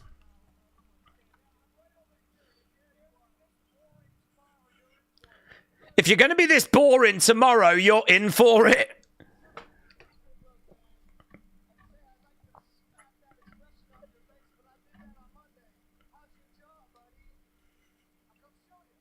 How's your jaw? I'll come show you. I'll come show you. Look, CM Punk going after Logan. Logan runs away. I like that line by CM Punk. If you're going to be this boring tomorrow.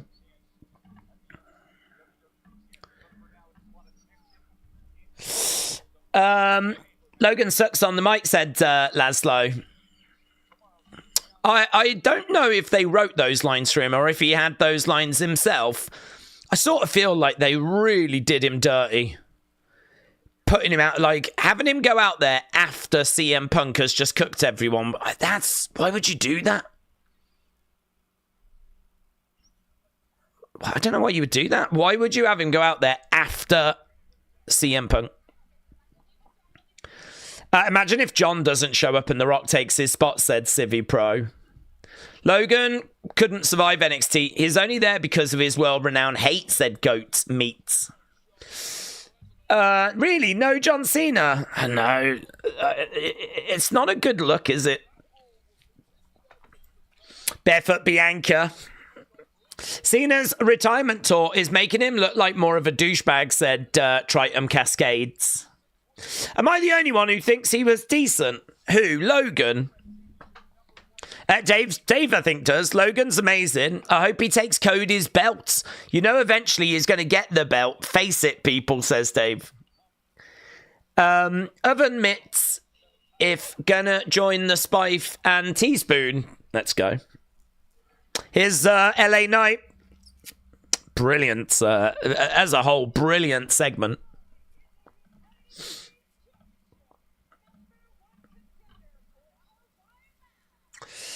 Since Raw is on Netflix debut, the announcers table has not been broken. The new ones are too strong, said Defcon. The Rock has been on more episodes of WWE this year than Mr. Retirement Tour, says Ian.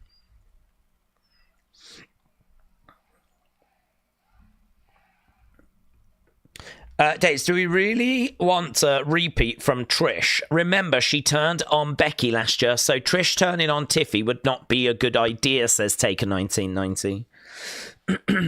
I don't mind, to be honest. I mean, I sort of feel like she did turn on Becky, so you've got to know that she is still that same person. So I suppose in a way you've got to trust her at your own peril, really, you know? If she turns on Tiffany, I would not be shocked. I think that there's a real chance that it could happen. Because I don't know what they're going to do with Tiffany, Charlotte, and that whole build. But you could do a little side thing with Trish. So it could happen. Honestly, I really wouldn't rule it out.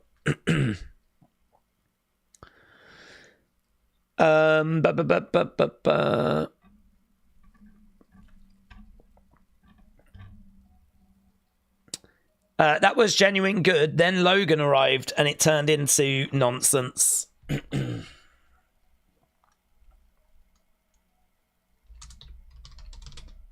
I'm going to put, I feel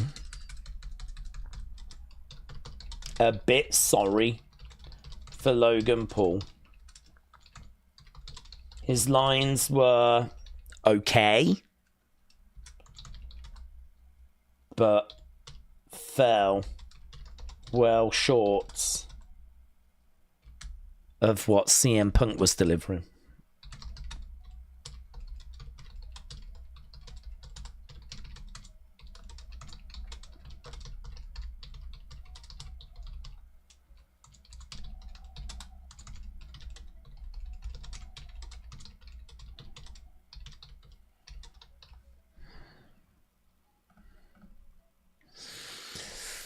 Jared said, I think Cena is here and he's going to talk to Cody. Oh, that would be good. That'd be fun. Yeah, I feel a little bit sorry for Logan, which I sort of do, in the sense of I think it was really harsh having him follow CM Punk. I think his lines were okay, but they weren't as good as CM Punk's. I mean, there's levels to this game, and he is not CM Punk on the microphone. So I sort of feel like he came out and delivered lines that weren't as good as what we had just heard.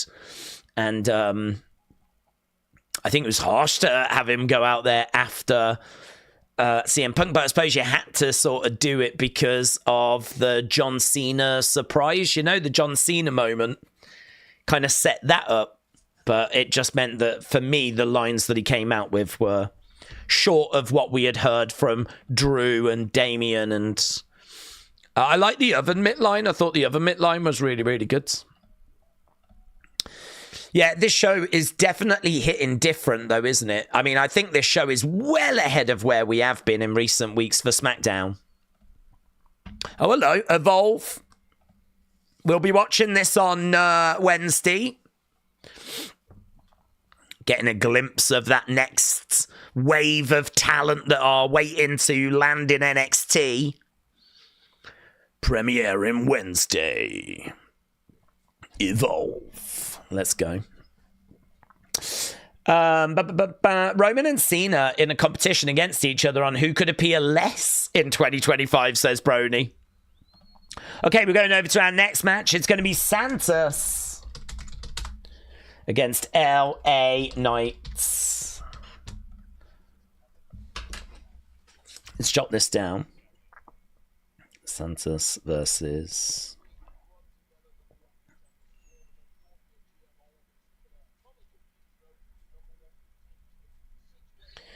So Wade just said, this is a hastily thrown together number one contenders tournament. Say that again. Braun Strowman is going to beat the hell out of Carmelo Hayes tonight, says Connor. Santos is going to job to LA Knight, says Frankie. Okay, we are underway then with our next match.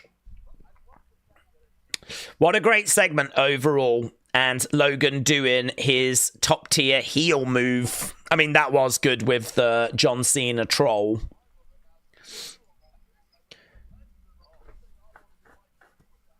Kathy Kelly said, I just landed in Toronto. I could hear everyone booing Logan all the way from the airport.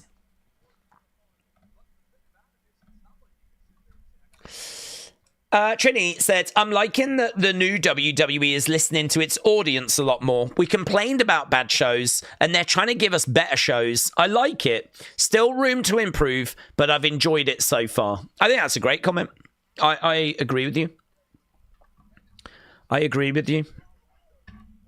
Back elbow there by Santos.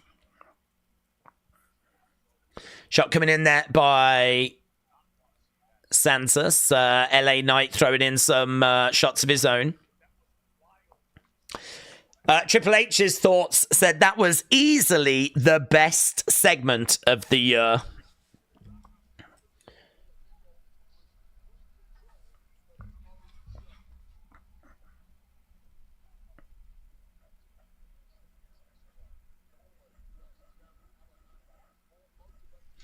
Okay, over in the corner goes LA Knight, Santos through the dropkick. This match could be okay.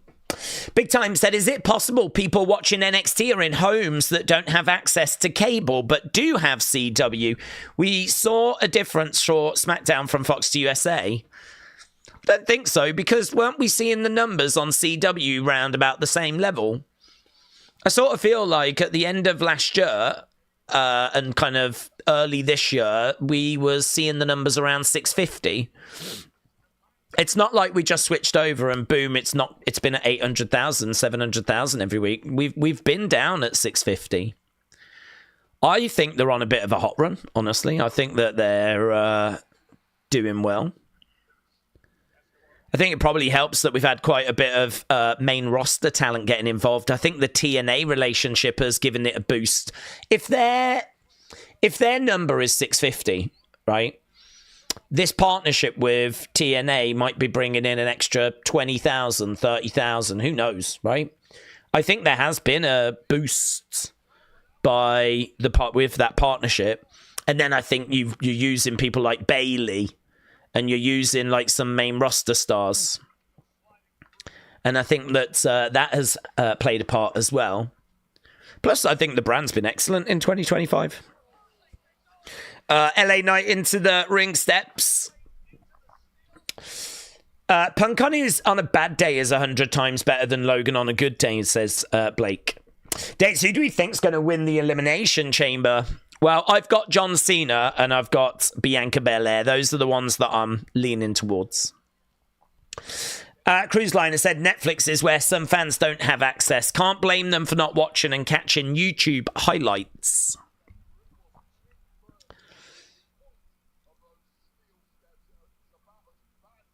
Kick coming in there by Santos. To answer the question on web, how many Funkos do I have? I've got about 70 to 80. Wow. That's very impressive, but that's a serious collection, isn't it? Big Time says, you're right, unless people weren't aware of NXT being on CW and just came across the show. Maybe. Maybe.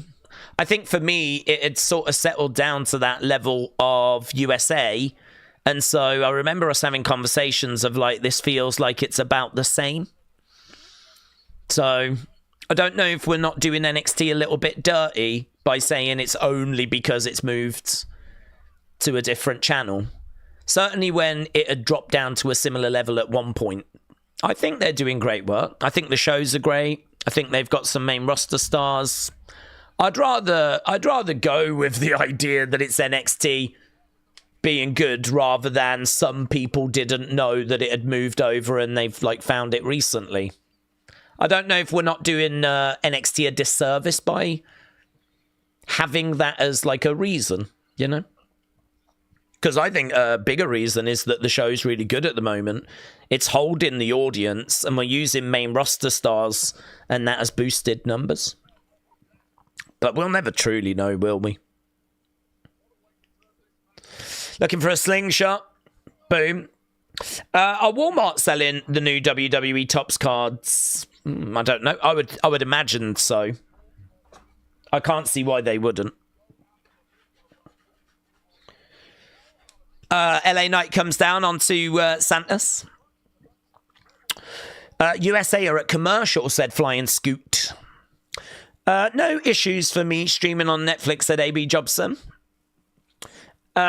2 words as to why NXT is doing better. Obafemi. Do you think so? Kick out. We got to give NXT credit. I've seen people give all credit to main roster, but it's a 2-hour show. People are sampling more than just Bayley, unless her segments are doing like 1.2 million.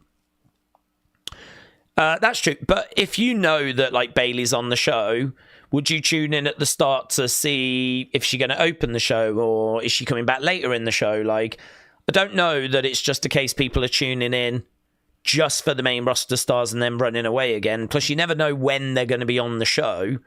So it's not only their segments that are going to... I don't know that it's like Bayley's on the show, everyone turns the show on, you know? They advertise it on a Monday on Raw or on a Friday on SmackDown, and then people are like, oh, I want to see that. They tune in for it. And so I feel like the influence can be felt in more than just their segment. Chop coming in there by Santos. Davidson said Becky returns for Mania and will do the same as what she did to Bianca and beat Tiffy, said Davidson. All the cards are sold out now, but I really wanted to get some, said Blake. The cards are sold out now? What do you mean? Surely not. What do you mean, like, just temporarily? I can't imagine they've sold all the cards. Ah! Nice net breaker there by LA Knight, but kick out by Santos.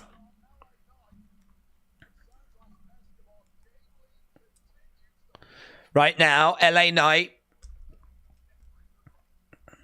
has got Santos back in the corner. LA Knight goes face first. Crowd a little settled down here, which is understandable. I mean, they've just had good with that segment, you know. It's a bit of a bad spot this for these guys to be wrestling in, to be honest. To try and follow that amazing segment. Like, you've got to know that the crowd are going to be on a bit of a come down here. We've seen LA Knight Santos at least 55 times, said Brony. Well, 56 is all right. Knee to the midsection. Over the other side, into the corner, big clothesline. They've wasted the main event segment for the middle of the show, said Kurapika. There's still over an hour left. There is. I'm sure they'll have something big. I mean, we haven't had Cody yet. So we might start the next hour with Cody. Elbow drop there from LA Knight.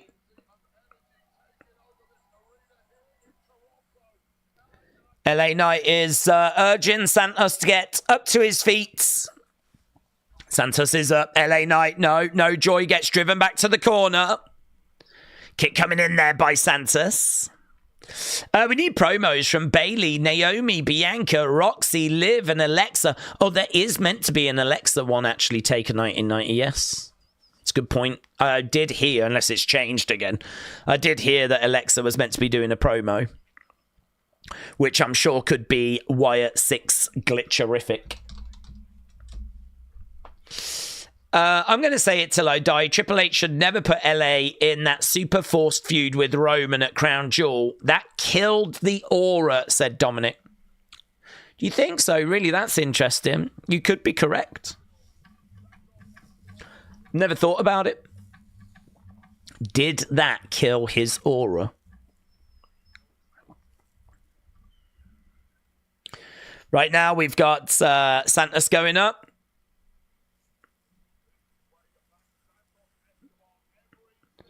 Takes him over. Boom! 2.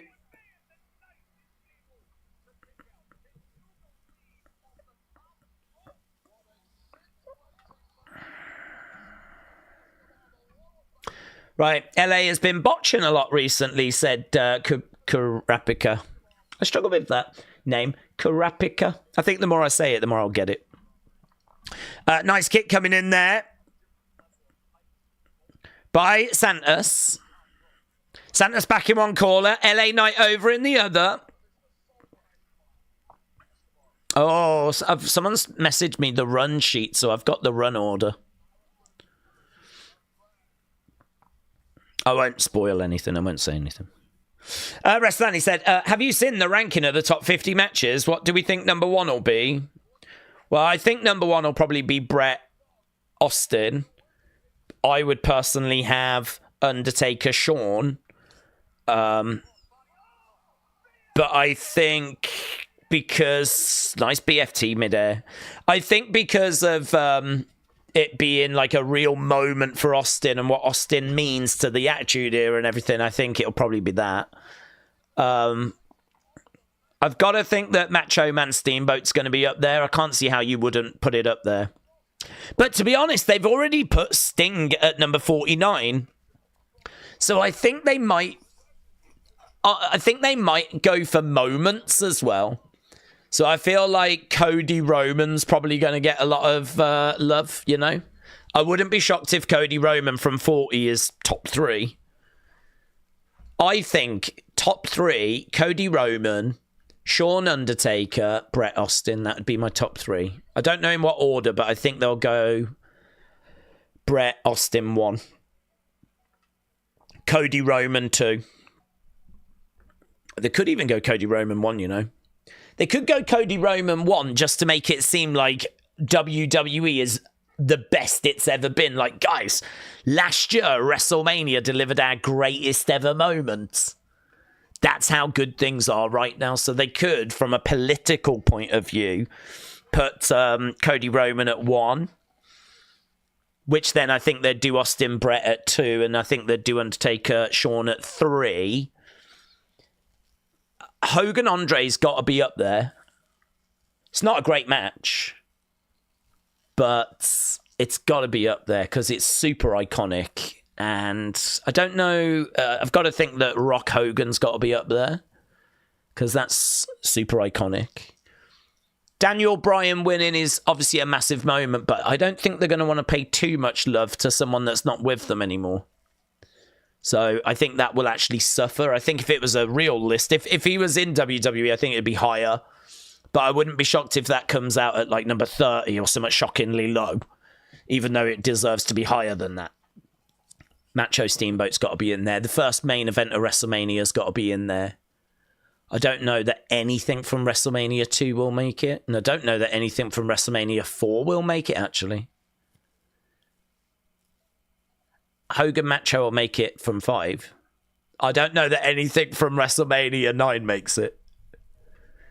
Bret Owen will be up there.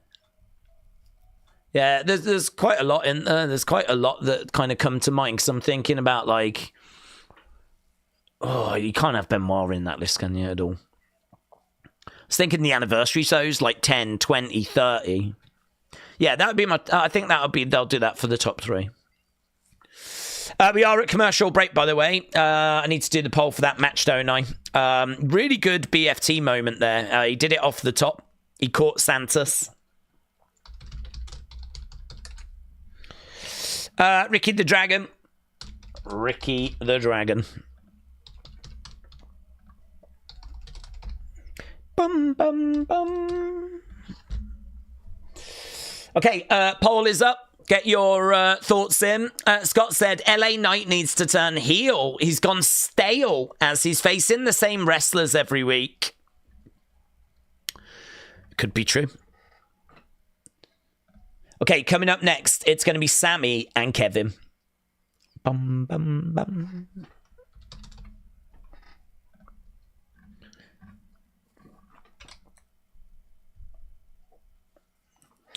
Right, did you check emails? I've sent you the information about the gender reveal. Ah, right, okay. No, I hadn't.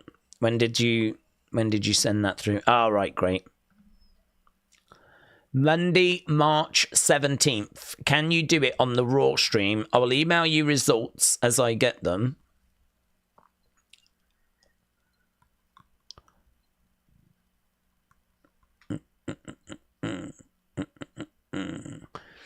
Yeah, that's no problem.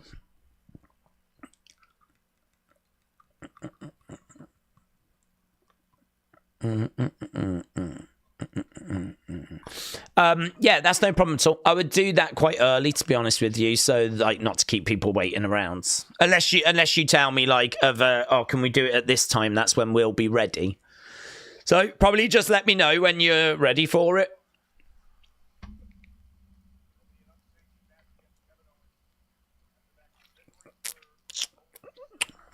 Yep, no worries. That'll be simple.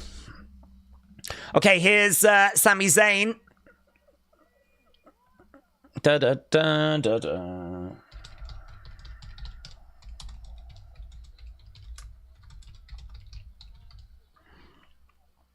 Sami Zayn to me looks like a man who's on a march to his own funeral.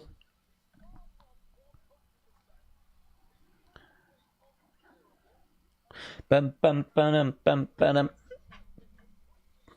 Days, I noticed NXT product is a controversial one in the sense that we've got fans that get or simply see it as a high drama sitcom with bad segments and want a more serious product. I don't know, mate. I mean, you'll get criticism for everything. Some people will be into stuff, some people won't be into stuff.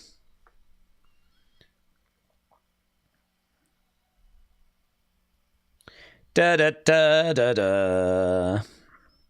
Okay, Sammy is in the ring. Let's go, King. Let's go, King. Sammy, Sammy, Sammy.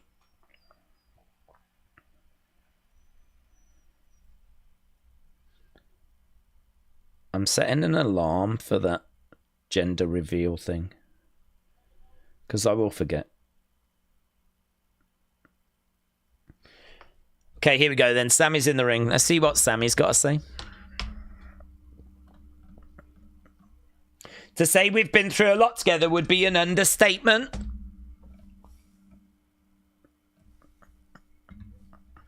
But here's the thing.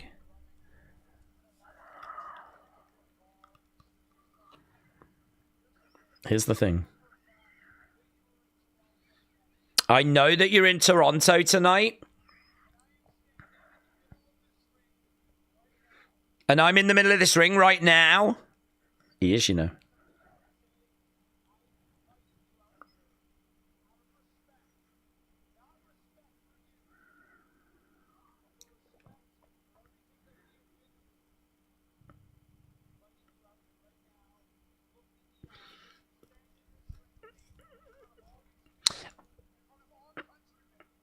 In front of our countrymen, I'm inviting you to come out here right now and look me in the eye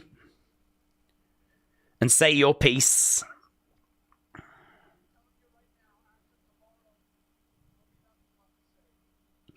After tomorrow, there'll be nothing left to say. Okay, here we go. Kevin Owens is speaking, Sammy. Oh, he's in the ring. Wow. We're getting a glimpse inside the Rogers Center.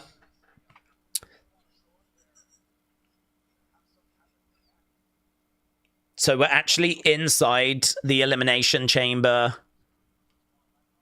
venue. There's no barricades or anything yet.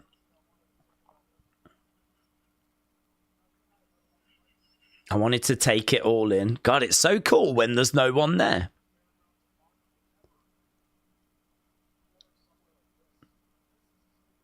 This is as big as it gets.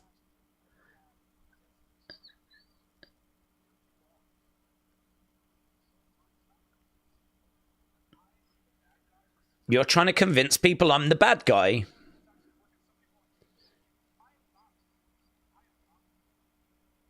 I am not the bad guy.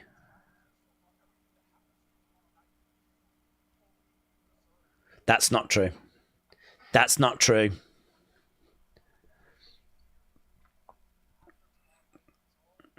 When it's all done tomorrow, and I've ended your career,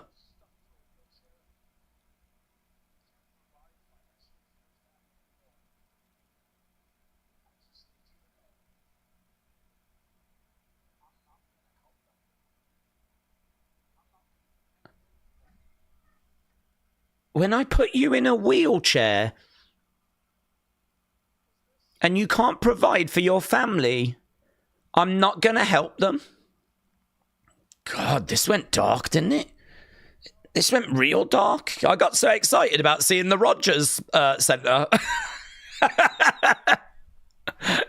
I was so excited at like, oh, there's no barricades.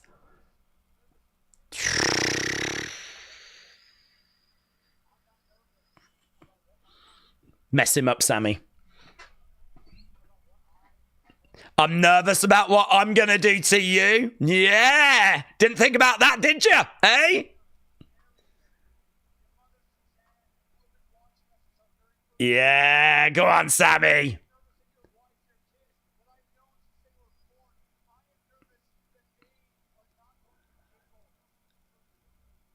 I'm nervous. Your family won't be able to forgive me.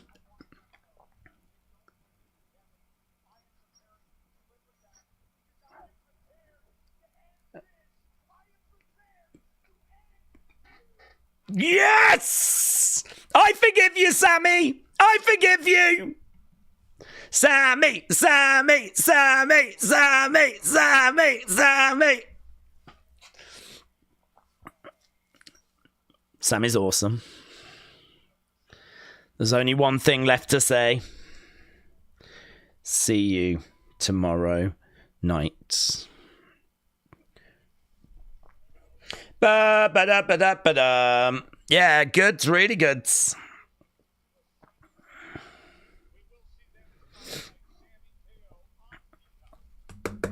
Really good. It's just a matter of time before his malevolent red-haired nature would present itself, said Blue Chew. Okay, we got Miz, we got Carmelo.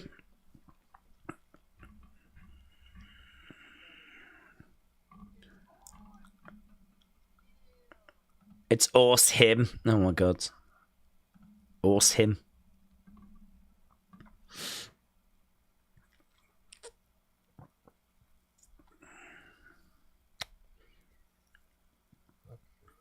Look who it is. Who is it? Cody Rhodes. How are you? Oh, he's not good.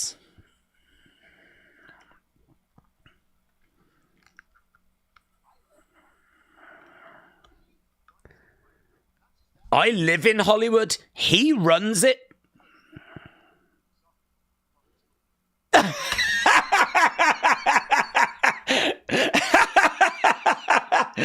Miz is like, touch that, and Cody's like, soft, isn't it? That's Papa Tui, that is.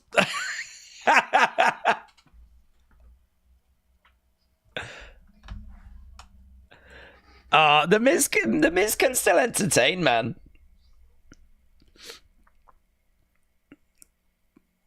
You know that the Miz would sell his soul. He's like, there's so much more, and you want more. Oh my god, Cody could have soft skin like the Miz. He could have soft skin like the Miz. He could be like the Miz. Right, here's Strowman. Braun. Right. I've really enjoyed that line from the Miz. I think it's because I didn't know where it was going. Touch my hand. Touch my hand. Soft, isn't it? Papa Tui. It's a great advert as well for Papa Tui. I want to try it now. Oh my god. The Miz is definitely right though. Papa Cody. Oh, that could be the new line, couldn't it? Papa Tui and Papa Cody. Love that. Miz is legit, said K-Dub. Miz actually looks younger than Cody, and he's 44. Cody needs that Papa Tui. Mellow don't Miz, it's Orse him. Miz and Truth would be the first in line to sell out. I'm talking camped out at the location like Black Friday. You should sell Papa Daisy, said Mayor Pete. Oh my god, Papa Daisy. Oh, it doesn't leave your skin soft. You get a rash. Daddy Rock and Pop Cody and their annoying son Logan, said Opulus Travels. Hogan Warrior makes it. Does Macho Warrior make it? Oh, definitely. Oh, definitely. The retirement match, definitely. I mean, definitely. I just don't know if it's top 20 or top 10. Probably top 20, but only just. Only just. Amazing moment. Amazing match as well. Yeah, brilliant. Flair and Sean, yeah. Do you know, the countdown will be really good, actually. It'll be really good. Yeah, PJ, I'm not sure. I don't think they are going to have Benoit in that list. I don't think they're going to put Benoit in. I don't think you can. I think it's one thing to not remove him from the network, but it's a whole nother thing to celebrate his matches. I don't think you can do it. I think politically, I don't think you can do it. Green 3 Art said, have you ever been to Canada? I have.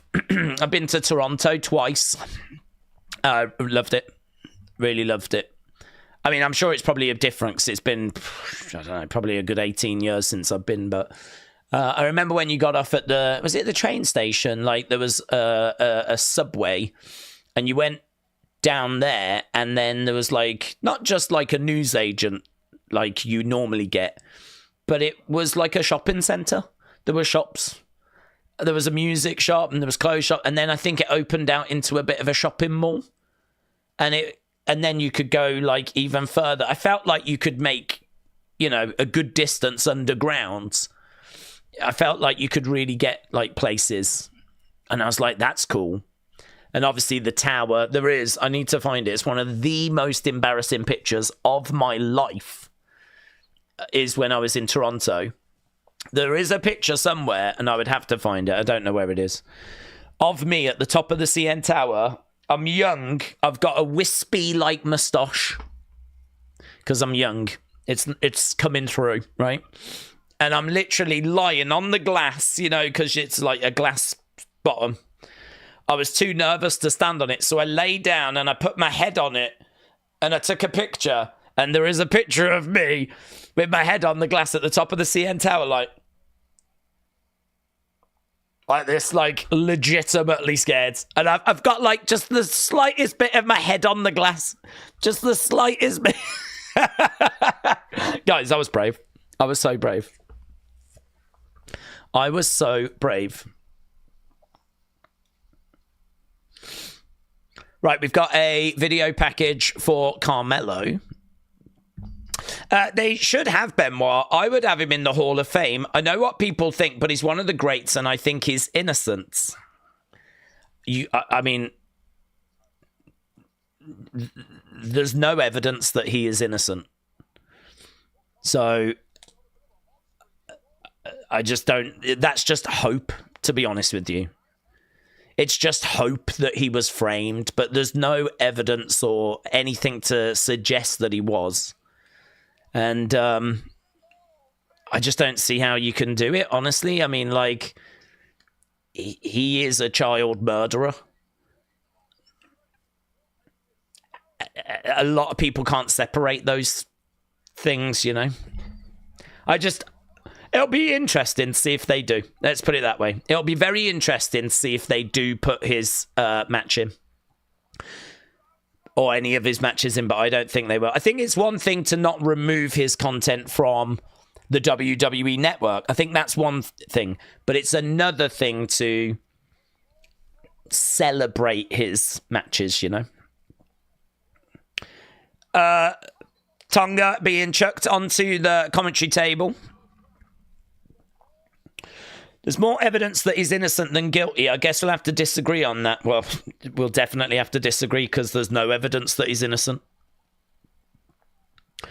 There's no evidence of forced entry into the house or anything like that.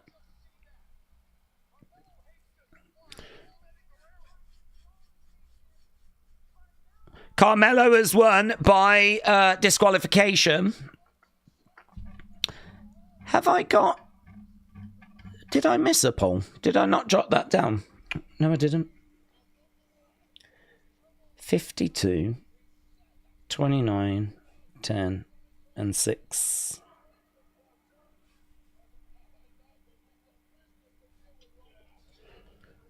Okay, yeah, Braun is absolutely livid. He's just managed to get DQ'd here.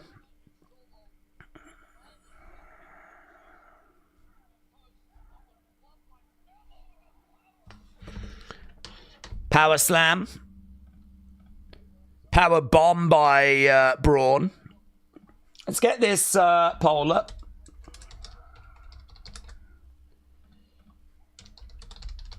Okay, we're backstage with Bianca and Naomi. There's Bayley.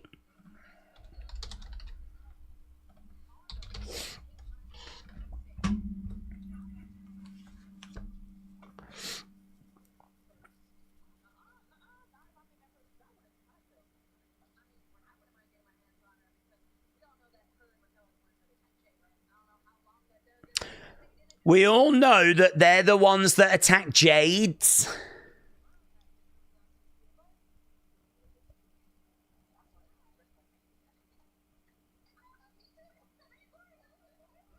Okay. Here's Roxanne. Roxanne making her way down. Travis, shout out to you. Travis said, I remember watching The Miz being born on the Real World episode at the costume shop when he found the championship belts. Then he started running around the house calling himself The Miz. Also, I got a follow and a like from Carrion. Well, congrats. I've never actually seen the Real World, so I really can't comment on that. But that's interesting. I didn't realise there was a clip of him running around calling himself The Miz. It's kind of fun. I know he's been a lifelong wrestling fan. So, yeah, that's cool if you was watching that at the time and you saw the birth of that character. He's done great. I mean, talking of Hall of Fame, he is definitely deserving of going in. I think it's just questionable as to whether he headlines or not. A lot of people might say no. I think there's an argument that he should. Longevity means a lot, you know. He's obviously been WWE champion, multiple-time mid-card champion, tag team champion. I mean, he's done it all, really. So I think he's really made a hell of a contribution. It's just he's not everyone's taste, is he? But yeah, I like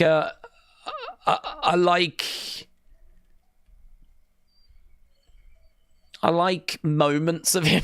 I mean, I'm trying to think, like, there have been some great matches. I think, didn't he have he had a great match when he was champion against Jerry the King Lawler, you know? I remember him being champion and Jerry trying to win the title. I think it was a ladder match. And Michael Cole ended up getting involved to stop Jerry Lawler winning. But it was so good, so tense. I feel like you can find those kind of matches dotted throughout his career. But by and large, I do understand the criticisms. So, Travis, shout out to you, buds. I hope you've been enjoying SmackDown. I really appreciate the support. I think SmackDown is been a much better offering this week. Much better. I'll find the clip and send it to you. Yeah, I'd like to see that.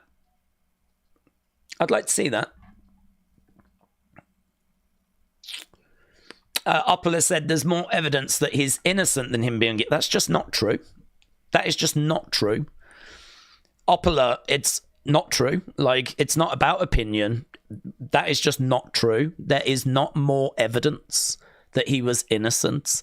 Even his friends are not making that claim. Paul Heyman doesn't want anything to do with him. Like, there is probably conspiracy theories that are out there, but it's just not true.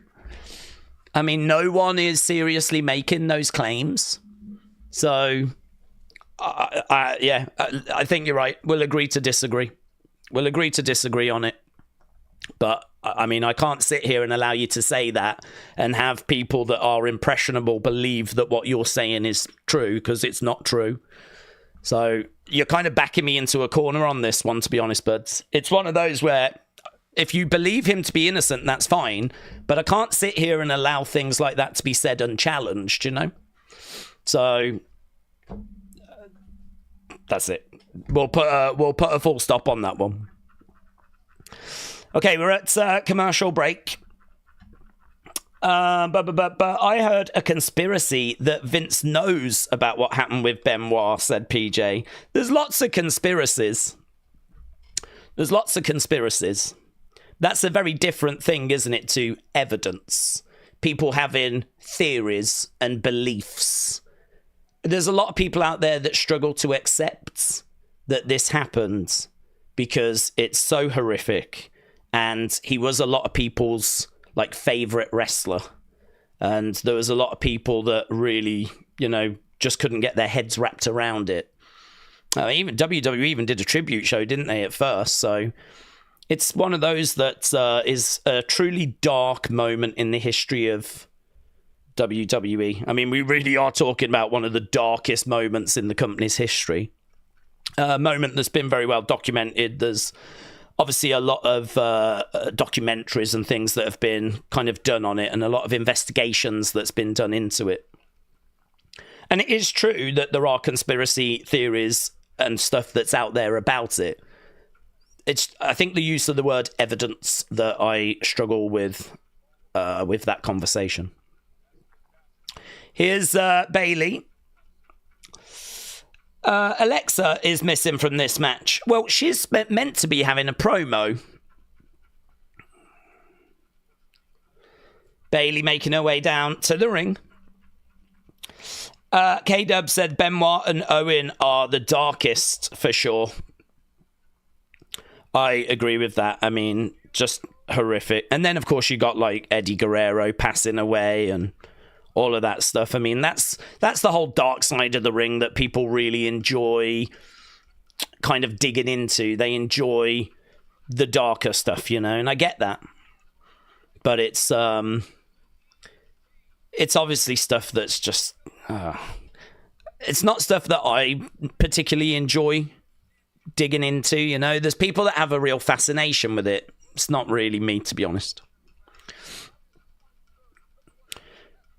Okay, we've got Bayley and Bianca and Naomi making their way down to the ring.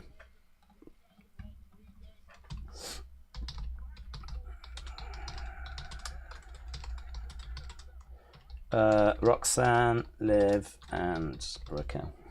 Okay, so we got this 6-woman tag match. Once we're done with this, well, we've got that triple threat coming up. We've got a Cody promo coming up. We'll have an Alexa promo as well, I believe, at some point.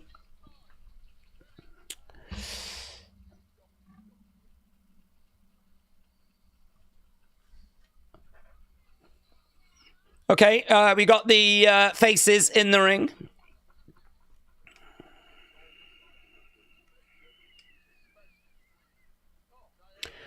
The ring gear that Naomi and Bianca are wearing is like a zebra type print this week. It's not as good as when they were wearing that Bring It On cheerleader outfit. Dropkick by Naomi. Liv goes down. Naomi back in the corner. We've actually got a little thing that's popped up. This match is being brought to us by Minecraft, the movie.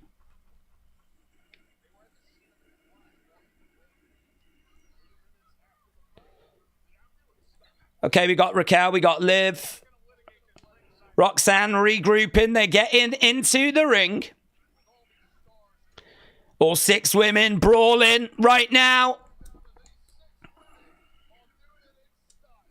And they go down to the floor. They go down to the outsides. It is a bit weird seeing that Minecraft advert on the edge of the ring. Roxanne goes into the ring. Liv in there with Naomi. Naomi, kick coming in. Liv goes down. We're into the final hour right now. Naomi going over, making the tag. Bayley coming into the ring. Bayley goes over through the ropes, crossbody. Down goes Liv. Bayley comes in, goes through the ropes. Down goes Roxanne. Bayley goes back in, again goes through the ropes, crossbody.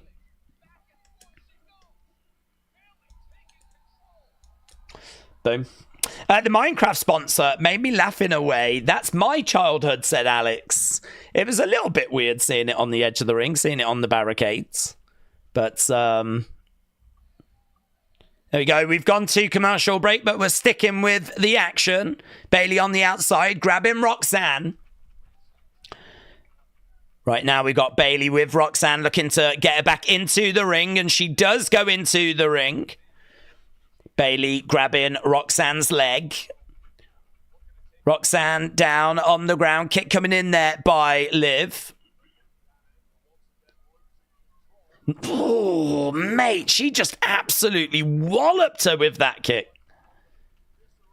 Liv in there with a big boot to Bayley. Tag being made. In comes Roxanne. Kick coming into the midsection. Bayley goes down.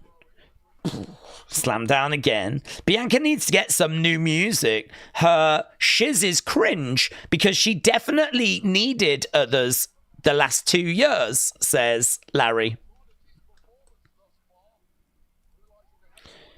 Boom, again, Roxanne goes down. Do you think we'll see Jade Cargill tomorrow? Yeah, I think there's a chance. I mean, they're keeping this conversation going about the whole who attacked, you know? So I think there's definitely a chance that we could see some movement with the Jade Cargill story. Tag being made. Down goes Liv. Roll up. 1, 2. Bayley in there with Liv at the moment. This is one of those matches Doesn't mean anything. It's just a way of getting the chamber women on the show.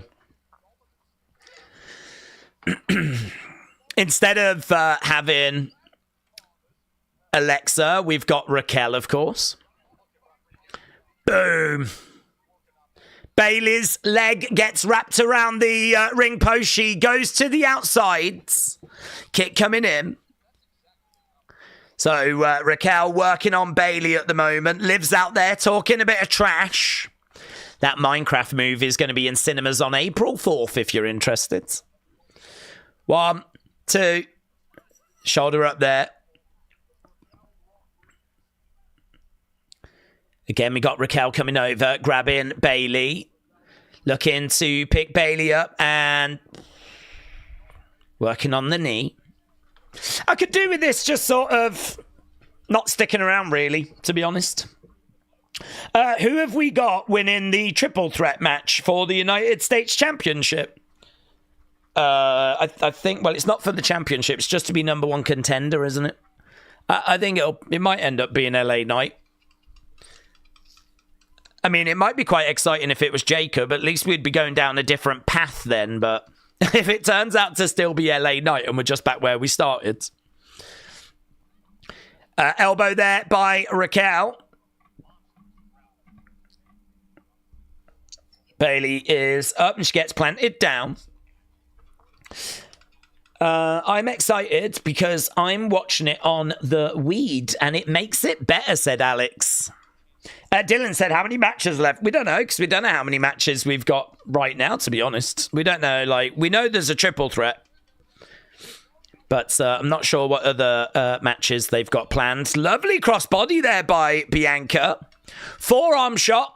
Bianca going over, delivering another forearm shot. Drop kick, down goes Raquel. Charging over, shoulder tackle into Raquel. Raquel in the midsection. She goes over the other side. Boom. Going over the other side as well. So she's going from corner to corner. When will they announce the next Hall of Famers? There should be more. We've only done 2. We've probably got another 3 spaces. So I was looking to try and suplex. Bianca is up. Boom. Suplex. Kip up there by Bianca. Bianca going over the other side. Springboard. Handstand. Lovely moonsault. Lands on Raquel. Oof. Travis said, I've sent it to you on DM from my real Sheffy account. Miz looks so young. Travis, shout out to you, buds. I will check that out. It's one that I might struggle to show, obviously, on stream. Shots coming down there by Bianca. So, Travis, appreciate it.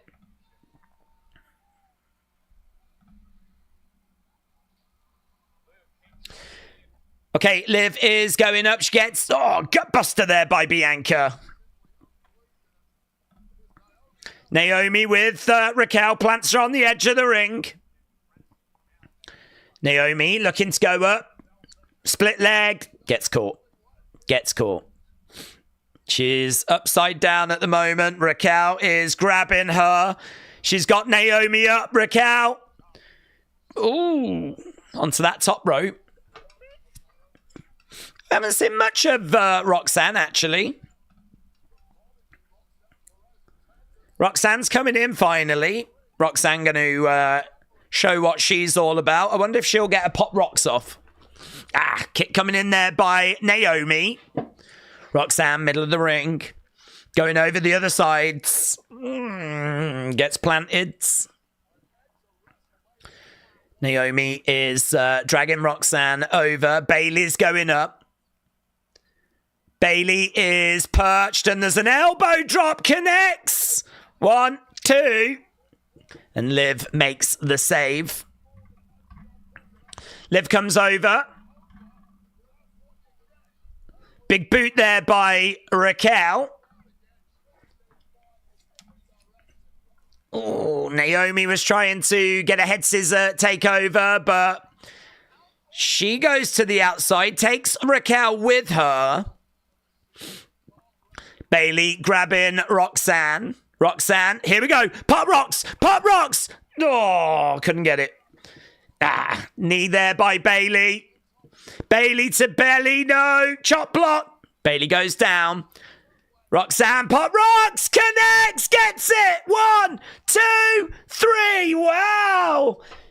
Not only did she get pop rocks, she wins with pop rocks. Wow. Fair play.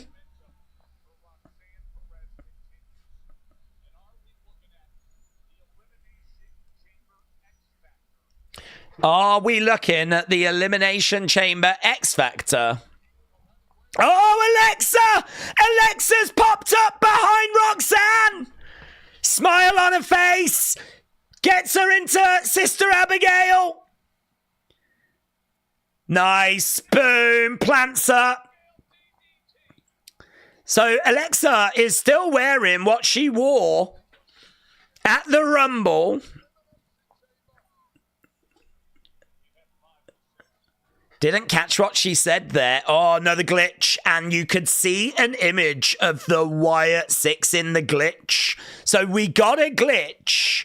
There might have been some hidden little bits in there. I wouldn't be shocked if there was like an image or something. But I definitely saw an image of the Wyatt 6 in that. That was pretty cool. That was pretty cool. Charlotte Flair. Backstage. People will be breaking that glitch down now.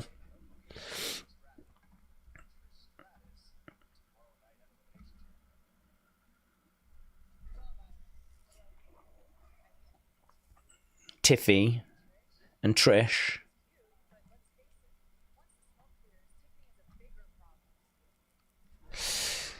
Have we got the poll? We don't want this poll. Wrong poll. We need new poll.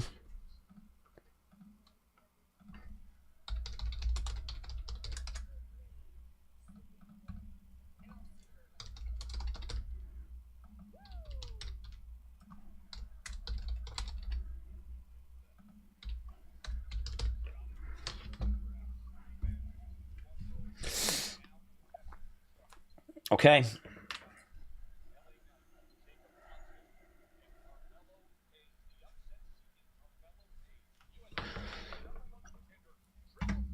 Triple threat match.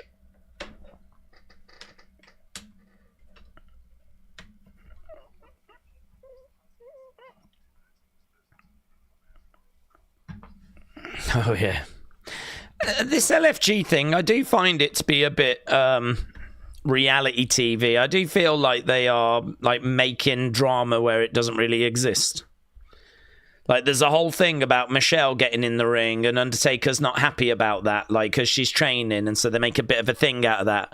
And then Michelle's like, oh, you should use this submission move, but, oh, just so you know, it is my husband's, and, oh, you better go and ask him. And it's all like, don't know. I suppose it is what they need it to be, which is, you know, let's get some drama in there. Just in case. If there is any real drama, we can show that, but at least we've got something if there's not.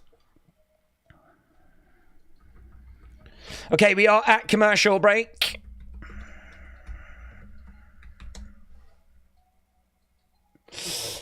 This whole Wyatt 6 stuff with Alexa is going to fail, said Brony. I guarantee it.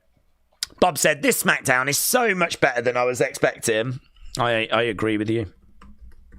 Little disappointed that might be it for Alexa, though. I was kind of hoping for a promo. I don't even remember who the Wyatt 6 are anymore. Well, there was a picture that just very quickly flashed up on screen, so if you caught that, then that might prompt you to remember. I don't know if there is someone that's like breaking that down. I'm sure there will be. We got the old little glitchy glitch, though. Bum, bum, bum.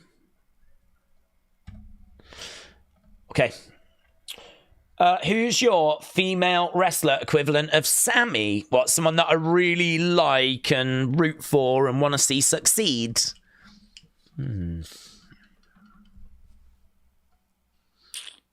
It was Asuka, because she's different to Sammy, though.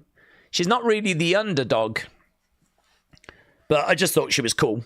So she was someone I always find myself rooting for and really hoping gets, I'd love for her to get a win at WrestleMania and to have a nice run with the world title again, and I'd really like that for her. So I root for her in that way. I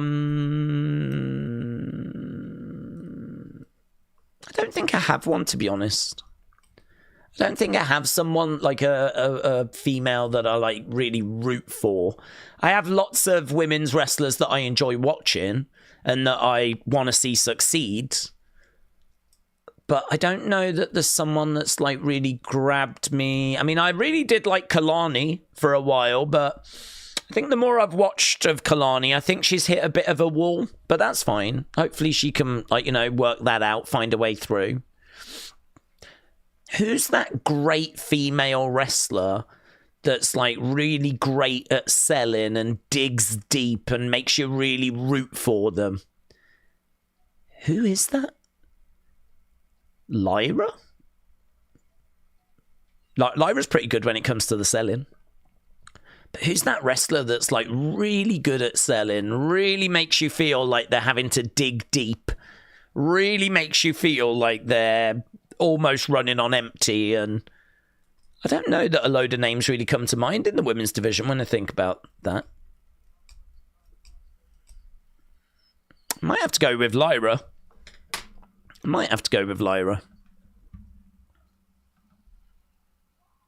But I can't say that she hits the same for me as what Sammy does.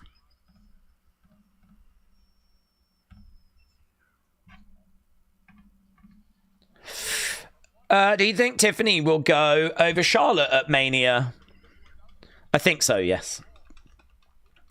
It's so funny with LFG. They keep saying this guy has got his own dance, when in reality, one, it's not a dance. And so many people do that move. What's going on, said WrestleRants. I don't really understand that part of it either, to be honest. I've seen that clip. Okay, will Cody accept the final boss's offer? We're going to find that out tomorrow. 40 minutes left of the show. It's been a good show tonight. Much better. One of the strongest Smackdowns.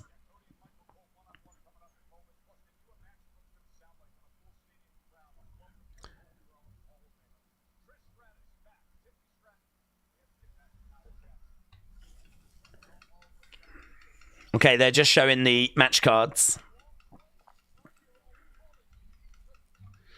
I was just looking to see if there's anything else in that thing. Ah, there we go.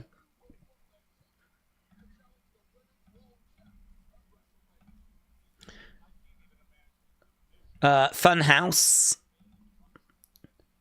Smiley face. Hello. It looks like Alexa, that to me. That's probably Alexa jumbled up. Looks a bit Alexa-ish. Eye there. Hair. Eye. I can sort of see something here. And that's Alexa when she did that tongue thing. I didn't see any of that. I saw that. That's what I saw. None of that existed in my mind, but I saw that. Here's Shinsuke.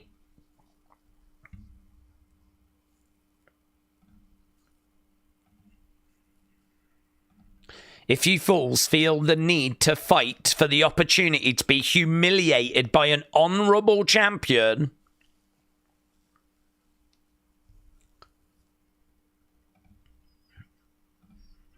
then I will allow it.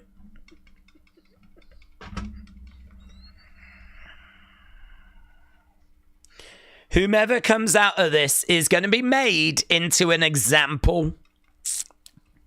It's kind of interesting, isn't it, that he's not able to do this match, but apparently he did this promo.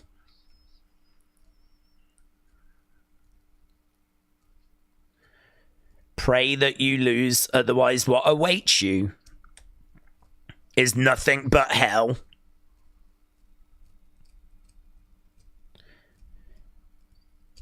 Shinsuke.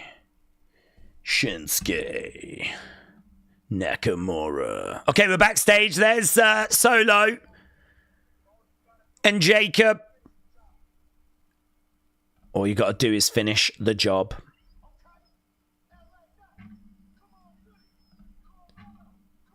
Come on with it.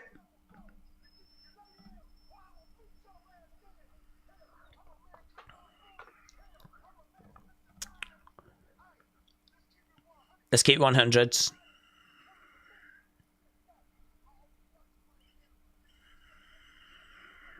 This is where Jacob excels. Oh, he didn't do the you know what I mean.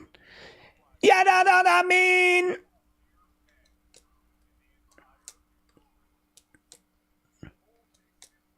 Here's Jacob. So, triple threat time. Green 3R said, Days, what do we think about Alexa getting help from Nikki tomorrow, becoming a women's tag team, and then taking the tag belts? I think that feels like a direction that feels quite likely. We said after the Rumble that, like, Judgment Day could be the feuds, and then we heard that Alexa was going to Raw, and it was like, okay, definitely feels like Liv and Alexa then, so maybe Nikki can find a way to coming to Alexa's aid. Then, of course, we found out that Alexa was going to SmackDown, and that left us very confused. Then we were looking at, like, maybe Candice and DIY and maybe something like that. But then, of course, the other day, with Liv and Raquel winning those titles, it kind of now opens up the door for them to be able to go to any brand. So, yeah, I'd say that's back on the table again, but yeah. So I sort of feel like Liv, in particular, probably eliminates Alexa. I would not be shocked if Liv pins Alexa tomorrow. And then, you know, Alexa's then got a real problem with Liv, and, you know, that gives us something to get our teeth into. And what with them being the tag champs, they can go to any brand, can't they? So... Yep, I see the vision, but I see the vision. Shinsuke hasn't done anything with the title they wrongfully took from LA Knight. Week after week, he just lurks backstage. Alex said, Jacob Fatu may be quickly becoming my favourite wrestler. They're all wrestling again. They're all wrestling again. Who's this? Maybe Alexa could get Friendship Frog Mask. Oh my god. That's what we need. Is Solo trying to get Tama Tonga to turn on Jacob? I don't think so. I think he's trying... I feel like he's trying to win Jacob over by telling him that he loves him. I think he wants to go back to them having a really solid relationship like they had before. I don't think it's going to work. I think it's going to be Jacob that attacks Solo. We've kind of come close to it a few times. Everything that Solo has done so far has been accidental. Of course, you can get the swerve that Solo attacks Jacob or Solo attacks Tama or something like that. But I do think, like, Jacob Roman feels like a match. Jacob Cody feels like a match. It feels like Jacob as a heel. You can do Jacob as a face, but Jacob as a heel feels like there's lots of potential there. So I feel like we've already had Solo as a heel, and it's not worked. You know, Solo hit a bit of a bump in the road, didn't he, when he became tribal chief? Kind of didn't really work. So everyone was like, Jacob's the one. So do you now go with Jacob as the monster heel? I don't know that I would be presenting Jacob as the face. I think one of these needs to be the big monster heel, and I think we've tried Solo as that character and it didn't work. Whether we're going to try a different approach now and not have him in suits and everything, maybe we're going to do that, but I'm currently, as I'm sat here, thinking Jacob turns on Solo, Jacob goes on to be the monster heel. And we try and build up some sympathy on Solo. It's going to be really difficult, though. Really difficult. Not change the match at the bottom. Well, we're at commercial break, but... did you notice that Solo stopped Tonga from getting in the ring with Jacob, said Lisa. I don't think that that's going to be part of a turn. I mean, we'll see how it plays. William said the problem is that even if Jacob attacks Solo, he's still going to get cheered, but he's not a face. It's a story they've got to be careful with. I agree.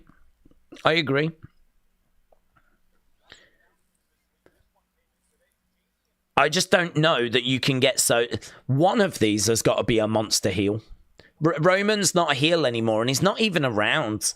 One of these two have got to be, like, the big heel in the family. So, you know, we've tried Solo, and it didn't work. I mean, I think it ran out of steam, and so, you know, we was going to do Solo Roman at WrestleMania this year. We was going to do that. And we didn't. Instead, we did it on the Raw on Netflix premiere. So I sort of think, like, everyone says Jacob's got bigger aura. Jacob is, like, the big, scarier dude.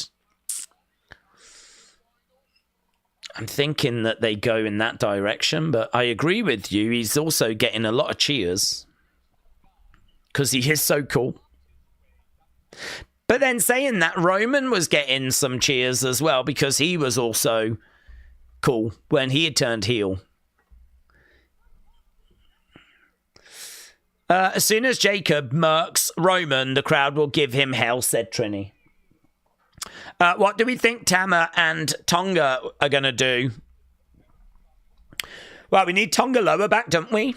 Tonga Loa is meant to be back a little closer to WrestleMania. I don't know that they'll end up doing anything really at WrestleMania. It might just be like bit part players. Tonga Loa, I don't even know if he'll make it back in time. So I've got to think that they're just going to kind of be in a supportive role rather than in a match themselves. Honestly, if we had Tonga Loa, it would be great to see the Gorillas of Destiny. Like, where they are. How good are the Gorillas of Destiny in 2025? I'd love to see. I'd love to find out. You know that Sammy wouldn't be in this mess with Kevin if he had just stood there and done nothing when Cody killed Kevin. Sammy should have stopped it. I don't think he should have stopped it, to be honest. Kevin Owens was... in a match and still had a chance of winning that match. At what point should Sammy have, got involved? And why should Sammy be getting involved anyway? I mean, was Sammy's mistake coming down to the ring at all? But he only came down because he was so concerned. I don't think you can blame Cody's actions on Sammy. And, Sammy's friends with both of them, isn't he, as well? Shots coming in there by LA Knight. The new Bloodline roster is going to be in Elite 118. Yeah, they are. Yeah, saw that earlier. Looks good. Right, here we go then. We are underway with this triple threat match. Jacob versus Carmelo versus LA Knight.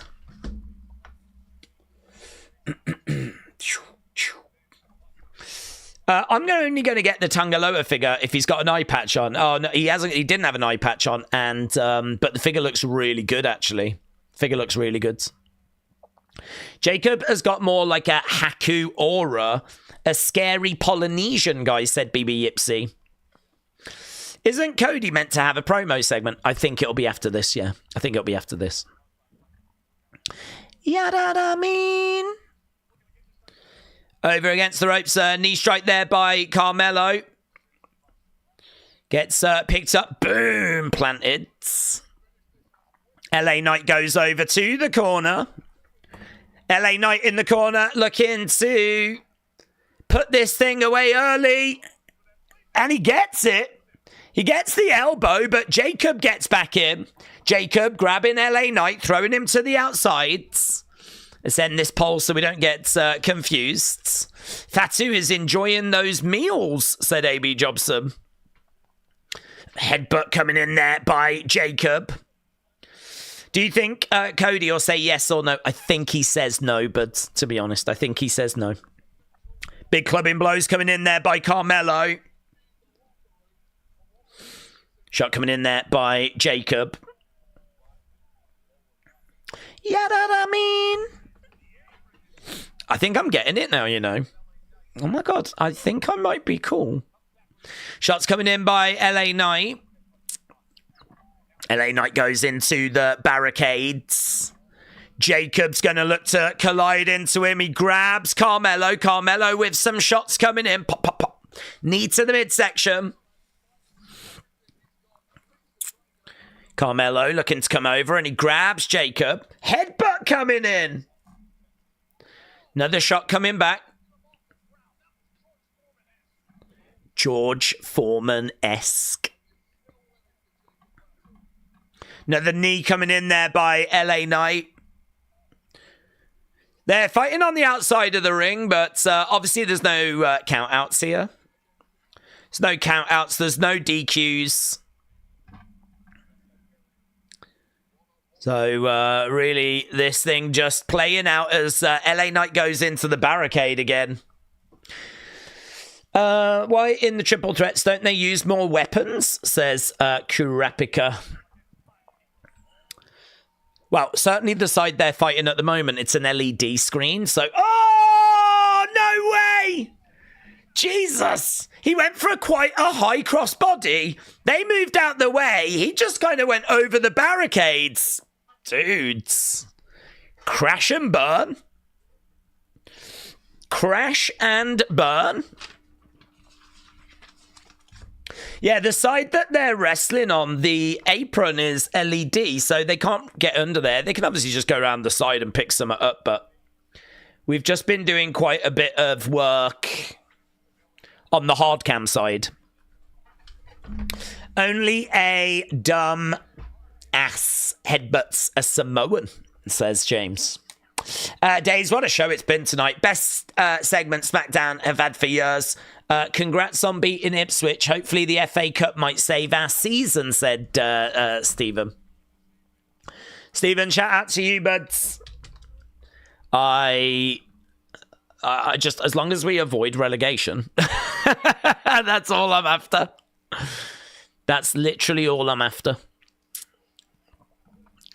To the outside, into the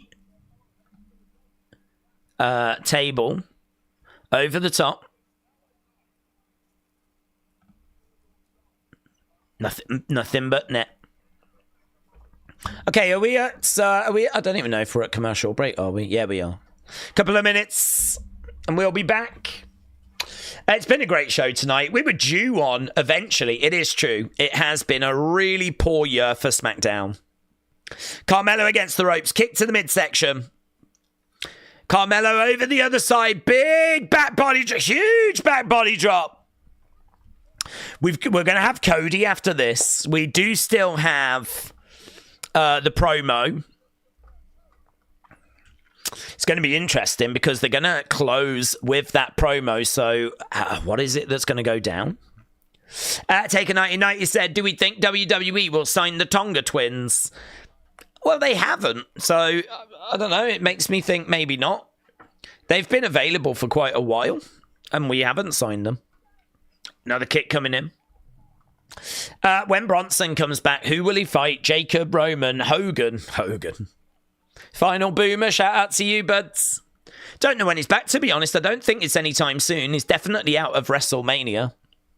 I think he absolutely shattered his flipping ankle when he came off that War Games cage. Gliding it over into the corner, collides into Carmelo. AB Jobson said, could MLW pull the trigger? Put the title on Dijak. I don't watch, but so I can't comment on MLW. Big clothesline there by Jacob. What happens if Cena shows up in the Cody segment? I think, do you know what? I think he could, to be honest with you. Because they teased him earlier to get the crowd all excited, and then they brought out Logan. we know that Cena's going to be there. I mean, he ain't going to rock up tomorrow and just do the show. Like, he's going to have had to have gone through rehearsals and run-throughs. So Cena's going to be there. Can't see why you wouldn't bring him out and have him do a little summit here on this show. End with a big moment, him and Cody. I think it's a great shout. Delwyn, shout out to you. Delwyn said that was by far the best segment on SmackDown all year. That was effing great. Chamber tomorrow is gonna be epic. It's definitely feeling like a certain cerebral assassin Triple H is in the weeds tonight. Delwyn, really pleased to hear that you're enjoying it. And it's really good to hear that so many people are enjoying it, actually. Because I think people are right. We did need a better show. And I got to be honest, I mean, you know that I was concerned about this episode. I think this tournament has actually been one of the weaker parts. I thought the first match, the Andrade-Jacob match, was fantastic. I think the Carmelo-Braun one was throwaway. Santos LA Knight, you lot said was good 94%. You weren't massively taken with it. But there's been so much other great stuff on this episode. Don't get me wrong, this is not an episode that's mind-blowing or anything. I mean, the 6-woman tag match was a bit mid. Braun Carmelo was a bit mid. Santos against LA Knight was a bit mid. I mean, really, you could even say Tiffany against Chelsea was a little bit throwaway. We was hoping for something bigger from Chelsea, so I don't want to make out that this is like one of the greatest shows we've ever seen. The bar is just so low that what we've got here is, I think, maybe a show that gets like a 7, something like that. But we've had shows that have been pulling like 5, 7, 5. Like, this is a definite step up. And that segment that everyone keeps talking about is one of the best segments of the year. Back elbow there by Jacob. But 7, 2, 5, something like that for this show. That's kind of where I am at the moment. Maybe the Cody segment will pick it up a bit more. But, I mean, I can say the 6-woman tag match you lot said was good. Braun Carmelo you lot said was good. Santos LA Knight you lot said was good. Tiffany versus Chelsea you lot said was good. The only great match so far tonight is Jacob Andrade. Could this join the great range? Clothesline over against the ropes. Samoan drop there by Jacob. LA Knight round the back, drives. Net breaker by LA Knight. But this show, compared to recent shows, so much better. So yeah, Darwin, pleased to hear that you enjoyed it so much, buds.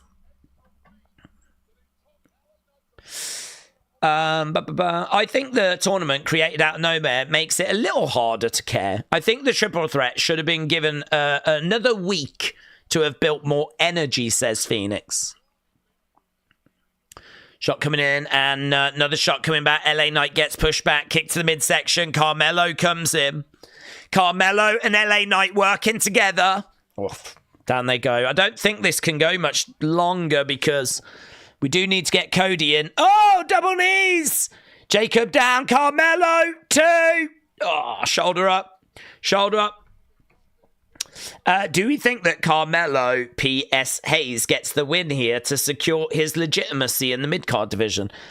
I've got to think LA Knight's the favourite, considering we were going to do that match anyway. Jacob winning would be very interesting. Crowd are into this. They're chanting, "This is awesome." So the crowd are thinking that this is reaching that level. Trying to go up top. LA Knight pushes Carmelo to the outsides. He tries to get back up to his feet. It's a little bit wobbly at the moment. He drives Carmelo into the ring steps. Here's LA Knight on the outsides, looking to go up, springboard, crossbody. Kind of got caught on that table. Those commentary tables are a bit of a problem, aren't they? There's no give to them, certainly on the edge. I mean, he just cross-bodied Jacob. Jacob's ribs went into the side of that table, and nothing's given there apart from Jacob's ribs. We want tables, chant, but not much. Just a little, like, smattering. Tony said, I'll be on sometime tomorrow. I'm having some anxiety. I'm going to log off. Tony, look after yourself, buds. Good night. Oh, over the top. Comes crashing down onto Carmelo. Days, do we think SmackDown's a bit better because Road Dogg's head right and now said Shockwave? No. I think that it's a bit better. I think there is effort here. But I think it's a go-home, and this show has greatly benefited by having CM Punk. And, having that segment. That segment's doing quite a bit of lifting. LA Knight gets it. LA Knight gets it. LA Knight drags Jacob out the ring.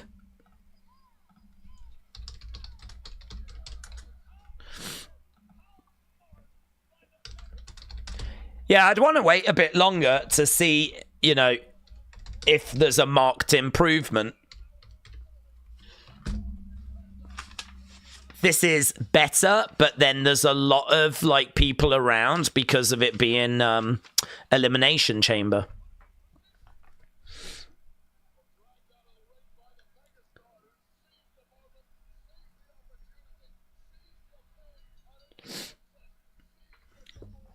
LA lost his original #1 contender, but has earned it back again. LA Knight, yeah.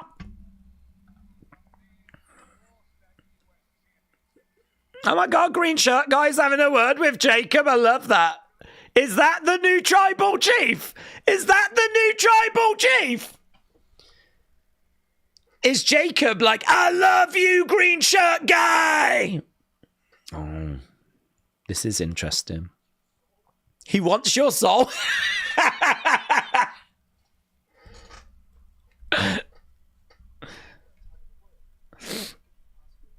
What could he offer you?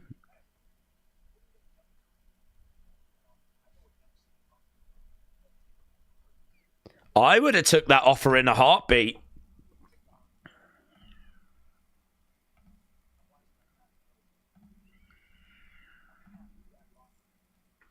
I'm happy that offer never came to me. It could still come your way. Dwayne.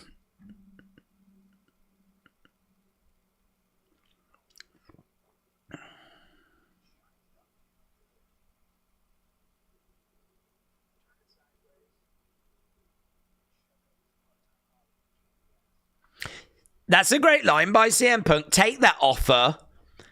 Shine it up real good. Shove it up his Hollywood part-time candy ass.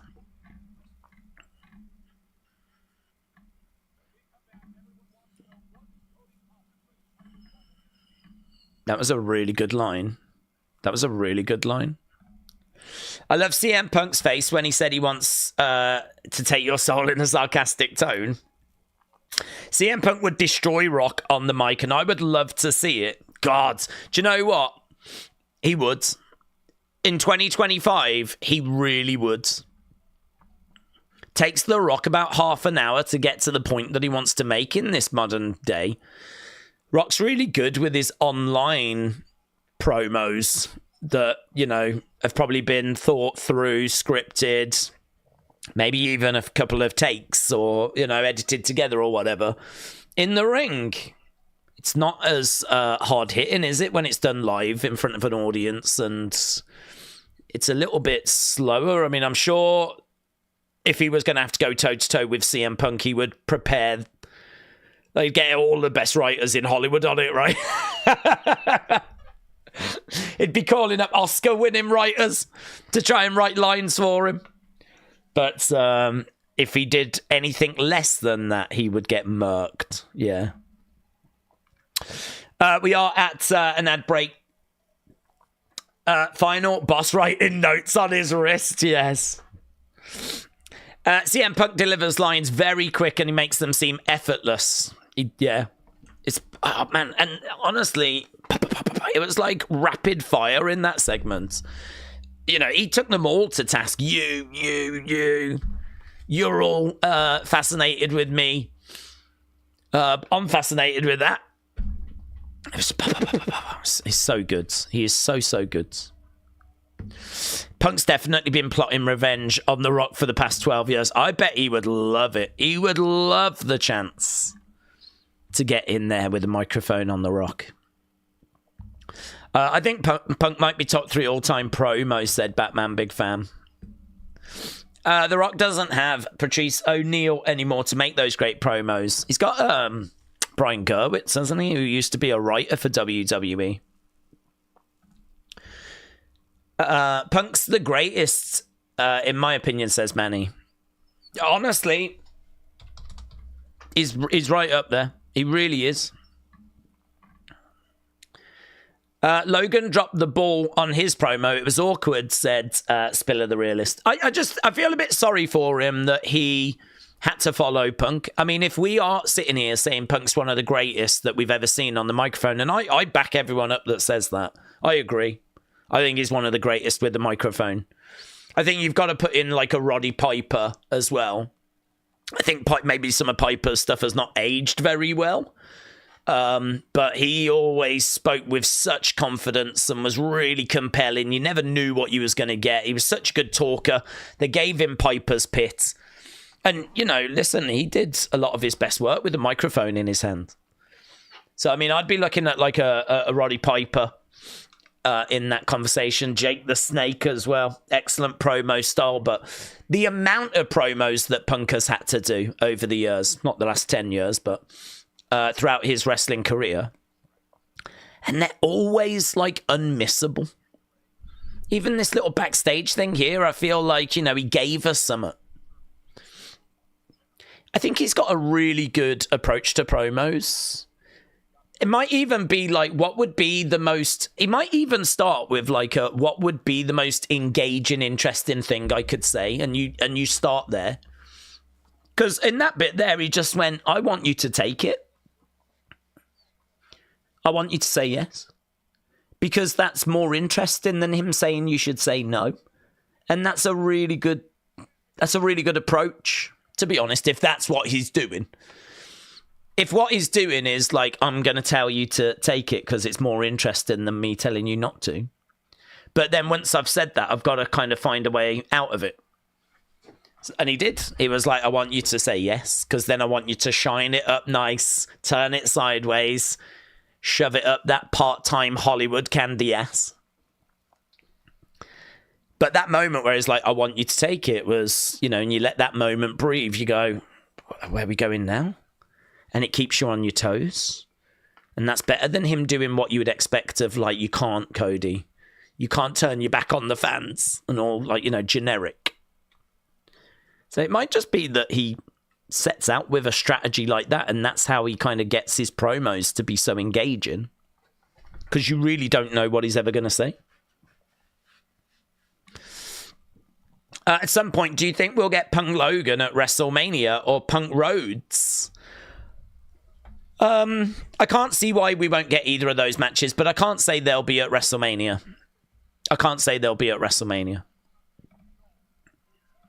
But, yeah, I think that there'll be a chance of getting those matches, but it might have to be at SummerSlam, Survivor Series, Rumble, B-shows.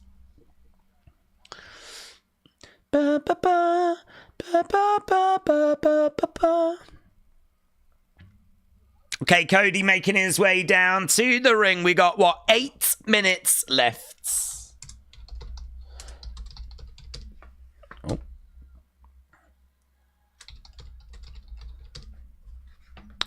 Wow.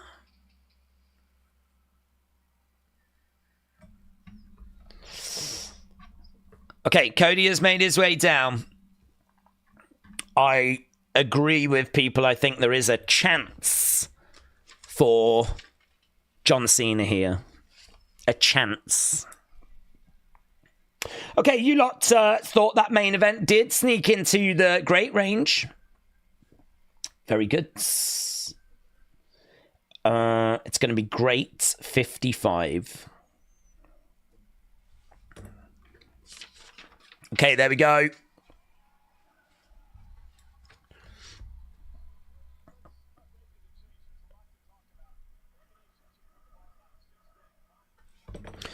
Cody closes the show with an assist.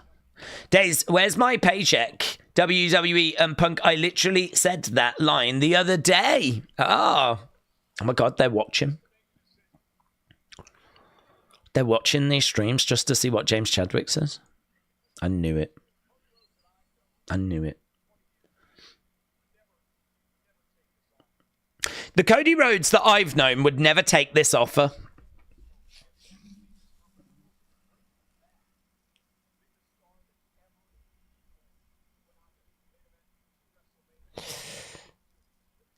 Bliss said, I'm in charge. Oh, that's what she says. Right. Thank you. True goat right here, says James.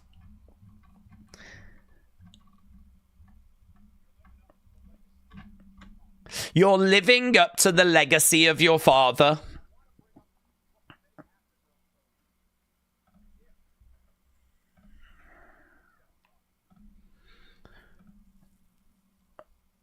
Rocky sucks. Rocky sucks is the chant.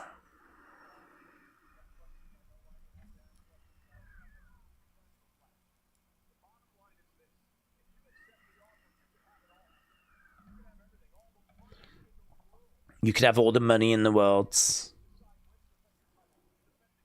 You could have it all. God, Michael, stop trying to make him turn.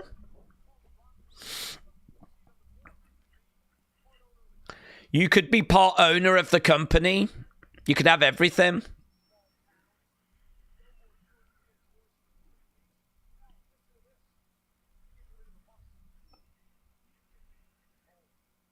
You could get rid of the bus and you could be home with your daughter. There's something here. What's this? Another gift? Another gift? A car, a vehicle is coming into the arena.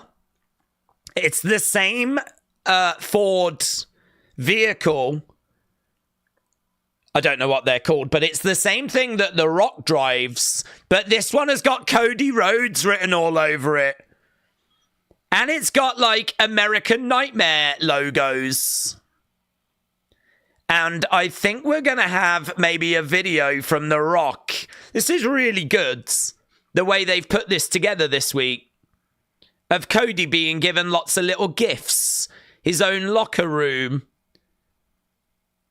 And now, like, a truck. And there's The Rock on screen. Cody Rhodes.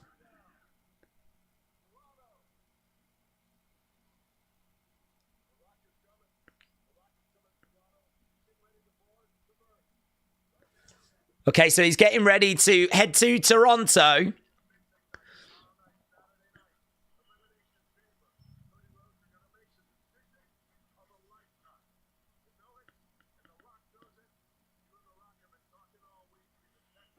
We've been texting all week. You're gonna do the right thing.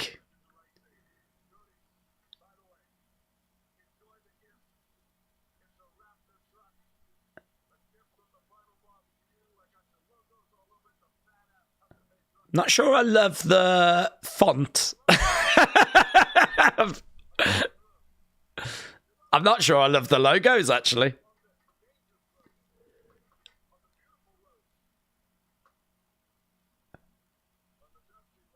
Oh, Dusty Rhodes. He's pulling. He's playing the old heartstrings.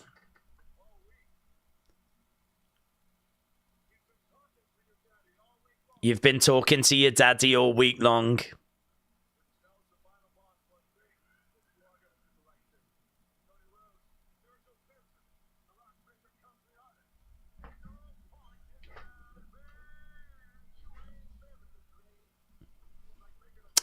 Ain't no point getting out of bed unless you're living the dream.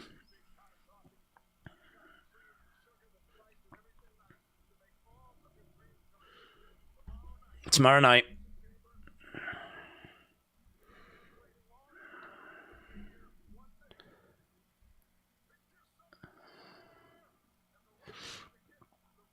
Yeah, that is going to be a massive moment when his music hits.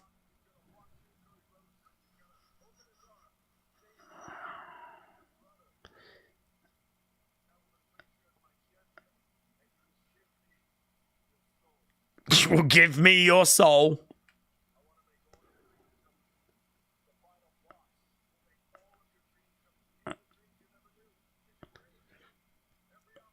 I'll make all your dreams come true, even the dreams you didn't know you could dream.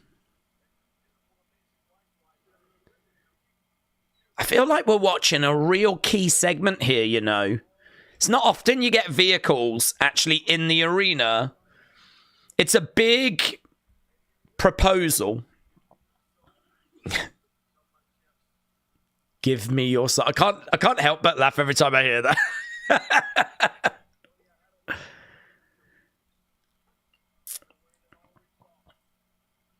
I had a little gifts. Cody's soul.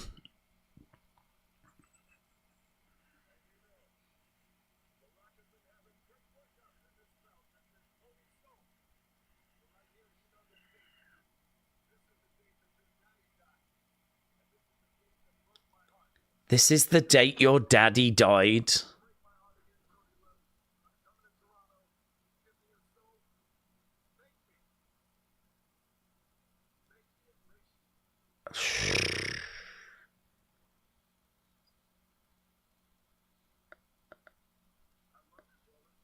I love you, brother. It's weird, though, isn't it? Why has he got a belt that says Cody's soul with Dusty Rhodes' death date on it? I mean, to be honest, that weight belt would make me not want to do it. Do you know what I mean? Like, he's not a very good negotiator. He's not very good at, like, making me want to do... If I'm in Cody's position, I'm like, okay, sushi was nice. Changing room was nice. New truck's nice. But then he did something weird with, like, a belt that said Cody's soul, and it's got, like, the date of when your dad died. Like, anyone else kind of think that's the bit where you go, oh, no, actually, no, this is not a good thing. Oh, yeah, all those gifts that he got me that I was really tempted by. Yeah, no, I'm seeing what this is now. Yeah, it's not a good thing, this, is it? This is not a good thing. I kind of feel like The Rock is showing the evil side to Cody of himself, when really that's the side that should be, like, hidden away, you know? Normally in these kind of stories, the heel is like, come and join me, yeah? Come and join me. I can make all your dreams come true. And then behind the scenes, they're like, Here, I feel like The Rock's going, come and join me. Come and join me. I can't wait to have your soul. But he's doing it right in front of his face, and that doesn't make any sense.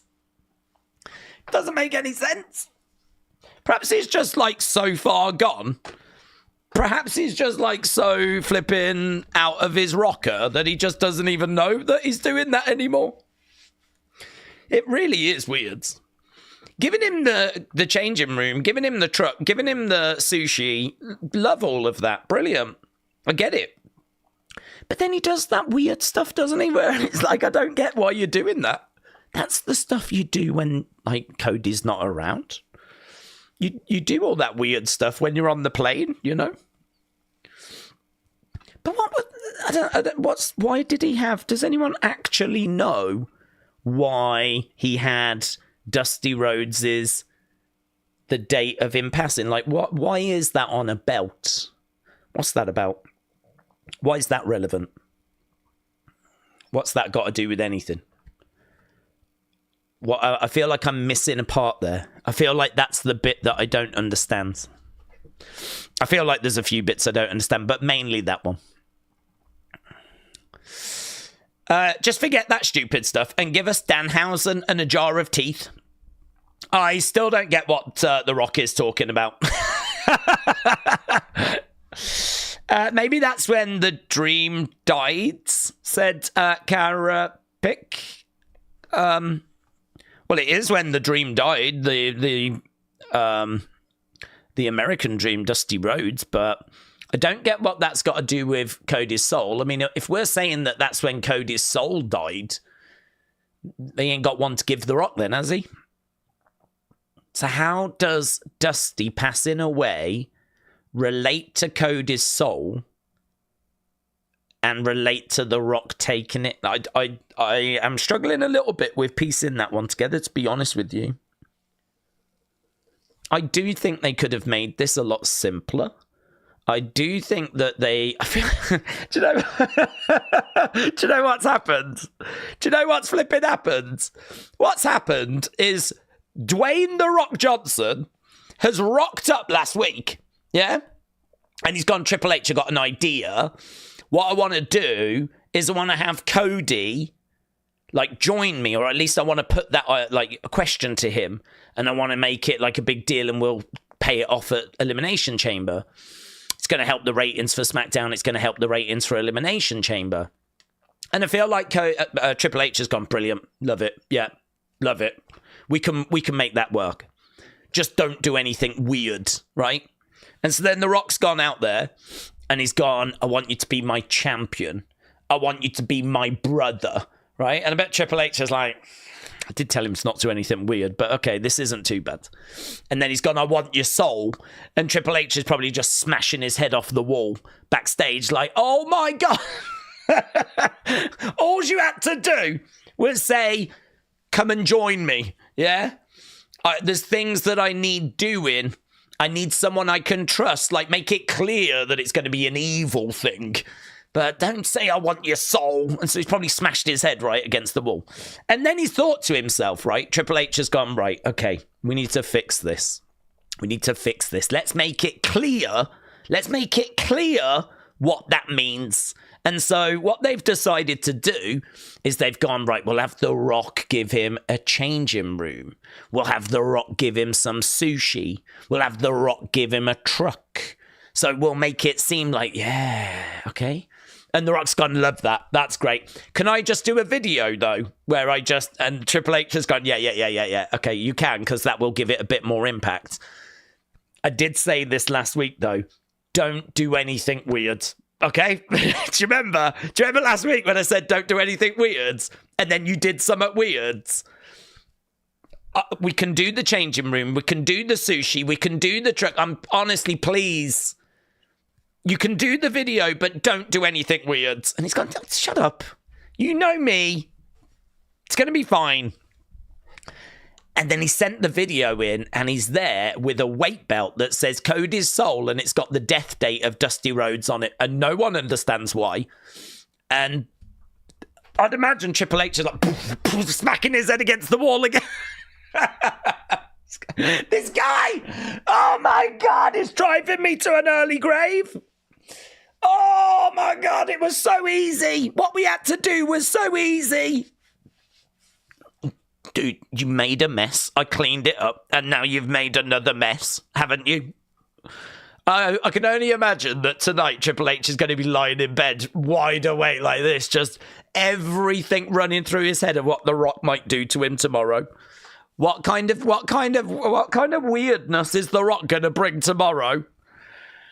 Triple H, it's not going to work. Saying don't do anything weird, it's not working. So I don't know what Triple H does. He's just going to have to watch like the rest of us and just hope it works out, you know? Wilds. But also very fun. I was with it until the belt. That took me out of it, said Flying Scott. The date of the death makes him emotional. Rock. Let's go down. The date of the death makes him emotional. Rock is playing with the emotions, said Nelson. Yeah, but that doesn't make... I understand that he's playing with emotions, but I don't understand why he didn't just mention Dusty say something like, Dusty always wanted the best for you, Cody. Yeah? Like, talking about Dusty that way makes sense. Use Dusty as a way of manipulating Cody, you know? Dusty always said to me about how much he loved you, Cody. He always told me he was so proud of you. But you know what else he said? He said he wanted to see you make it. He wanted to see you make it. He wanted to see you become champion. But not only that, he wanted to see you be the guy.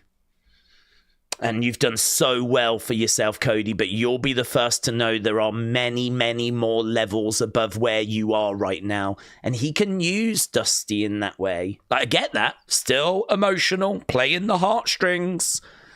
But I don't quite understand why there's a belt that says Cody's soul on a weight belt, and then there is the date of... I mean, I've got to think that Cody's probably going to get beat down with that belt. I think Cody's going to say no. I think he's going to get beat down with that belt. But I don't really understand why the belt exists, because I don't really understand how the date of Dusty's passing, specifically the date, because he could have written anything on that flipping belt, yeah? He could have written Dusty Rhodes and then, like, the date he was born, the date he passed away, done it in black, in polka dots, you know? I want a piece of your dad to be there when you make this historic decision. You know, he could have gone down that road.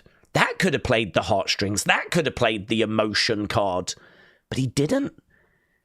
He's gone down this road of putting the words Cody's soul and the specifically the date of Dusty's passing. And so I get the emotion. He's trying to play with his emotion. I get with that. But it still doesn't quite answer why it's the date of the passing that's on there when there's so many other ways you could have just referenced Dusty Rhodes, you know? I don't know. I am at a bit of a loss with that one. But what I do know is that it's definitely going to have people talking. And I am very much looking forward to tomorrow. I think Cody turns it down. I don't expect Cody to agree to it, but easily the most engaging thing I would say Cody's been a part of since being champ. I mean, I would say this is better than the Kevin Owens stuff. And that was good. I mean, he's been in great matches. But storyline-wise, it's been made a bit overcomplicated. I think it's very simple story. Come and join me. Come and be like my right-hand person. Come and be my champion. Not so much their champion. I want you more as my champion. And I know that's going to be hard for you, Cody, but let me tell you what I can give you in return. Like, it's a very simple story, isn't it, that way? But there's all these little bits that keep coming in that just seem to make it a little bit more confusing. The Rock must be a good negotiator. He's got Hollywood thinking he's a half-good actor. It's surprising how the best SmackDown of the year was a go-home show. That's a talking point, says Hannah. Maybe it's foreshadowing June 11th. And maybe that's when Cody could turn heel. But that is quite a long time to wait for a heel turn. Maybe something in the date there. Maybe. Right, couple of super chats. Travis, shout out to you, buds. Said he needs to turn into Codelander. Screw it. Give Cody the story that Cena could never do. The best way to turn him heel. So Travis would do it. He would pull the trigger. He would turn Cody heel. And Green 3R said, whoa, Stone Cold is the greatest promo cutter. So Green 3R666 saying that it is Stone Cold's. I think Stone Cold's definitely up there. I don't really have a dog in the fight. I'm very happy to say that CM Punk's up there. The Rock made a weight belt with Dusty Rhodes' death. He was one of my heroes. That night broke my heart. Don't break my heart again, Cody Rhodes, says Kapata. Cena is already a heel now with the lackluster appearances for his full-time farewell tour. But I can't wait for The Rock to be named on the Epstein Diddy lists. Do we think Cody is going to turn heel now? No, I think he turns it down. Cody says to Rock, you can't have my soul. However, you can have my... Well, take it. Thank you. I think it's in bad taste to use wrestlers' deaths in storylines, says Lisa. A little bit split on that, to be honest. I don't know. Sometimes the wrestlers would enjoy to be part of it. So, Maggie said, I could see Drew turning because he's a legit badass. Jake said Cody's soul left the day his father died. Well, no, because then he wouldn't have one to sell, would he? Give me your soul. If his soul left, he wouldn't have anything to really hand over. And we know that Cody's a good person. So I think what people are saying there, it makes sense in regards to, The Rock says that he was upset on this day when Dusty passed. So, that broke my heart. I don't want you to do the same. It's still, I struggle with it because, this is the item that he's holding, which says Cody's soul, and it's got the day. It's just a weird combination of things. It's a weird combination of things to have together. I'm still struggling with it. I get what people are saying. I understand what The Rock said. Who's Brandy? Did he say they FaceTimed? So I get that, like, when your dad passed away, it broke my heart. I don't want you to do the same to me tomorrow. But it's just a weird combination of things to have Cody's soul. And that would make more sense if it was Dusty. If that said Dusty and it was all black and it had yellow polka dots and that was the date that he passed and he was making out like this meant so much to me this day, like, I've never really recovered from it, blah, blah, blah, blah, blah. But it's just such a weird combination of things on this weight belt. It's no biggie. I think it was weird. I think it was a bit overcomplicated. I think it's probably going to divide a bit of an opinion, but I like the work they did before with the truck. I thought that was very clever. I thought that was good. Anyway, listen, I get the point that he's making as well, so I could have done without the weight belt. I could have done without, like, that. I think that just complicated things a bit, but still going to make tomorrow very, very interesting, isn't it? Travis said, the Miz video is okay to play on the stream. I don't know, to be honest, bud, because of it being the real world. And if it's on YouTube, then it can obviously flag. So I don't know. Right. Days, is there any other way to purchase memberships other than online? I really want to join the community. I don't think so, buds. I don't think there is. I think it's just that join button. That's the only thing I'm aware of. Okay, look, I need to run away anyway, so appreciate people joining us. We will be back tomorrow, of course, and we'll be back hours before as we get stuck into the fallout of SmackDown. Be interesting to see what the people have got to say. I'm going to get people's thoughts. I'm going to try and get that SmackDown review done, an opinions video. We'll get that sorted. Plenty to talk about and much, much better episodes. I'm not going to get too carried away, but I do think that this is easily in the 7s. But, yeah, I think that the in-ring was still a little bit lacking here, but definitely steps in the right direction. So, very welcome. Okay, thanks a lot for watching. Appreciate the support, and I will see you hopefully at some point tomorrow for Elimination Chamber.